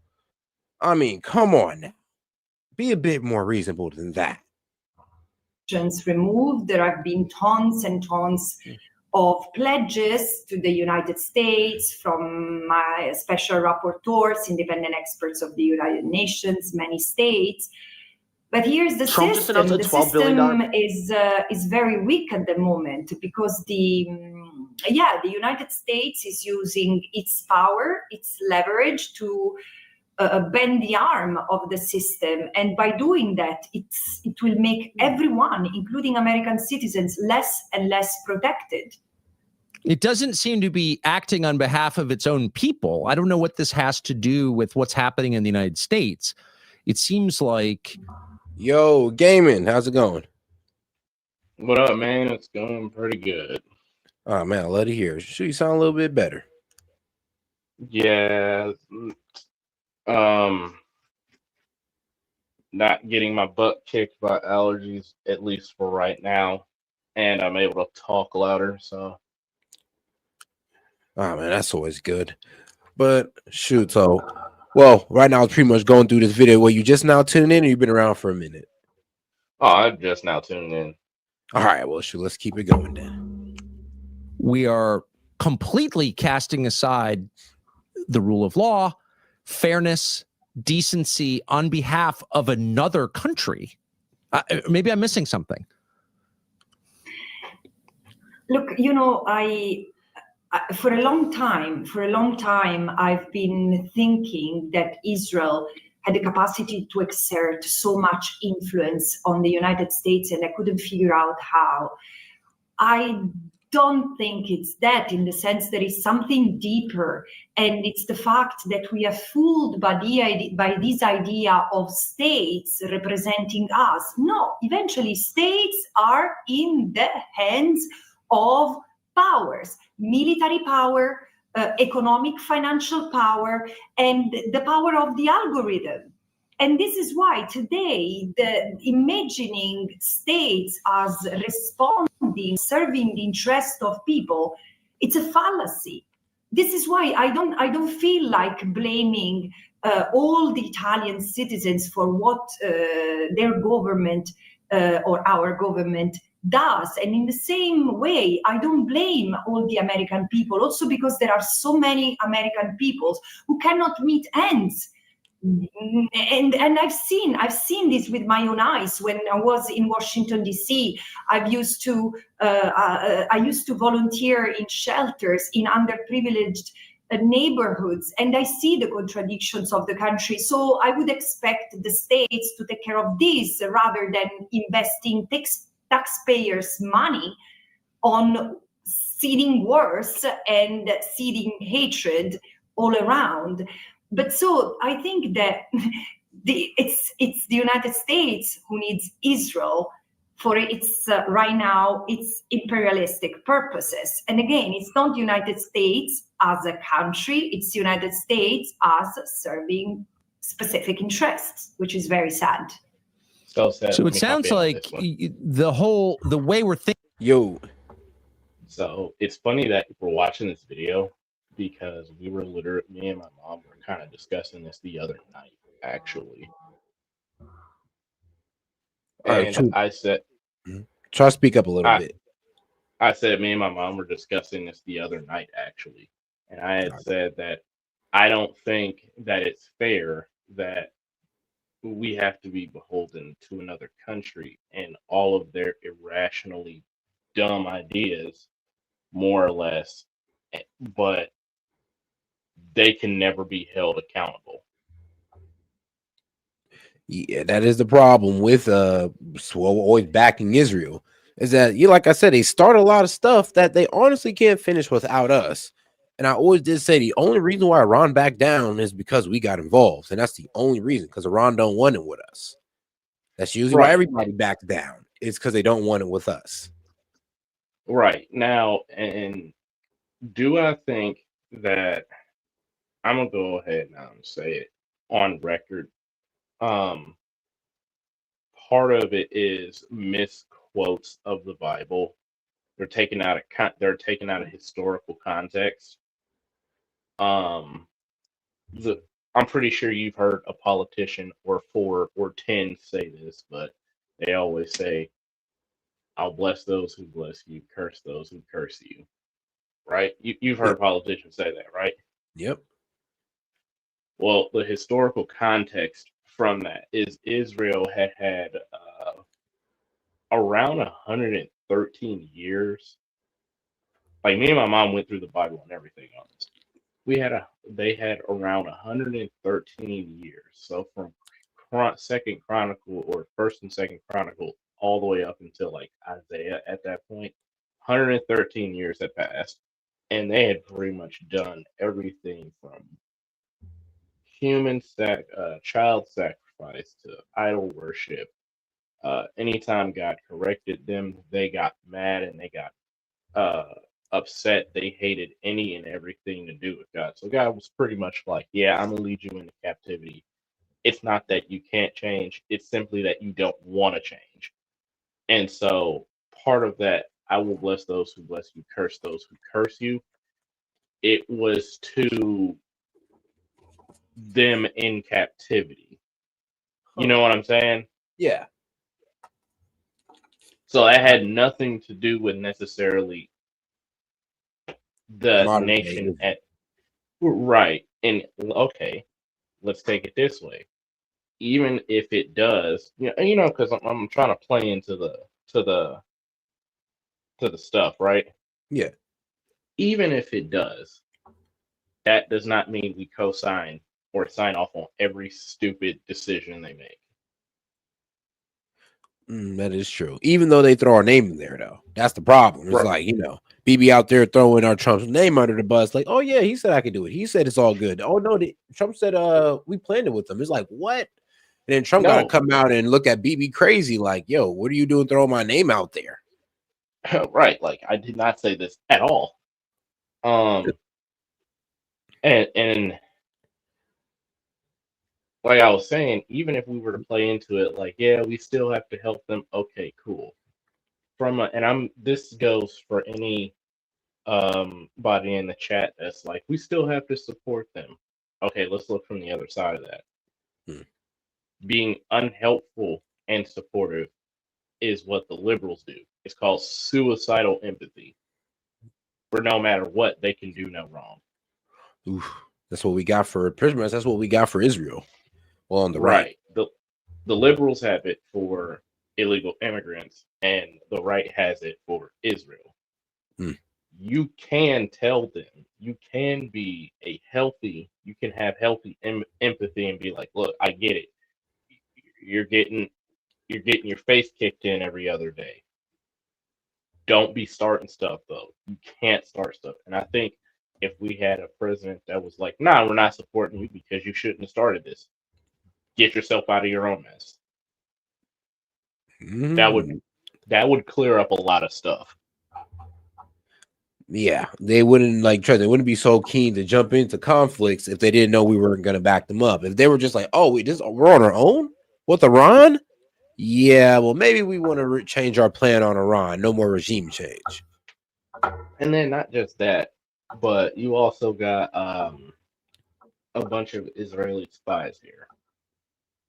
Like, come on, bro. Come on. I've said this before. It's like, bro, why do y'all have so many military assets over here, but we don't have hardly none over there? Literally, when people say, "Oh, well, you don't think we spy on Israel?" No, we don't, because a lot of shit they do, we don't see coming. We get blindsided by. Or if we speak about just how far the scope is, and I already told you about the Pegasus, the software, what is essentially Trojan horse malware on super steroids. It's like, bro, come on, bro. Like, what are we doing? Why are we doing this? But see, if we speak out about this, like me and you are, if we speak out about this, where you got soldiers who spoke, military personnel in the U.S. military who have spoken out about this, or you know what I'm saying, just people in general, all of a sudden their videos get demonetized. All of a sudden they lose their rank, or they lose their job, or they lose their position on their in their company, or something of the sort. And it's like, oh, okay. So y'all are pulling a Boeing with the whistleblowers. Pretty much. And that's the problem with the criticism of Israel, is that it wouldn't be this bad if you didn't squash anybody who tried to talk about it or try to say that they're just for Hamas or they're being paid by Qatar. Because I mean, like, come on now, really? So if y'all keep throwing out accusations like that, nobody's really going to take y'all side. And that's what they honestly have to understand. Like, they got to fight with facts. And the problem is they're not fighting with facts. They're fighting us with feelings and accusations. Well, some of their stuff for their wars are true. Hamas is fueled by not Qatar. That's stupid. That much I can't say. It's stupid. That's not Qatar.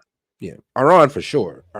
Yeah, they're Iranian backed militia. Like I said, my first month over there, month and a half, we ended up doing what is essentially a drug bust where they had a Dow ship filled with guns and drugs. Man, now here's the thing though. Qatar already exposed their uninvolvement with Hamas, because the aid that was given to Hamas was given to them by Israel to be funneled to Hamas. So that's why Qatar, you can't really say they ever really funded Hamas, because like they never used their own funds, but they were taking in Palestinians though. Right, but now the next question is, did they really fund Hamas, or did Israel just use them to money launder funds to Hamas? I mean, it sounds like it, because think about it like this. If we talk about the Likud party and their expansionist plan, how many times has Netanyahu came up and showed us this wild ass vision of greater Israel, where it takes up most of the Middle East, and we're all just sitting there like, wait, what? Whoa, hold on. How did this terrorist attack on you guys and us trying to squash terrorism in Gaza turn into an expansion plan on the Middle East? Like, what's going on here? And it kind of seems like they're going in that direction, because as soon as they kind of leveled Gaza, now they're moving on to Lebanon. Now they're moving on to Syria. It does seem like they are trying to go for that expansionist project. Now, are we going to support it? Maybe. It looks like we are. I'm seeing reports that we approved the $650 million or $1 billion military package for Israel. Why? Do you understand $650 billion is like almost the entirety of the U.S. Department of Defense spending?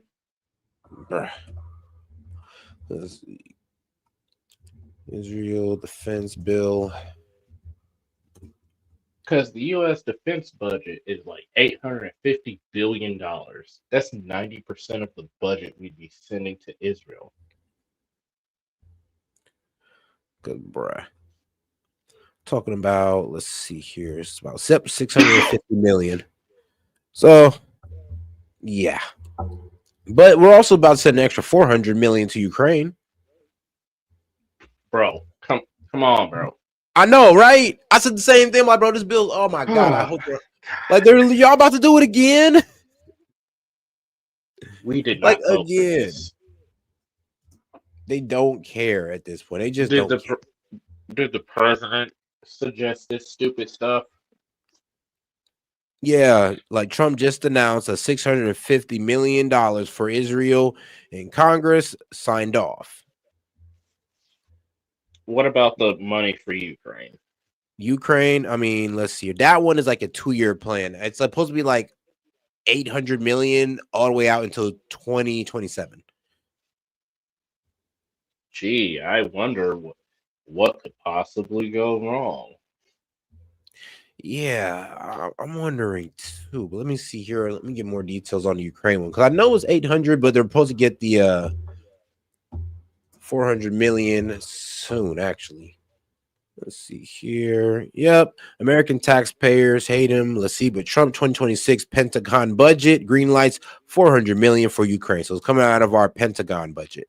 So it's the Pentagon's budget they're kind of tripping about right now, which is given like. But the Pentagon's budget is still funded by the taxpayer. Yeah, obviously, but so they can just go ahead and dress that up with all the fancy language they want. But I mean, let's be real.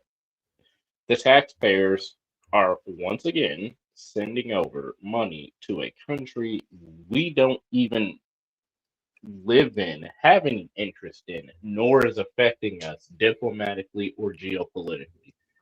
To fund a war that is, truth be told, really stupid and pointless, and that everybody, including 90% of the people in our generation, were like, yep, definitely seeing that this war was going to happen.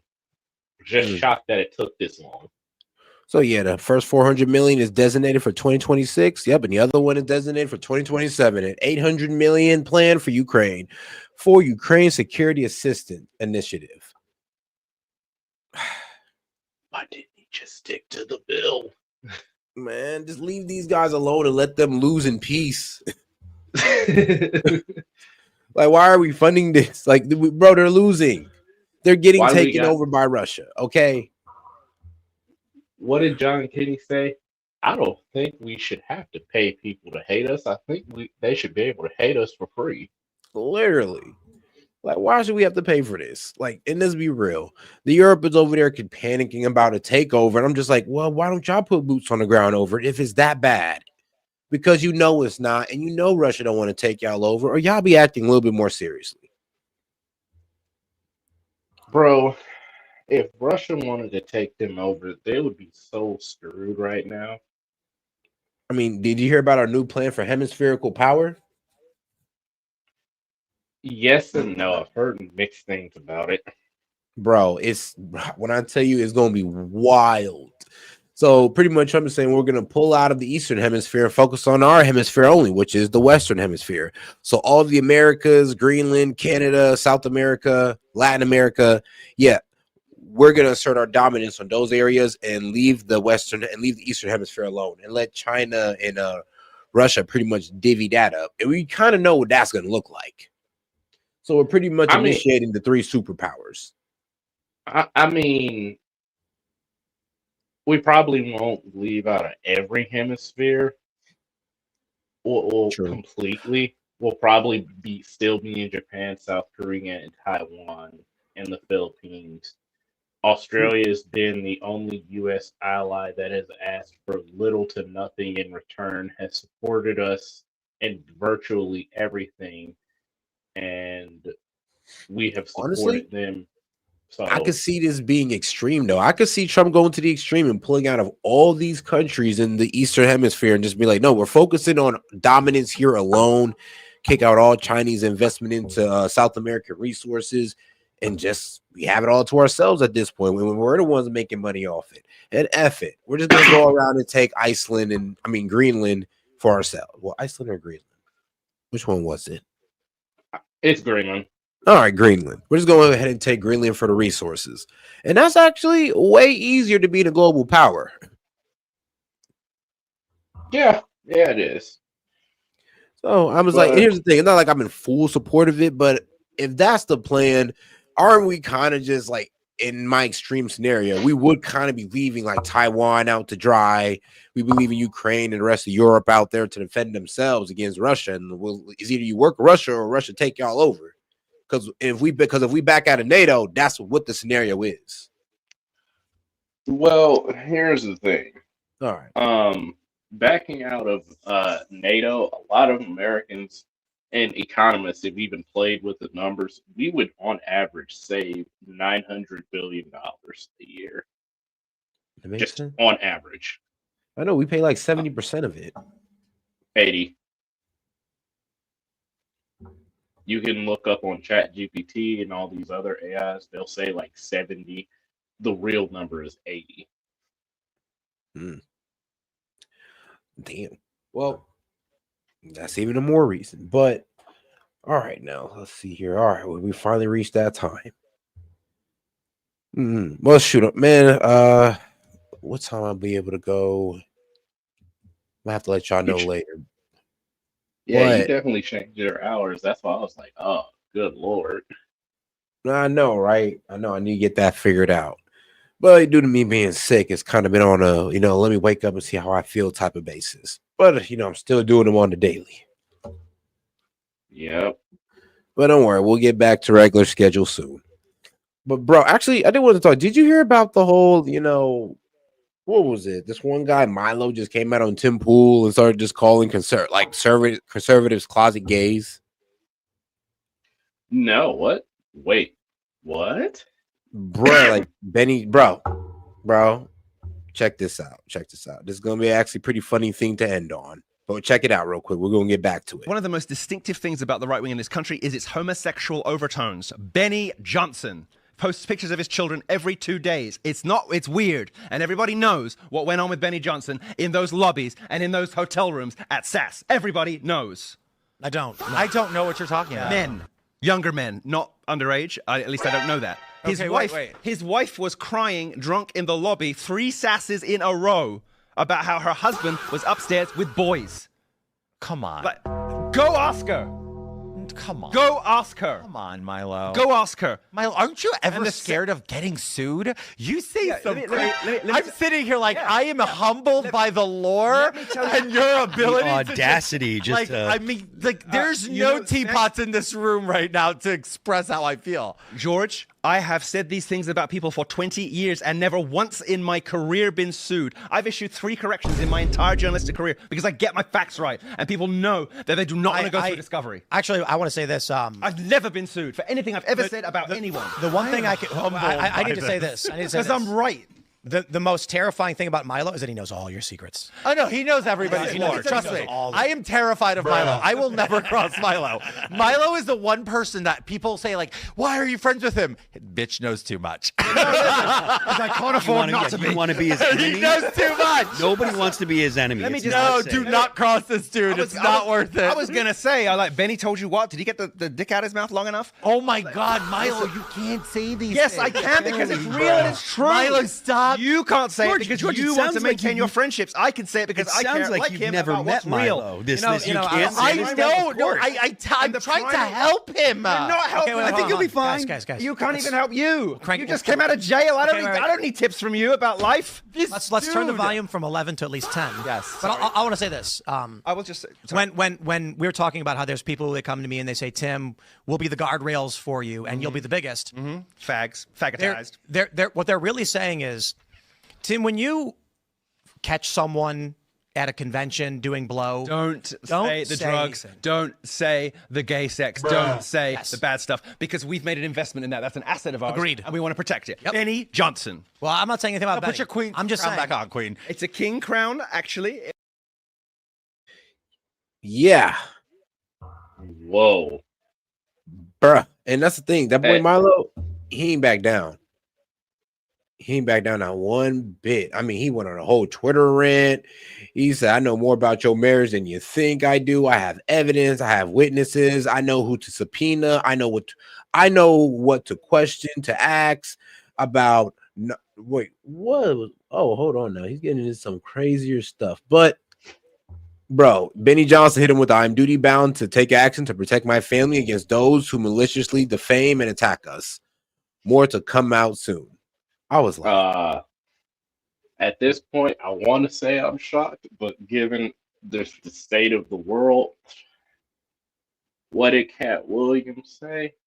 All lies will be exposed. Let's go to the man himself. What did God say? Everything done in the dark will come to light if it ain't repented for. So I'm just like, I bro, want to say, what was scary about it is the way he stood on it.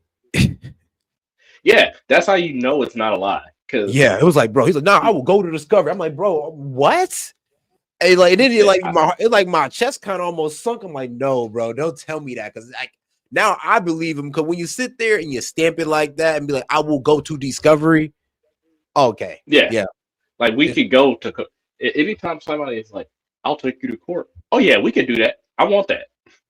Oh, hold on. Like, hold on. That's not what you're supposed to say.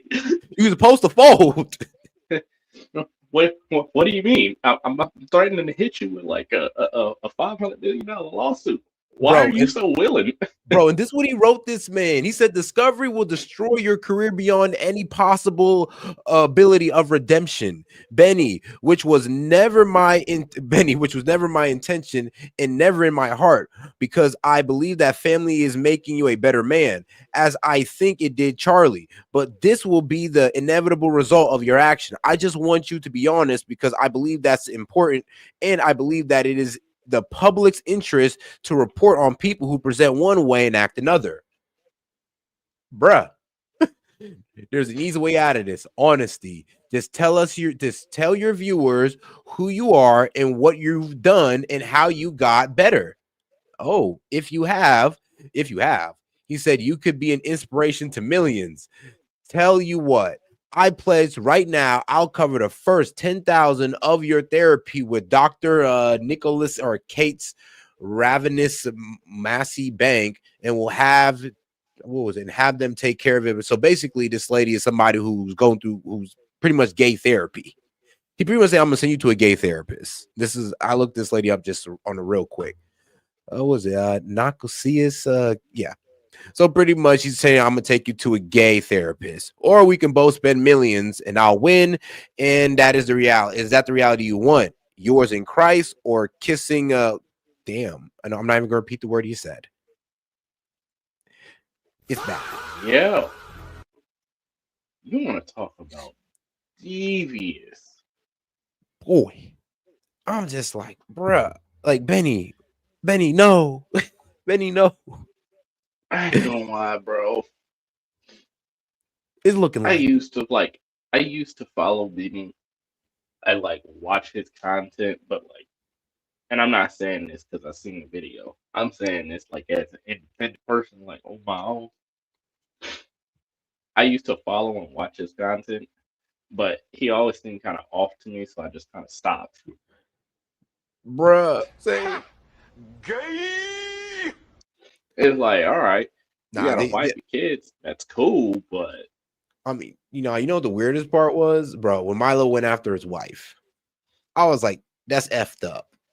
Because he didn't said the even go quiet after part his out wife. loud. Huh? He didn't even go after his wife. He said she's a witness. Bro, no, bro. He went harder on her in his Twitter. He tried, bro. I mean, no, I don't even want to go there. I don't think I even want to go there myself. Do we want to go there? No. Yeah. Screw it. All right, run over. He called You got it. He called that man's wife hideous.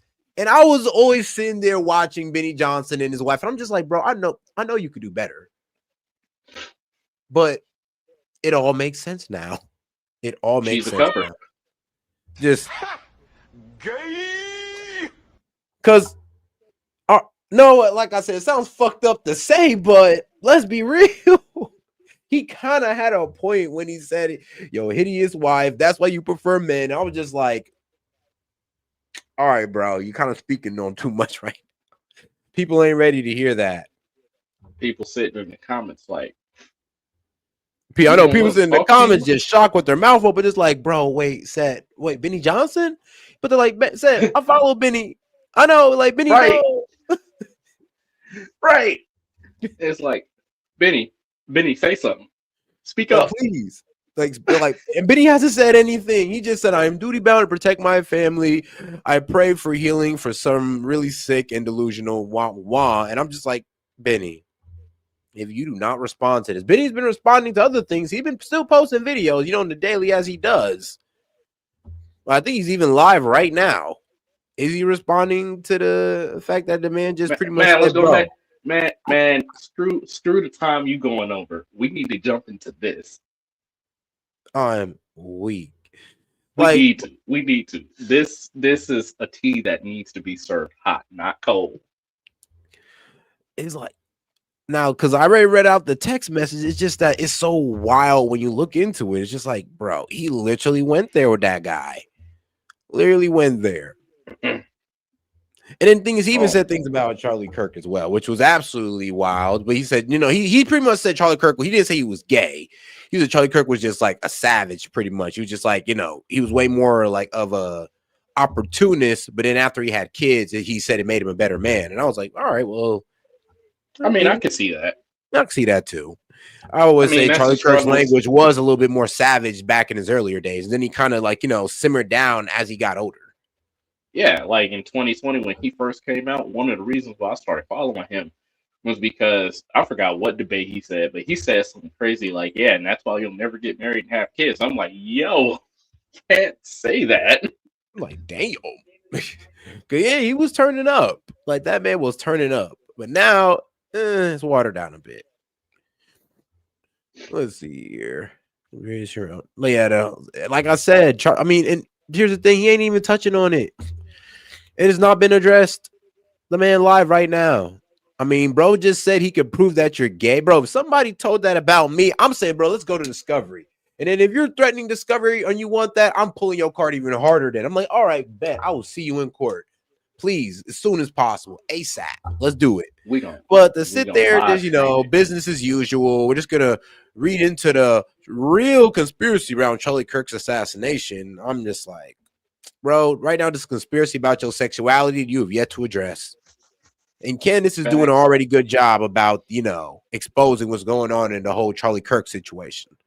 So I don't know if you want to hop on to that, but I ain't gonna lie. I don't like how people are judging the work without looking at it. That's my gripe. I feel like if you're going to judge somebody and, try to, slander her investigation, maybe you should listen to the whole investigation, all the evidence that she provides. I'm just saying. I just want to see how it turns out in the end.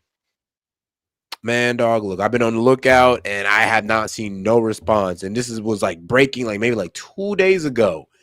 And it set the internet ablaze. And due to the fact that, nobody's really responding and Milo went on that rant, after that, bro just got quiet, hushed, nothing else. I'm just like, damn, Benny, damn. Bro. No. I mean, that's probably the best move. Don't say shit. I mean, now everybody just left to speculate instead of it going to discovery and people finding out for sure. What did he do to make bro that mad? I don't know, bro. He's been on a crusade about exposing the hidden homosexuality on the right. Because he said people in, the the Republican, the RNC, those guys be, messing with young Republicans, I guess the gay ones be trying to turn them out and all that good stuff. He be exposing the senators or congressmen that would be secretly gay and the ones that are just lying to be gay, lying about being gay just to get exposure. Like, he be going in. And he'd be trying to tell everybody you can actually quit being gay, you can turn to God, and you can stop being a booty warrior. I'm like, well. He says stop being a booty warrior.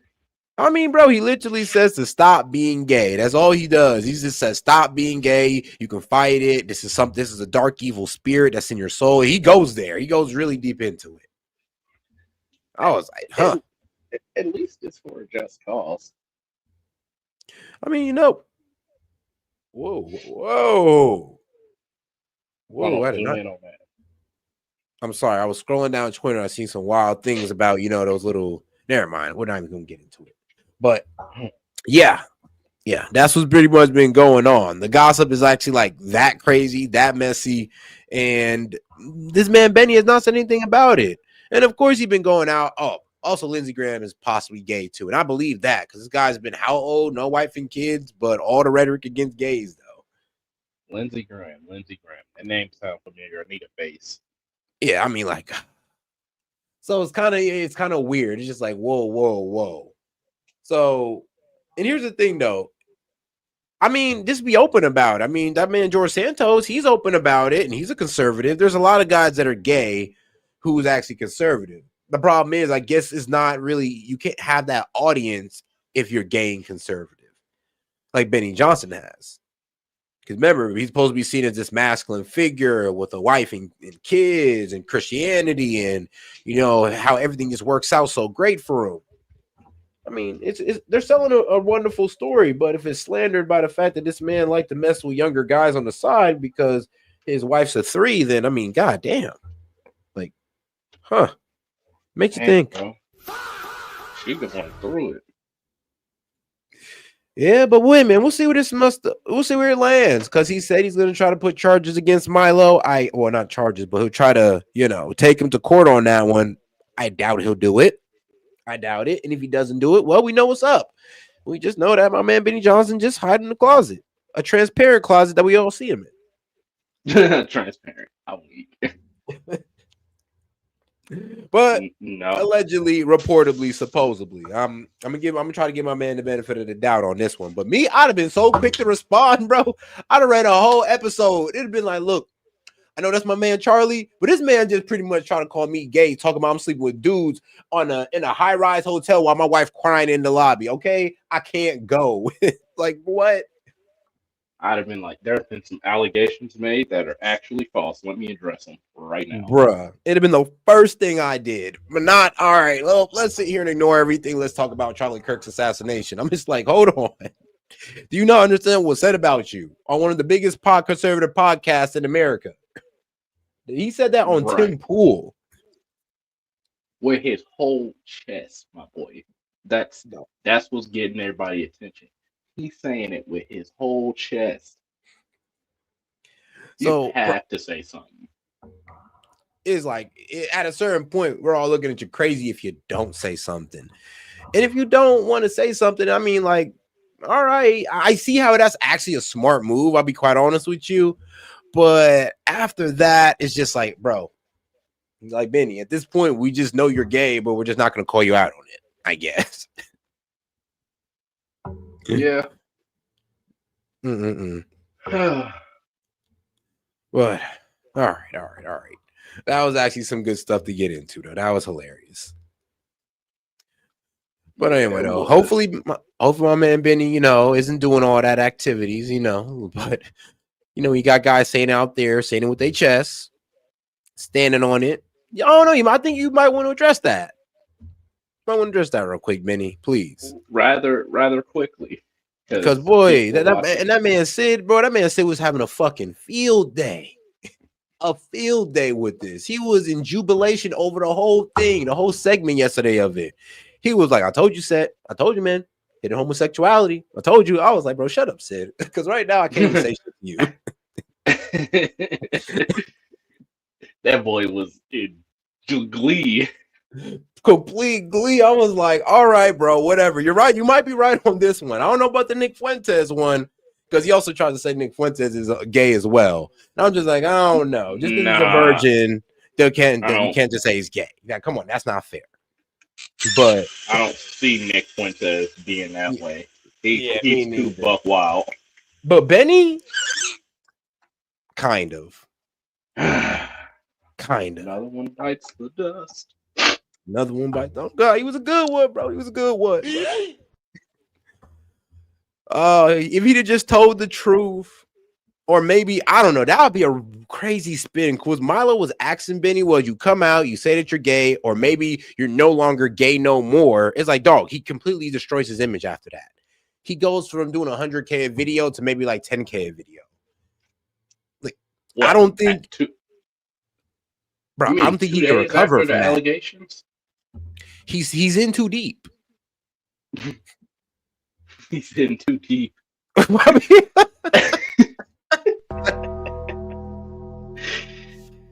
Dude say he gotta commit now. It's a wrap. It's like, bro, goodness.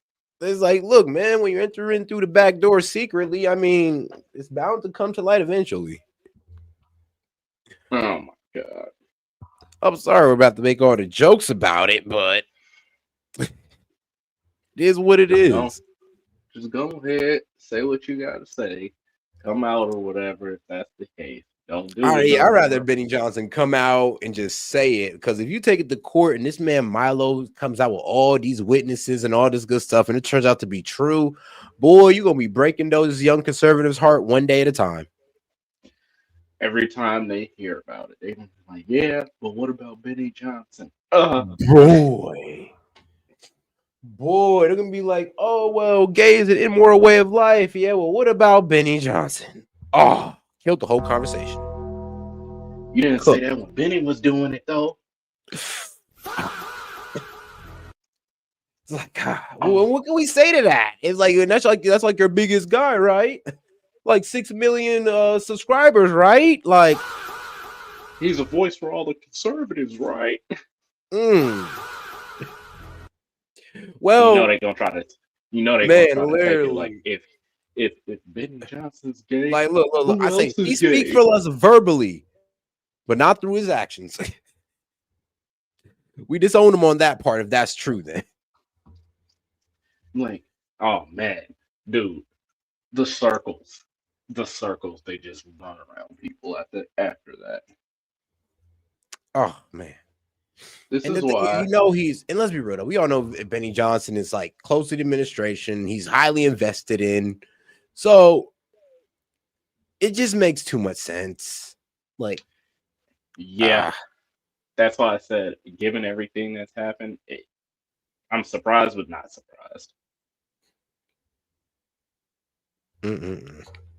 But as you can see, though, I mean, well, and speaking of Benny going over Charlie Kirk, well, you know, the right is completely much. We've lost our minds over this whole Charlie Kirk thing. Is those who believe the narrative versus those who don't. Personally, I don't. Right. It's As soon Like, as I seen that horrible video, I was like, nah, that was a statement. no facts. And So I like Steven Crowder. I usually like what he does, but when he was talking about how Candace was tripping on the assassination and how, you know, going over like how it's not that hard of a shot to make, I'm like, this ain't making no sense right now because I was in the military and shooting a smaller target is an incredibly hard shot to make. man, with 30-06 for sure.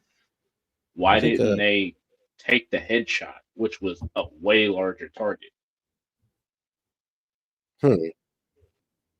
Now, here's the thing though, but I remember this video right here. Now, this guy, he explained it pretty well, talking about the new theories that's popping up on the daily and all that good stuff. And that's true. There's a lot of new theories. The problem is, though, is that the FBI cannot refute any of them. And the original story is full. Like I said, the original narrative is falling apart. Like, bro, at this point, people are almost sure, where I could almost surely say, I'm 80% on this, that Tyler Robinson didn't take the shot. Yeah, he didn't. That man was somewhere else, apparently. So what is really going on? Like why are we being lied to? So here's my thing.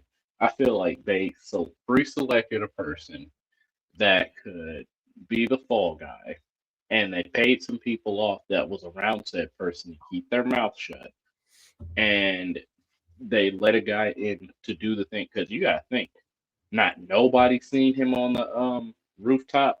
It's in plain view. You feel what I'm saying? Nobody seen the guy on the roof. And here's when they showed the what was it? It was a camera from behind Charlie Kirk, right? Bro, I was almost mad when I seen the camera view because you could literally see the guy shuffle on the roof, and I'm just like, bro, hold on. You tell me you caught that on camera? Was anybody looking at that camera? Because whoever was looking at that camera, bro, that guy needs to be investigated. If this was a random camera setup, because it looked like it was placed at the bottom of them, facing up towards the roof, you could actually see somebody move around. I'm just like, ain't no way. Like, there's no way you missed that. Because if I'd have seen that in the camera, I'd immediately rushed the man, like rushed him immediately, like, bro, whole event over, done. Somebody's on the roof.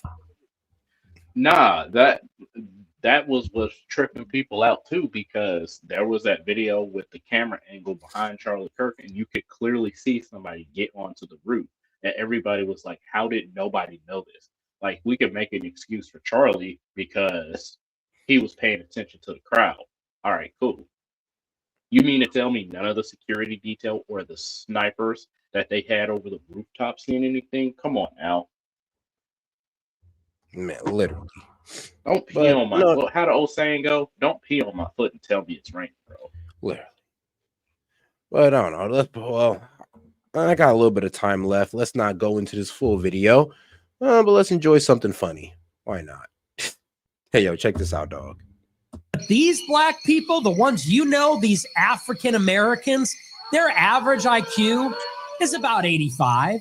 They'll shoot you for no reason. They'll mug you. They'll take your phone. But you are not ready for real Africans, because real Africans on average have an IQ of 65. Different animal altogether. No pun intended. Totally. This is a different kind of person we're talking about.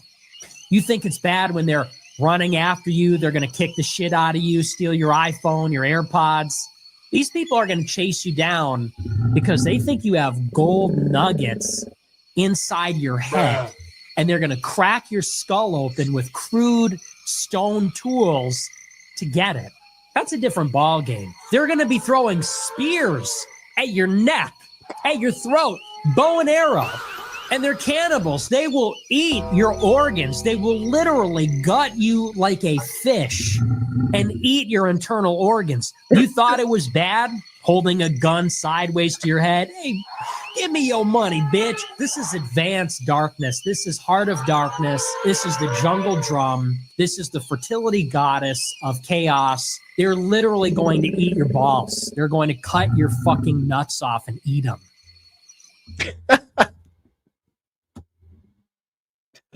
Nick is a wild dude, bro.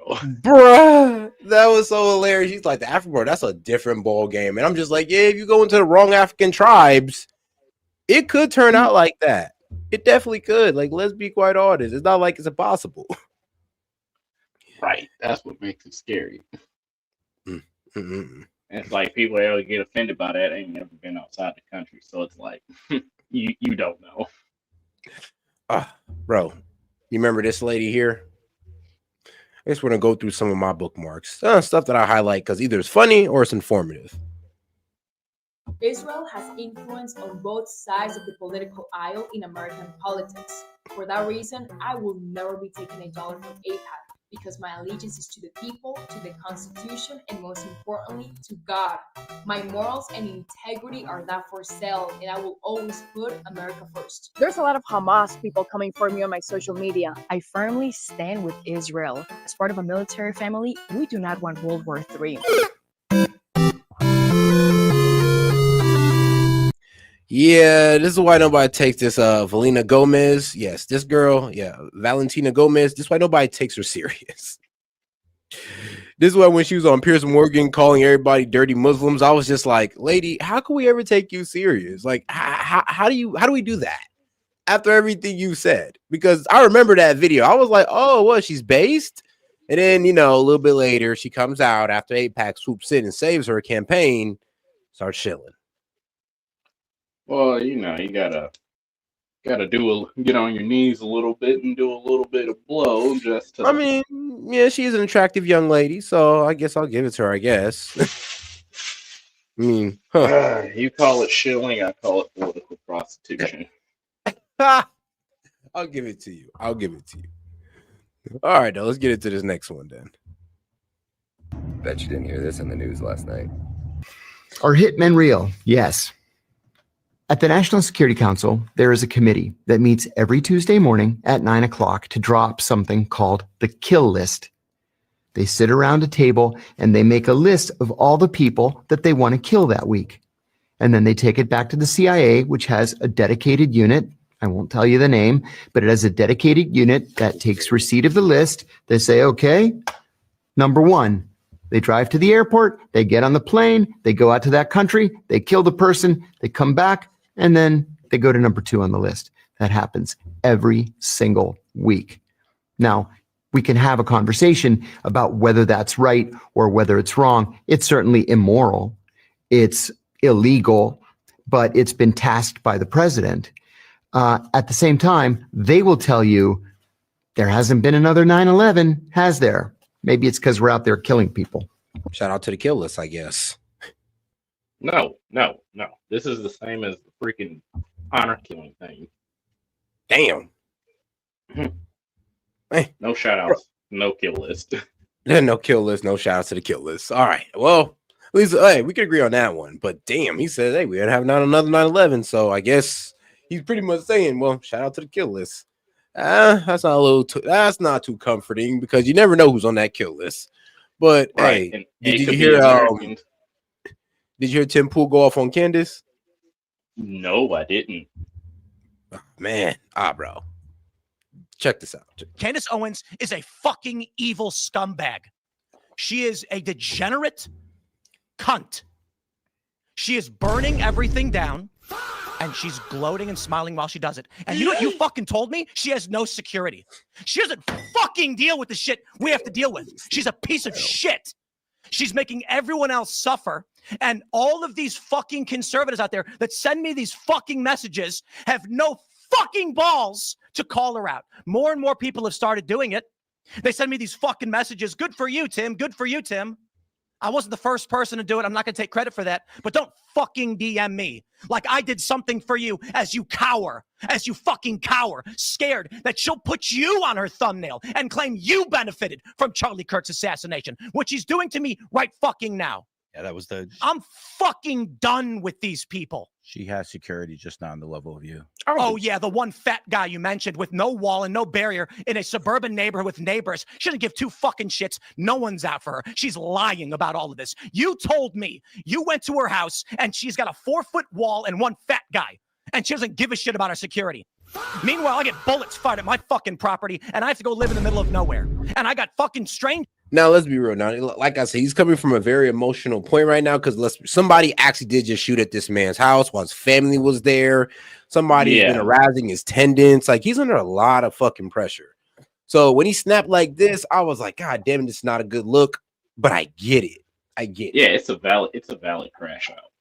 I mean, man, and I can only imagine how much you have to keep it together, like under all that pressure. And then you're sitting here watching. And here's the thing, also, his numbers hasn't been doing so well. He's been watching the old girl Candace shoot up in numbers, and then she's over here claiming, like I said, oh, her life's in danger and all this good stuff, which it actually may be. But I don't know yet.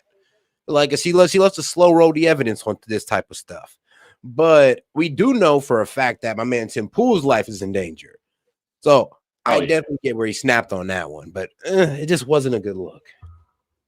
But Just coming up to my house in Maryland, breaking in. I got people showing up and beating up the residents who trying to live there. How the fuck am I even supposed to sell this property? And it's all lies. It's all hypocrisy, and it is for the purpose of making money. And she does not live the way other people live. And she claims she liked Charlie. She loved Charlie. And she is burning everything down that he built because she is evil. She is evil. And I'll say it again. This conservative movement is fractured. It's fried, whatever it is. Okay. Republicans are on track to lose the midterms. They were actually trending in the other direction until Charlie Kirk was murdered. Yeah. And this is the point, isn't it? The most effective political assassination in history. And thanks to the likes of the vile cunt Candace Owens, she has turned Turning Point into the perpetrators of the crime that was against them. I don't get paid by any of these people. I'm not on good terms necessarily with Turning Point USA. They didn't invite me to their stupid event. I don't want to go. I don't want to go. They invited me back after I started criticizing Candace. I'm not going to your event. I'm over all of this shit. The last thing that I need to deal with is a bunch of cowards in conservative media refusing to stand up to her. Megyn Kelly, come on. I appreciate the kind words, but come on. Such fucking pathetic bullshit. And I get people saying, Tim, thank you so much for talking about it. I don't care. I'm not doing a favor for anybody. I'm not doing this to benefit anybody. Nobody's paying me. There's no fucking Russia. There's no fucking Israel. There's just me sticking my neck out and then risking dying for what? A bunch of cowards that don't want to stand up to protect themselves? People like fucking Candace Owens? I couldn't believe that she put you in the thumbnail What a fucking cunt. Of her piece today. I'm done. The idea that she'd I'm imply fucking that you had some benefit or that you benefit somehow. Like she benefited. I think she's a Fed, and I think she killed Charlie. No one benefited more than her. Sheesh.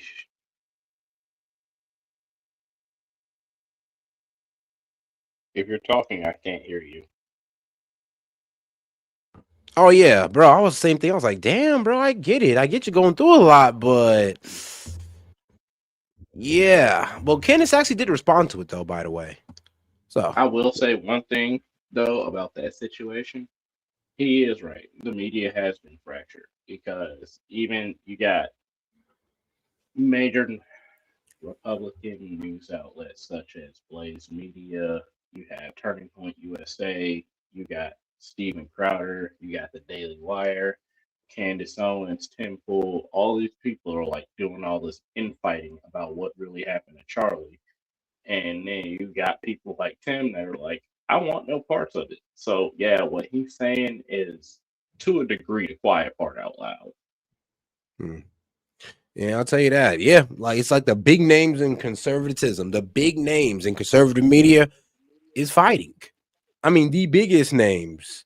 Because, like it or not, Candace, Tim Pool, of course, even the guys over there at the Charlie Kirk show, well, they're only big because of Charlie, but these are all big names. So when they start fighting, usually it's all the big names that are in unison. And usually it's the like guys like on my level that are like infighting. But when now it's that at the top guys infighting, is like it's kind of looking crazy. And now we're all kind of choosing a side. And I've already chose my side. I'm like, all right, you know what? I'm gonna stand behind Tucker Carlson and Candace Owens on this one, and we're gonna see where it lands. You guys can stand over there with the Israel First guys, and we'll see where you guys land. But so what I say is, when it comes to stupid infighting like this, I take no sides. I could care less about either one of you. Not saying you necessarily, but the reason being is because true as time itself. There is your side of the story, my side of the story, and then somewhere in the middle is where God is at. That's where I want to be at. It's somewhere in the middle. Not trying to play both sides, but where the truth is. And that's what I feel like the truth. Honestly, to my understanding, with everything I've been looking up and everything I've been seeing, it seems like the truth is on Tucker Carlson and Candace's side when it comes to this. Because That's the problem. The other side is defending the narrative. This side, or Tucker Carlson Candace side, is going against the narrative. Now, And shout out Sid coming in. Speaking of the devil, is it possible for both sides to lose this civil war? Yeah, it is actually, but not really. Now there got to be one side. It's winner no, takes all. Sid, actually, you know, me and Sid don't agree on a whole bunch, but I will agree on him with this. It is possible. I'm gonna say that. So let me break it down to you. If you get both sides fighting amongst themselves, the Democrat Party is cannibalizing themselves, and they've got a lot of people leaving. And the Republican Party is cannibalizing themselves, and you have a lot of people leaving. Well, this leaves room. This basically leaves a power vacuum for somebody else to come in and fill where they're sitting at in the middle. Yeah, but okay, so here's the thing. I see what you're talking about. I see that happening on both sides. Like with the Dems, it's the Democrat socialists. Like those guys are actually taking over on their side. And on our side, I think it's still between the Israel first guys and I would say America first. So you got the Mark Levins and all those guys who will support. And then there's guys in the middle like Steven Crowder who doesn't believe it, or Tim Pool. Because I can't even call those guys Israel first, but they don't like Candace or Tucker Carlson, though. So you're right. It is a lot going on, but I do honestly think once all the facts come out, and we're going to see where this lands, because it's either they disprove Candace and Candace looks dumb as hell for all times, or Candace comes with all the facts, they can't refute it, and they look dumb as hell for all times, and Tucker Carlson and Candace just wins the day on that one. And there's no coming back from it. And now there's no running away from it because there's already been, they tried to extend an offer out to Candace randomly. I believe it was on her husband's birthday. And then they try to say, oh, she was ducking it. She was ducking it. I'm like, first off, let's be real, though. She got 4 kids and she has a husband. Listen, can y'all be a little bit, if y'all going to set something up, do it professionally. Because it was kind of crazy because, let's be real. Candace Owens is a bigger podcast than the Charlie Kirk show. Let's just be honest. Mm-hmm. So if you're Candace Owens will be a guest, a bigger guest. So I would hope you would act accordingly and try to book her professionally instead of the unprofessional job that they did. That's why I'm also on Tucker Carlson and Candace Owens' side on this whole Charlie Kirk, because one, the narrative don't make sense. These guys are backing it up, knowing damn well it don't make sense, giving us the whole magic bone theory, which is complete bullshit. So I'm gonna be real. It does look like there is a civil war, but the winner in my eyes is obvious. I don't think there's a winner. I think this is just another step to political chaos. Abraham Lincoln said it with wisdom. If you ever want to beat America, you can't do it outright. It's being impossible. You have to take it down from the inside. And I think that the powers that be that really want the one world government system are pulling out all the stops to ensure that there is destruction within the U.S. government at every level. I mean, you know what? There could, and you know what? Actually, to play more into Sid's question, maybe I'm gonna take it a different angle here. But yeah, there could be a way where the Dems kind of destroy themselves and we destroy ourselves, and everybody just rushes to the middle. Now everybody's just independent, and now we gotta establish a whole new party because this can't be a uniparty. Well, here's the thing. Nowhere in the U.S. Constitution did it ever say our only 2 options are Republican or Democrat. And that's where a lot. Maybe we do need destruction of both sides. You're right. It might decentralize it. Yeah, there's goods and bads because with a central figure, yeah, you can get the best of both worlds, but also at the same time, you can also go astray with that. Have somebody take you wildly off course because they're like, well, look at how the last 2 parties worked out. And that didn't look too good. So maybe if we just go with these ideas, and then next thing you know, craziness happens. All right, good point. Good point. All right, let's hear our Ken. Let's see what she has to say. And it's because she's a piece of shit. Because instead of saying, guys, let's come together and figure out how to work together, she says the stupidest, retarded crap. And now everybody's running around divided and broken. For what reason? For literally what reason? because they killed Charlie Kirk in broad daylight, and we don't care about your stupid midterms. We just don't care. Like, they really, this is how they view Charlie Kirk. That's what I say. Was anything in his life real? Tim Pool is going off right now because he's like, it's not the time. You guys need to be mules. You need to keep voting in the very corrupt people that are lying to your faces right now about what happened to Charlie Kirk. It is not the time because it is your job to get people into office. This is what I mean when I suggest that nothing in Charlie Kirk's life was real. So he really thinks he's doing something there. And actually what he's doing is proving my point. These people just saw Charlie as a means to an end, okay? As a political horse that they could ride. And so for whatever reason, they got tired riding him. And now they're angry because they also were going to whip the horse, the ghost of Charlie Kirk, and say, we still need you to shore up votes. And it is inconvenient that people who actually cared about Charlie and saw him as a, I don't know, human being, want to know why he was publicly executed in front of us and why we're being lied to about everything. That is why Tim Pool is upset, because midterms, it's going to be my fault, not the fault of the feds for feeding us BS. It's not going to be the fault of Turning Point USA for lying and thinking that they're brighter than us and seemingly not caring about the investigation. It's not going to be the fault of, I don't know, maybe actual politicians like Donald Trump, who's a president of the United States, and look us in the face and said, are we still talking about the Epstein files? No, that's not his fault. The fault is Candace Owens for wanting to figure out who murdered her friend. Don't you guys get it? Like, we're just an algorithm. Why do you care so much about humans? Like, why are you a human? Like, if somebody in your family dies, you need to focus on midterms. Okay? That is the point of a Tim Pool show. It doesn't matter what you are going through at home. I want you guys to hear this, okay? I don't care if you have family members that are dying, family members who have died, if you have children that you care about and you maybe don't want to live in a world that's run by pedophiles. You need to put that all aside and vote for whoever the hell Tim Pool tells you to vote for. I just want to platform that idea. I think obviously there's something wrong with me, and Tim Pool's got it figured out. His soul seems like it's really intact and it's not for sale at all. Anyways, we'll take a quick break. All right.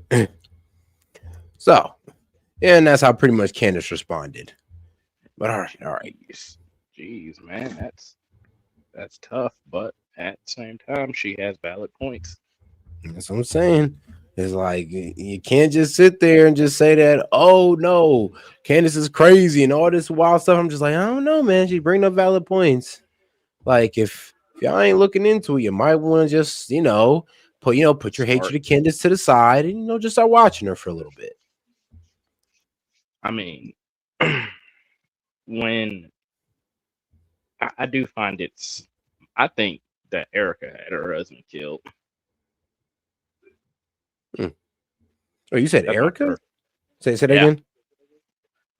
My personal belief. This could be me just being wild or not, but my personal belief is Erica was in on it or had her husband killed. Damn. All right then. Well, I can't say I ain't too far. I'm gonna be real with you. I don't want to go. I'm not there yet, but like I said, if she's protecting the main narrative, that's not a good look. Look, anybody who protects the main narrative is just like, come on, bro. Like, we all know the main narrative is bullshit. If you're standing with the main narrative, I mean, think about it though. I think even Nick Fuentes is standing with the main narrative, which is wild. You would think of, out of all people, he would just be like, what the hell is this? Well, the reason why I say that is you have to look at how quickly she was installed. And then not only that, there's a thing you can do with people. If you look them in their eyes, you can usually tell what somebody's about. And she was crying, but she doesn't seem like she was that beat up about it. You know what I'm saying? Yeah. All right. Here, let me make sure. I'm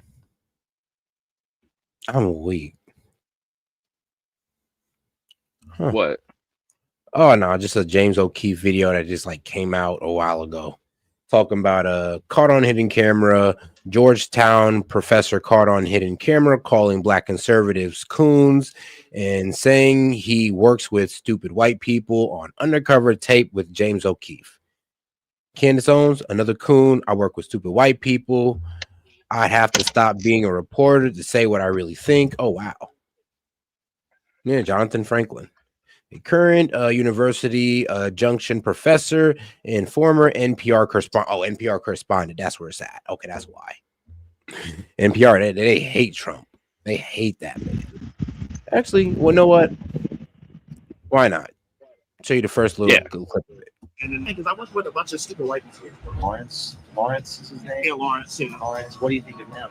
I mean, he's just a sellout. He's like a coon. Clarence Thomas? The biggest coon of them all. What do you think of Candace Owens? Another coon.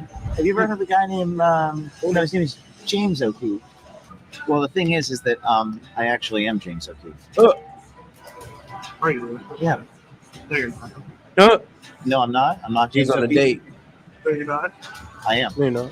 Really? Yeah. Career's over, buddy. You don't know that. Career's over, buddy. Come on back. Don't run. You said it with your chest.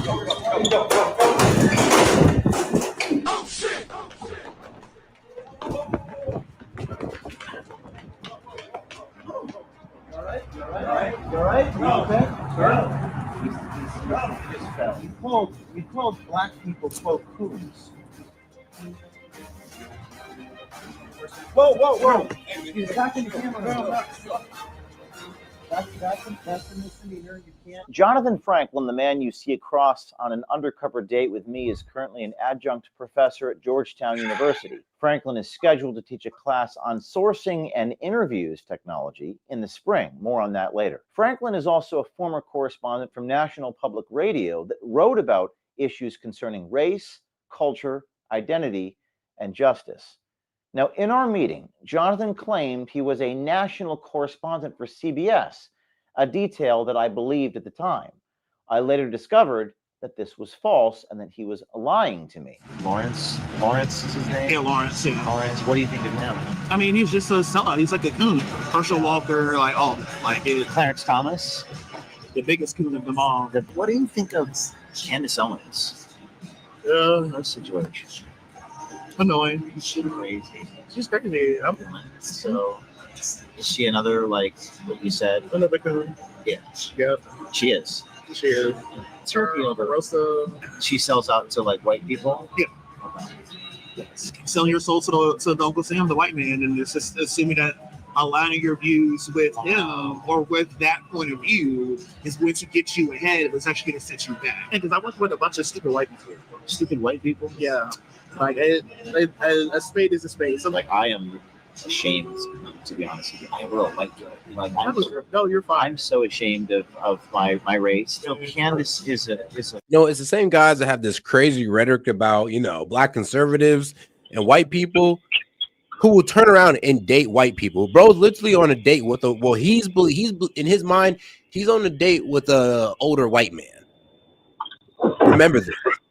Oh my God! All this shit about white people. It's like Ilhan Omar, bro. You know Ilhan Omar pretty much cheated on her second husband with a white man. That's now her third husband. Yep. They talk all the shit, but they don't. But they be sleeping with him. Coon too. Yeah. Or sellout. Sellout's like we could just go with sellout. What's the difference between the two? I mean, it's just basically interchangeable, but sellout is more of like politically correct. Jonathan Franklin's body of work while at NPR was focused on black culture, race, and justice, and here he is throwing around racial slurs. During the date, I encouraged Jonathan to speak his mind and tell the public what he really thinks with the career that he's had. You should say this publicly. I mean, like, it would be interesting, refreshing. A lot of people would not like to hear my thoughts. No? I mean people probably would. They're probably, you know what? Yes, I was thinking that. But you are a journalist, I'd have to stop being a journalist for me to say what I really want to say. That's crazy, though. To give y'all what I really want to say, you just have to stop being a reporter. You have to stop being a reporter. I would have to exit news. Now there is one group or one guy that I don't know if I like him, but that does do the thing you're talking about, though. I got his name. I mean, I could easily go into like opinion journalism, but What a profound statement. Say that again. It's so interesting. I have to stop being a reporter to tell you what I really think. yeah. But you don't have to do that. You can still. Oh, I don't give a fuck. Like, but in terms of I'm like on the clock. And then I reveal myself as James O'Keefe. You might be wondering why Jonathan Franklin didn't recognize me in the first place, being a professor, a graduate level professor on media and journalism. And Jonathan Franklin actually refuses to believe that I'm James O'Keefe. He even said how disguised I was. It was literally just a pair of glasses. Have you ever heard of a guy named? That boy had no idea who he was talking to. Bro, he even looks like James O'Keefe. Bro, all he did was put on glasses and color his hair white. That's all bro did. Like, literally, you got fooled that easily? I mean, he literally hit you with the Clark Kent. Literally. Just a simple, bro. All he did, glasses, white hair. Let's go. And you fell for it. Like, I'm sorry, but I can't even feel bad for a guy like this. Like, I'm sorry, but first off, I mean, it is funny, though, that James O'Keefe is his type, though. It's like, ha. You doing all this calling people coons. You calling people coons and chilling out for the white man and all this other stuff, but then come to find out you like white men. Yeah, on a date with one. Crazy. No, his name is crazy. Like, yeah. I don't like him. What do you think of him? He's all right. He's all right. Yeah, could be better. Could be worse. Could be worse. What could be better? Could be. How could he be better?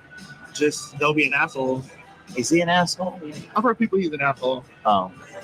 Well, he does like the undercover stuff and like exposes people, and he exposes people, telling people like what they really think, What do you think about that? I mean, there's a lane for that, but it's also knowing how to do it in a way that doesn't attack your integrity.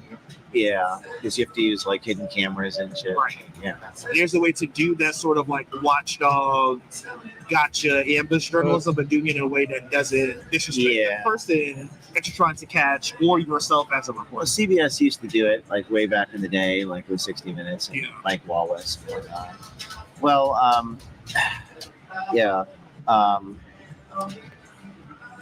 the thing is that I actually am James O'Keefe. Are you? Yeah. No, you're not. No, I'm not. I'm not James O'Keefe. No, you're not. I am. Really? Yes. And you don't know that.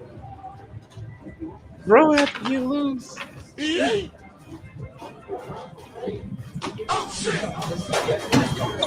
That is hilarious.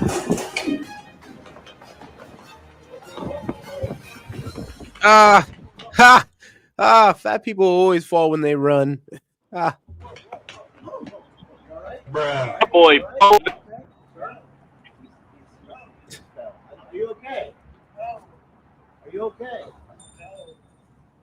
You want us to call an ambulance? No. Are you sure? Sure. Are you injured? Yes. What happened? I fell. You have blood? Are you okay? Yes. We don't want you to get injured. Yes, I'm injured. That's not our intent. I'm injured. Do you need us to call for help? No. Okay. Are you sure you're okay? No, I'm not okay. Sir. Yeah, bro thought he was on a date. Turned out he out here getting exposed. And after everything he just said on there, he said, damn, I'd have to quit being a journalist if I was to really talk like this. Well, it's getting shown to the world, buddy. Well, your journalism career is cooked. No, God, it's done. People quote coons. You work for CBS News. You're a national correspondent. Whoa! Hey, man, he's attacking the cameraman. That's a misdemeanor. You can't. No, I will sue. Stop. Okay, I will stop. I just want to ask you, why did you call black people coons? Stop. That work from the media. Stop. You work for. Sue. What's that? Stop. I will sue. Stop. Sue me for what? Stop. I'm a reporter. No. Don't. You work for CBS News. You're a national correspondent. I don't work for CBS. Oh. You don't? No. You lied about that? Yes. Yes. My boy, bro, you say anything right now. He's like, no, I don't work for CBS. Like, boy, you about to go in and get fired the next day, bro. That boy predicted his future. He's just like you work for. I lied. I'm like, bruh, Yo. come on now. In his head. I'm in danger. I'm weak. Shut up. Denying Oh his my identity. God. Now, we're grateful that Jonathan Franklin wasn't seriously hurt during that tumble he took, falling to the ground after he ran away from me at the table. It's still important to remember that even if you don't agree with someone, they are first people, and our intention is not to hurt them, is to expose the truth that the public has a right to know, that the citizens have a right to know, that the students at Georgetown and the parents have a right to know. Jonathan willingly came with us when we offered to help him. After his fall, we took him to a pharmacy and got him some Band-Aids. But I want to help you. You're bleeding. That's regardless. Let's get you some napkins, okay? I'm fine. You okay? Is there a pharmacy open? Isn't he nice? Place your item in the bagging area. All right. It's true. It's not. December. Yeah. Be there. I'll take you December. Some water? Yeah. Why don't you have some water? Here. I'm fine. You worked for NPR and you no longer work for NPR? Yeah. When did you leave there? I'll take you December. Well, you told me a lot of it, so I can't decipher what's true and what's not. December. Yeah. What's the reason why you told me you work for CBS News? Just as a cover.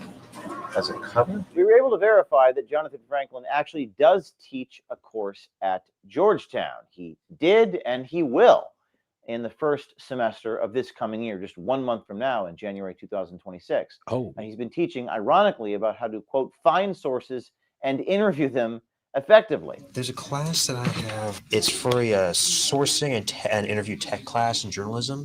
We have journalists finding sources, ask questions for a living, how you network, that kind of stuff. So when you go to schedule classes, it's going to be schedule.georgetown.edu. And then here's the CRN just to confirm. Taught by Professor Franklin, Professor Parker. Well, that's a useless ass degree. I mean, like, bro, that's just, I'm gonna be sorry, but that's what you were doing when you were citing your sources back in, I don't know, high school? Honestly, middle school? Yeah, we were at middle school, sources bro. last time I checked, and you couldn't use no Wikipedia. It was either .org or .edu site sources only.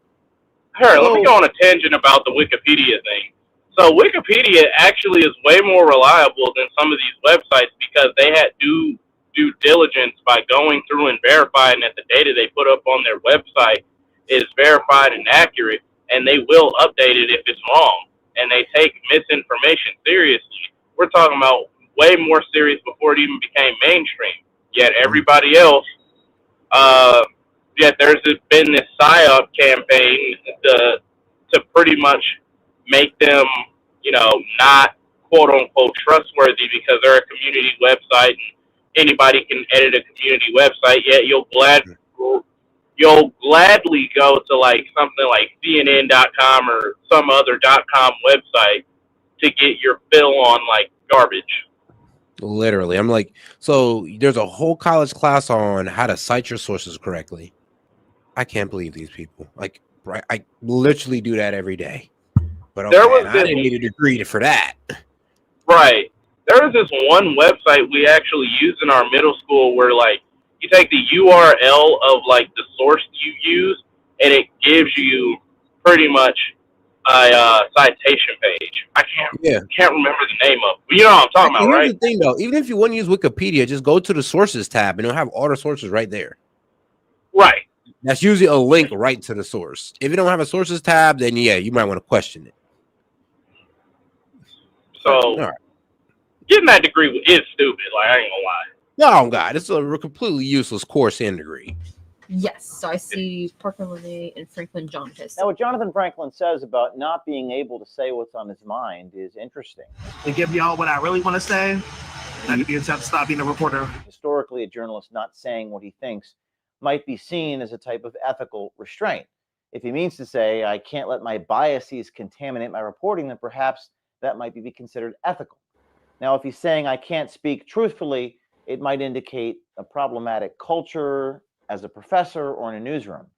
But this notion of objectivity when a professor of journalism is using slurs in public. Well, that's a fiction. We here have a whole library of books on journalism ethics. This is one of my favorites called Ethical Journalism, a guide for students, practitioners, and consumers, written by Philip Meyer, and he writes that reporters adapt models into which they can fit their objective facts. In addition to being guides to interpretation, those models, Walter Lippmann, the dean of journalism 100 years ago, called them stereotypes. They also help to select with aspects of the objective world to look for. Now, in this other book, News Values, a guy named Jack Fuller, he was actually the president and publisher of the Chicago Tribune. Fuller.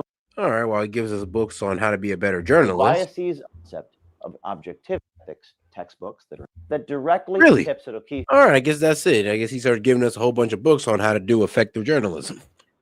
But all right. Which is real simple. Don't be a sleaze. Actually get the sources right. Don't bias report. I mean, these are things that we were taught. I was taught at least this much while doing speech and debate, was anytime you get a source, always get a contrary source to make sure that you're not being biased and they're saying roughly the same thing. Man. But all right. All right, man. We're going to go ahead and end it on this one. Appreciate y'all for tuning in. Going to go ahead and leave. Once again, always leave out on the funny clips. Appreciate the support, guys. And peace. And I'll see you later, my man Gaming. See you. All right. Meet Ilhan Omar. She fled Somalia's civil war to live the American dream. And boy, is she living it. $30 million in assets, a venture capital firm, and a winery. But according to Omar herself, America is being turned into one of the worst countries in the world. If this is the nightmare, sign us up. Ilhan Omar calls herself a democratic socialist, fighting for the working class with Medicare for all, student debt forgiveness, and big tax hikes on the rich. But hey, who says socialism can't come with a side of luxury wine and venture capital? In February, she tweeted, "I barely have thousands." Then her financial disclosure dropped, showing millions. Oops, must have forgotten to count the VC fund. Her campaign paid her husband's consulting firm $3 million, and now his investments are booming. What a coincidence.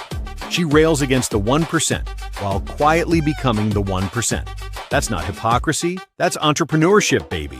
And don't forget, whenever caught in controversy, it's always due to racism or Islamophobia. Maybe the secret ingredient to millionaire status is never, ever admitting a bad take.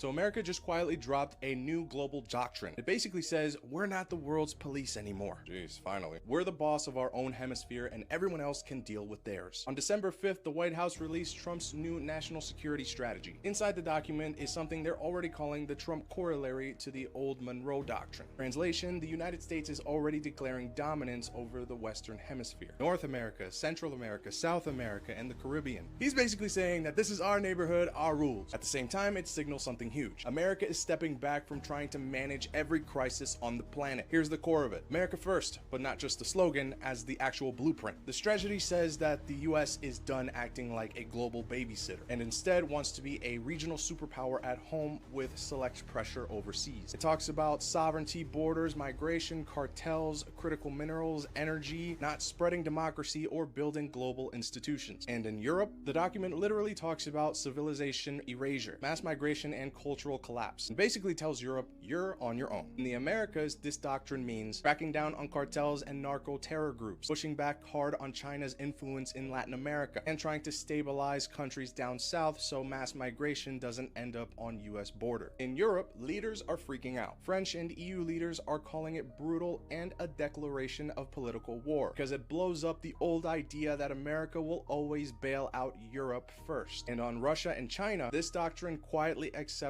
a world of spheres of influence, meaning that it acknowledges that there are only 3 global powers, the US, Russia, and China. The goal is to avoid a giant global war by not trying to run everything anymore. So here's the question, is this smart realism where we're admitting that we can't police the entire planet, or is it dangerous because it gives Russia, China, and Iran more room to operate in their own backyards? Does America get stronger when it focuses on its own hemisphere, or weaker if it stops acting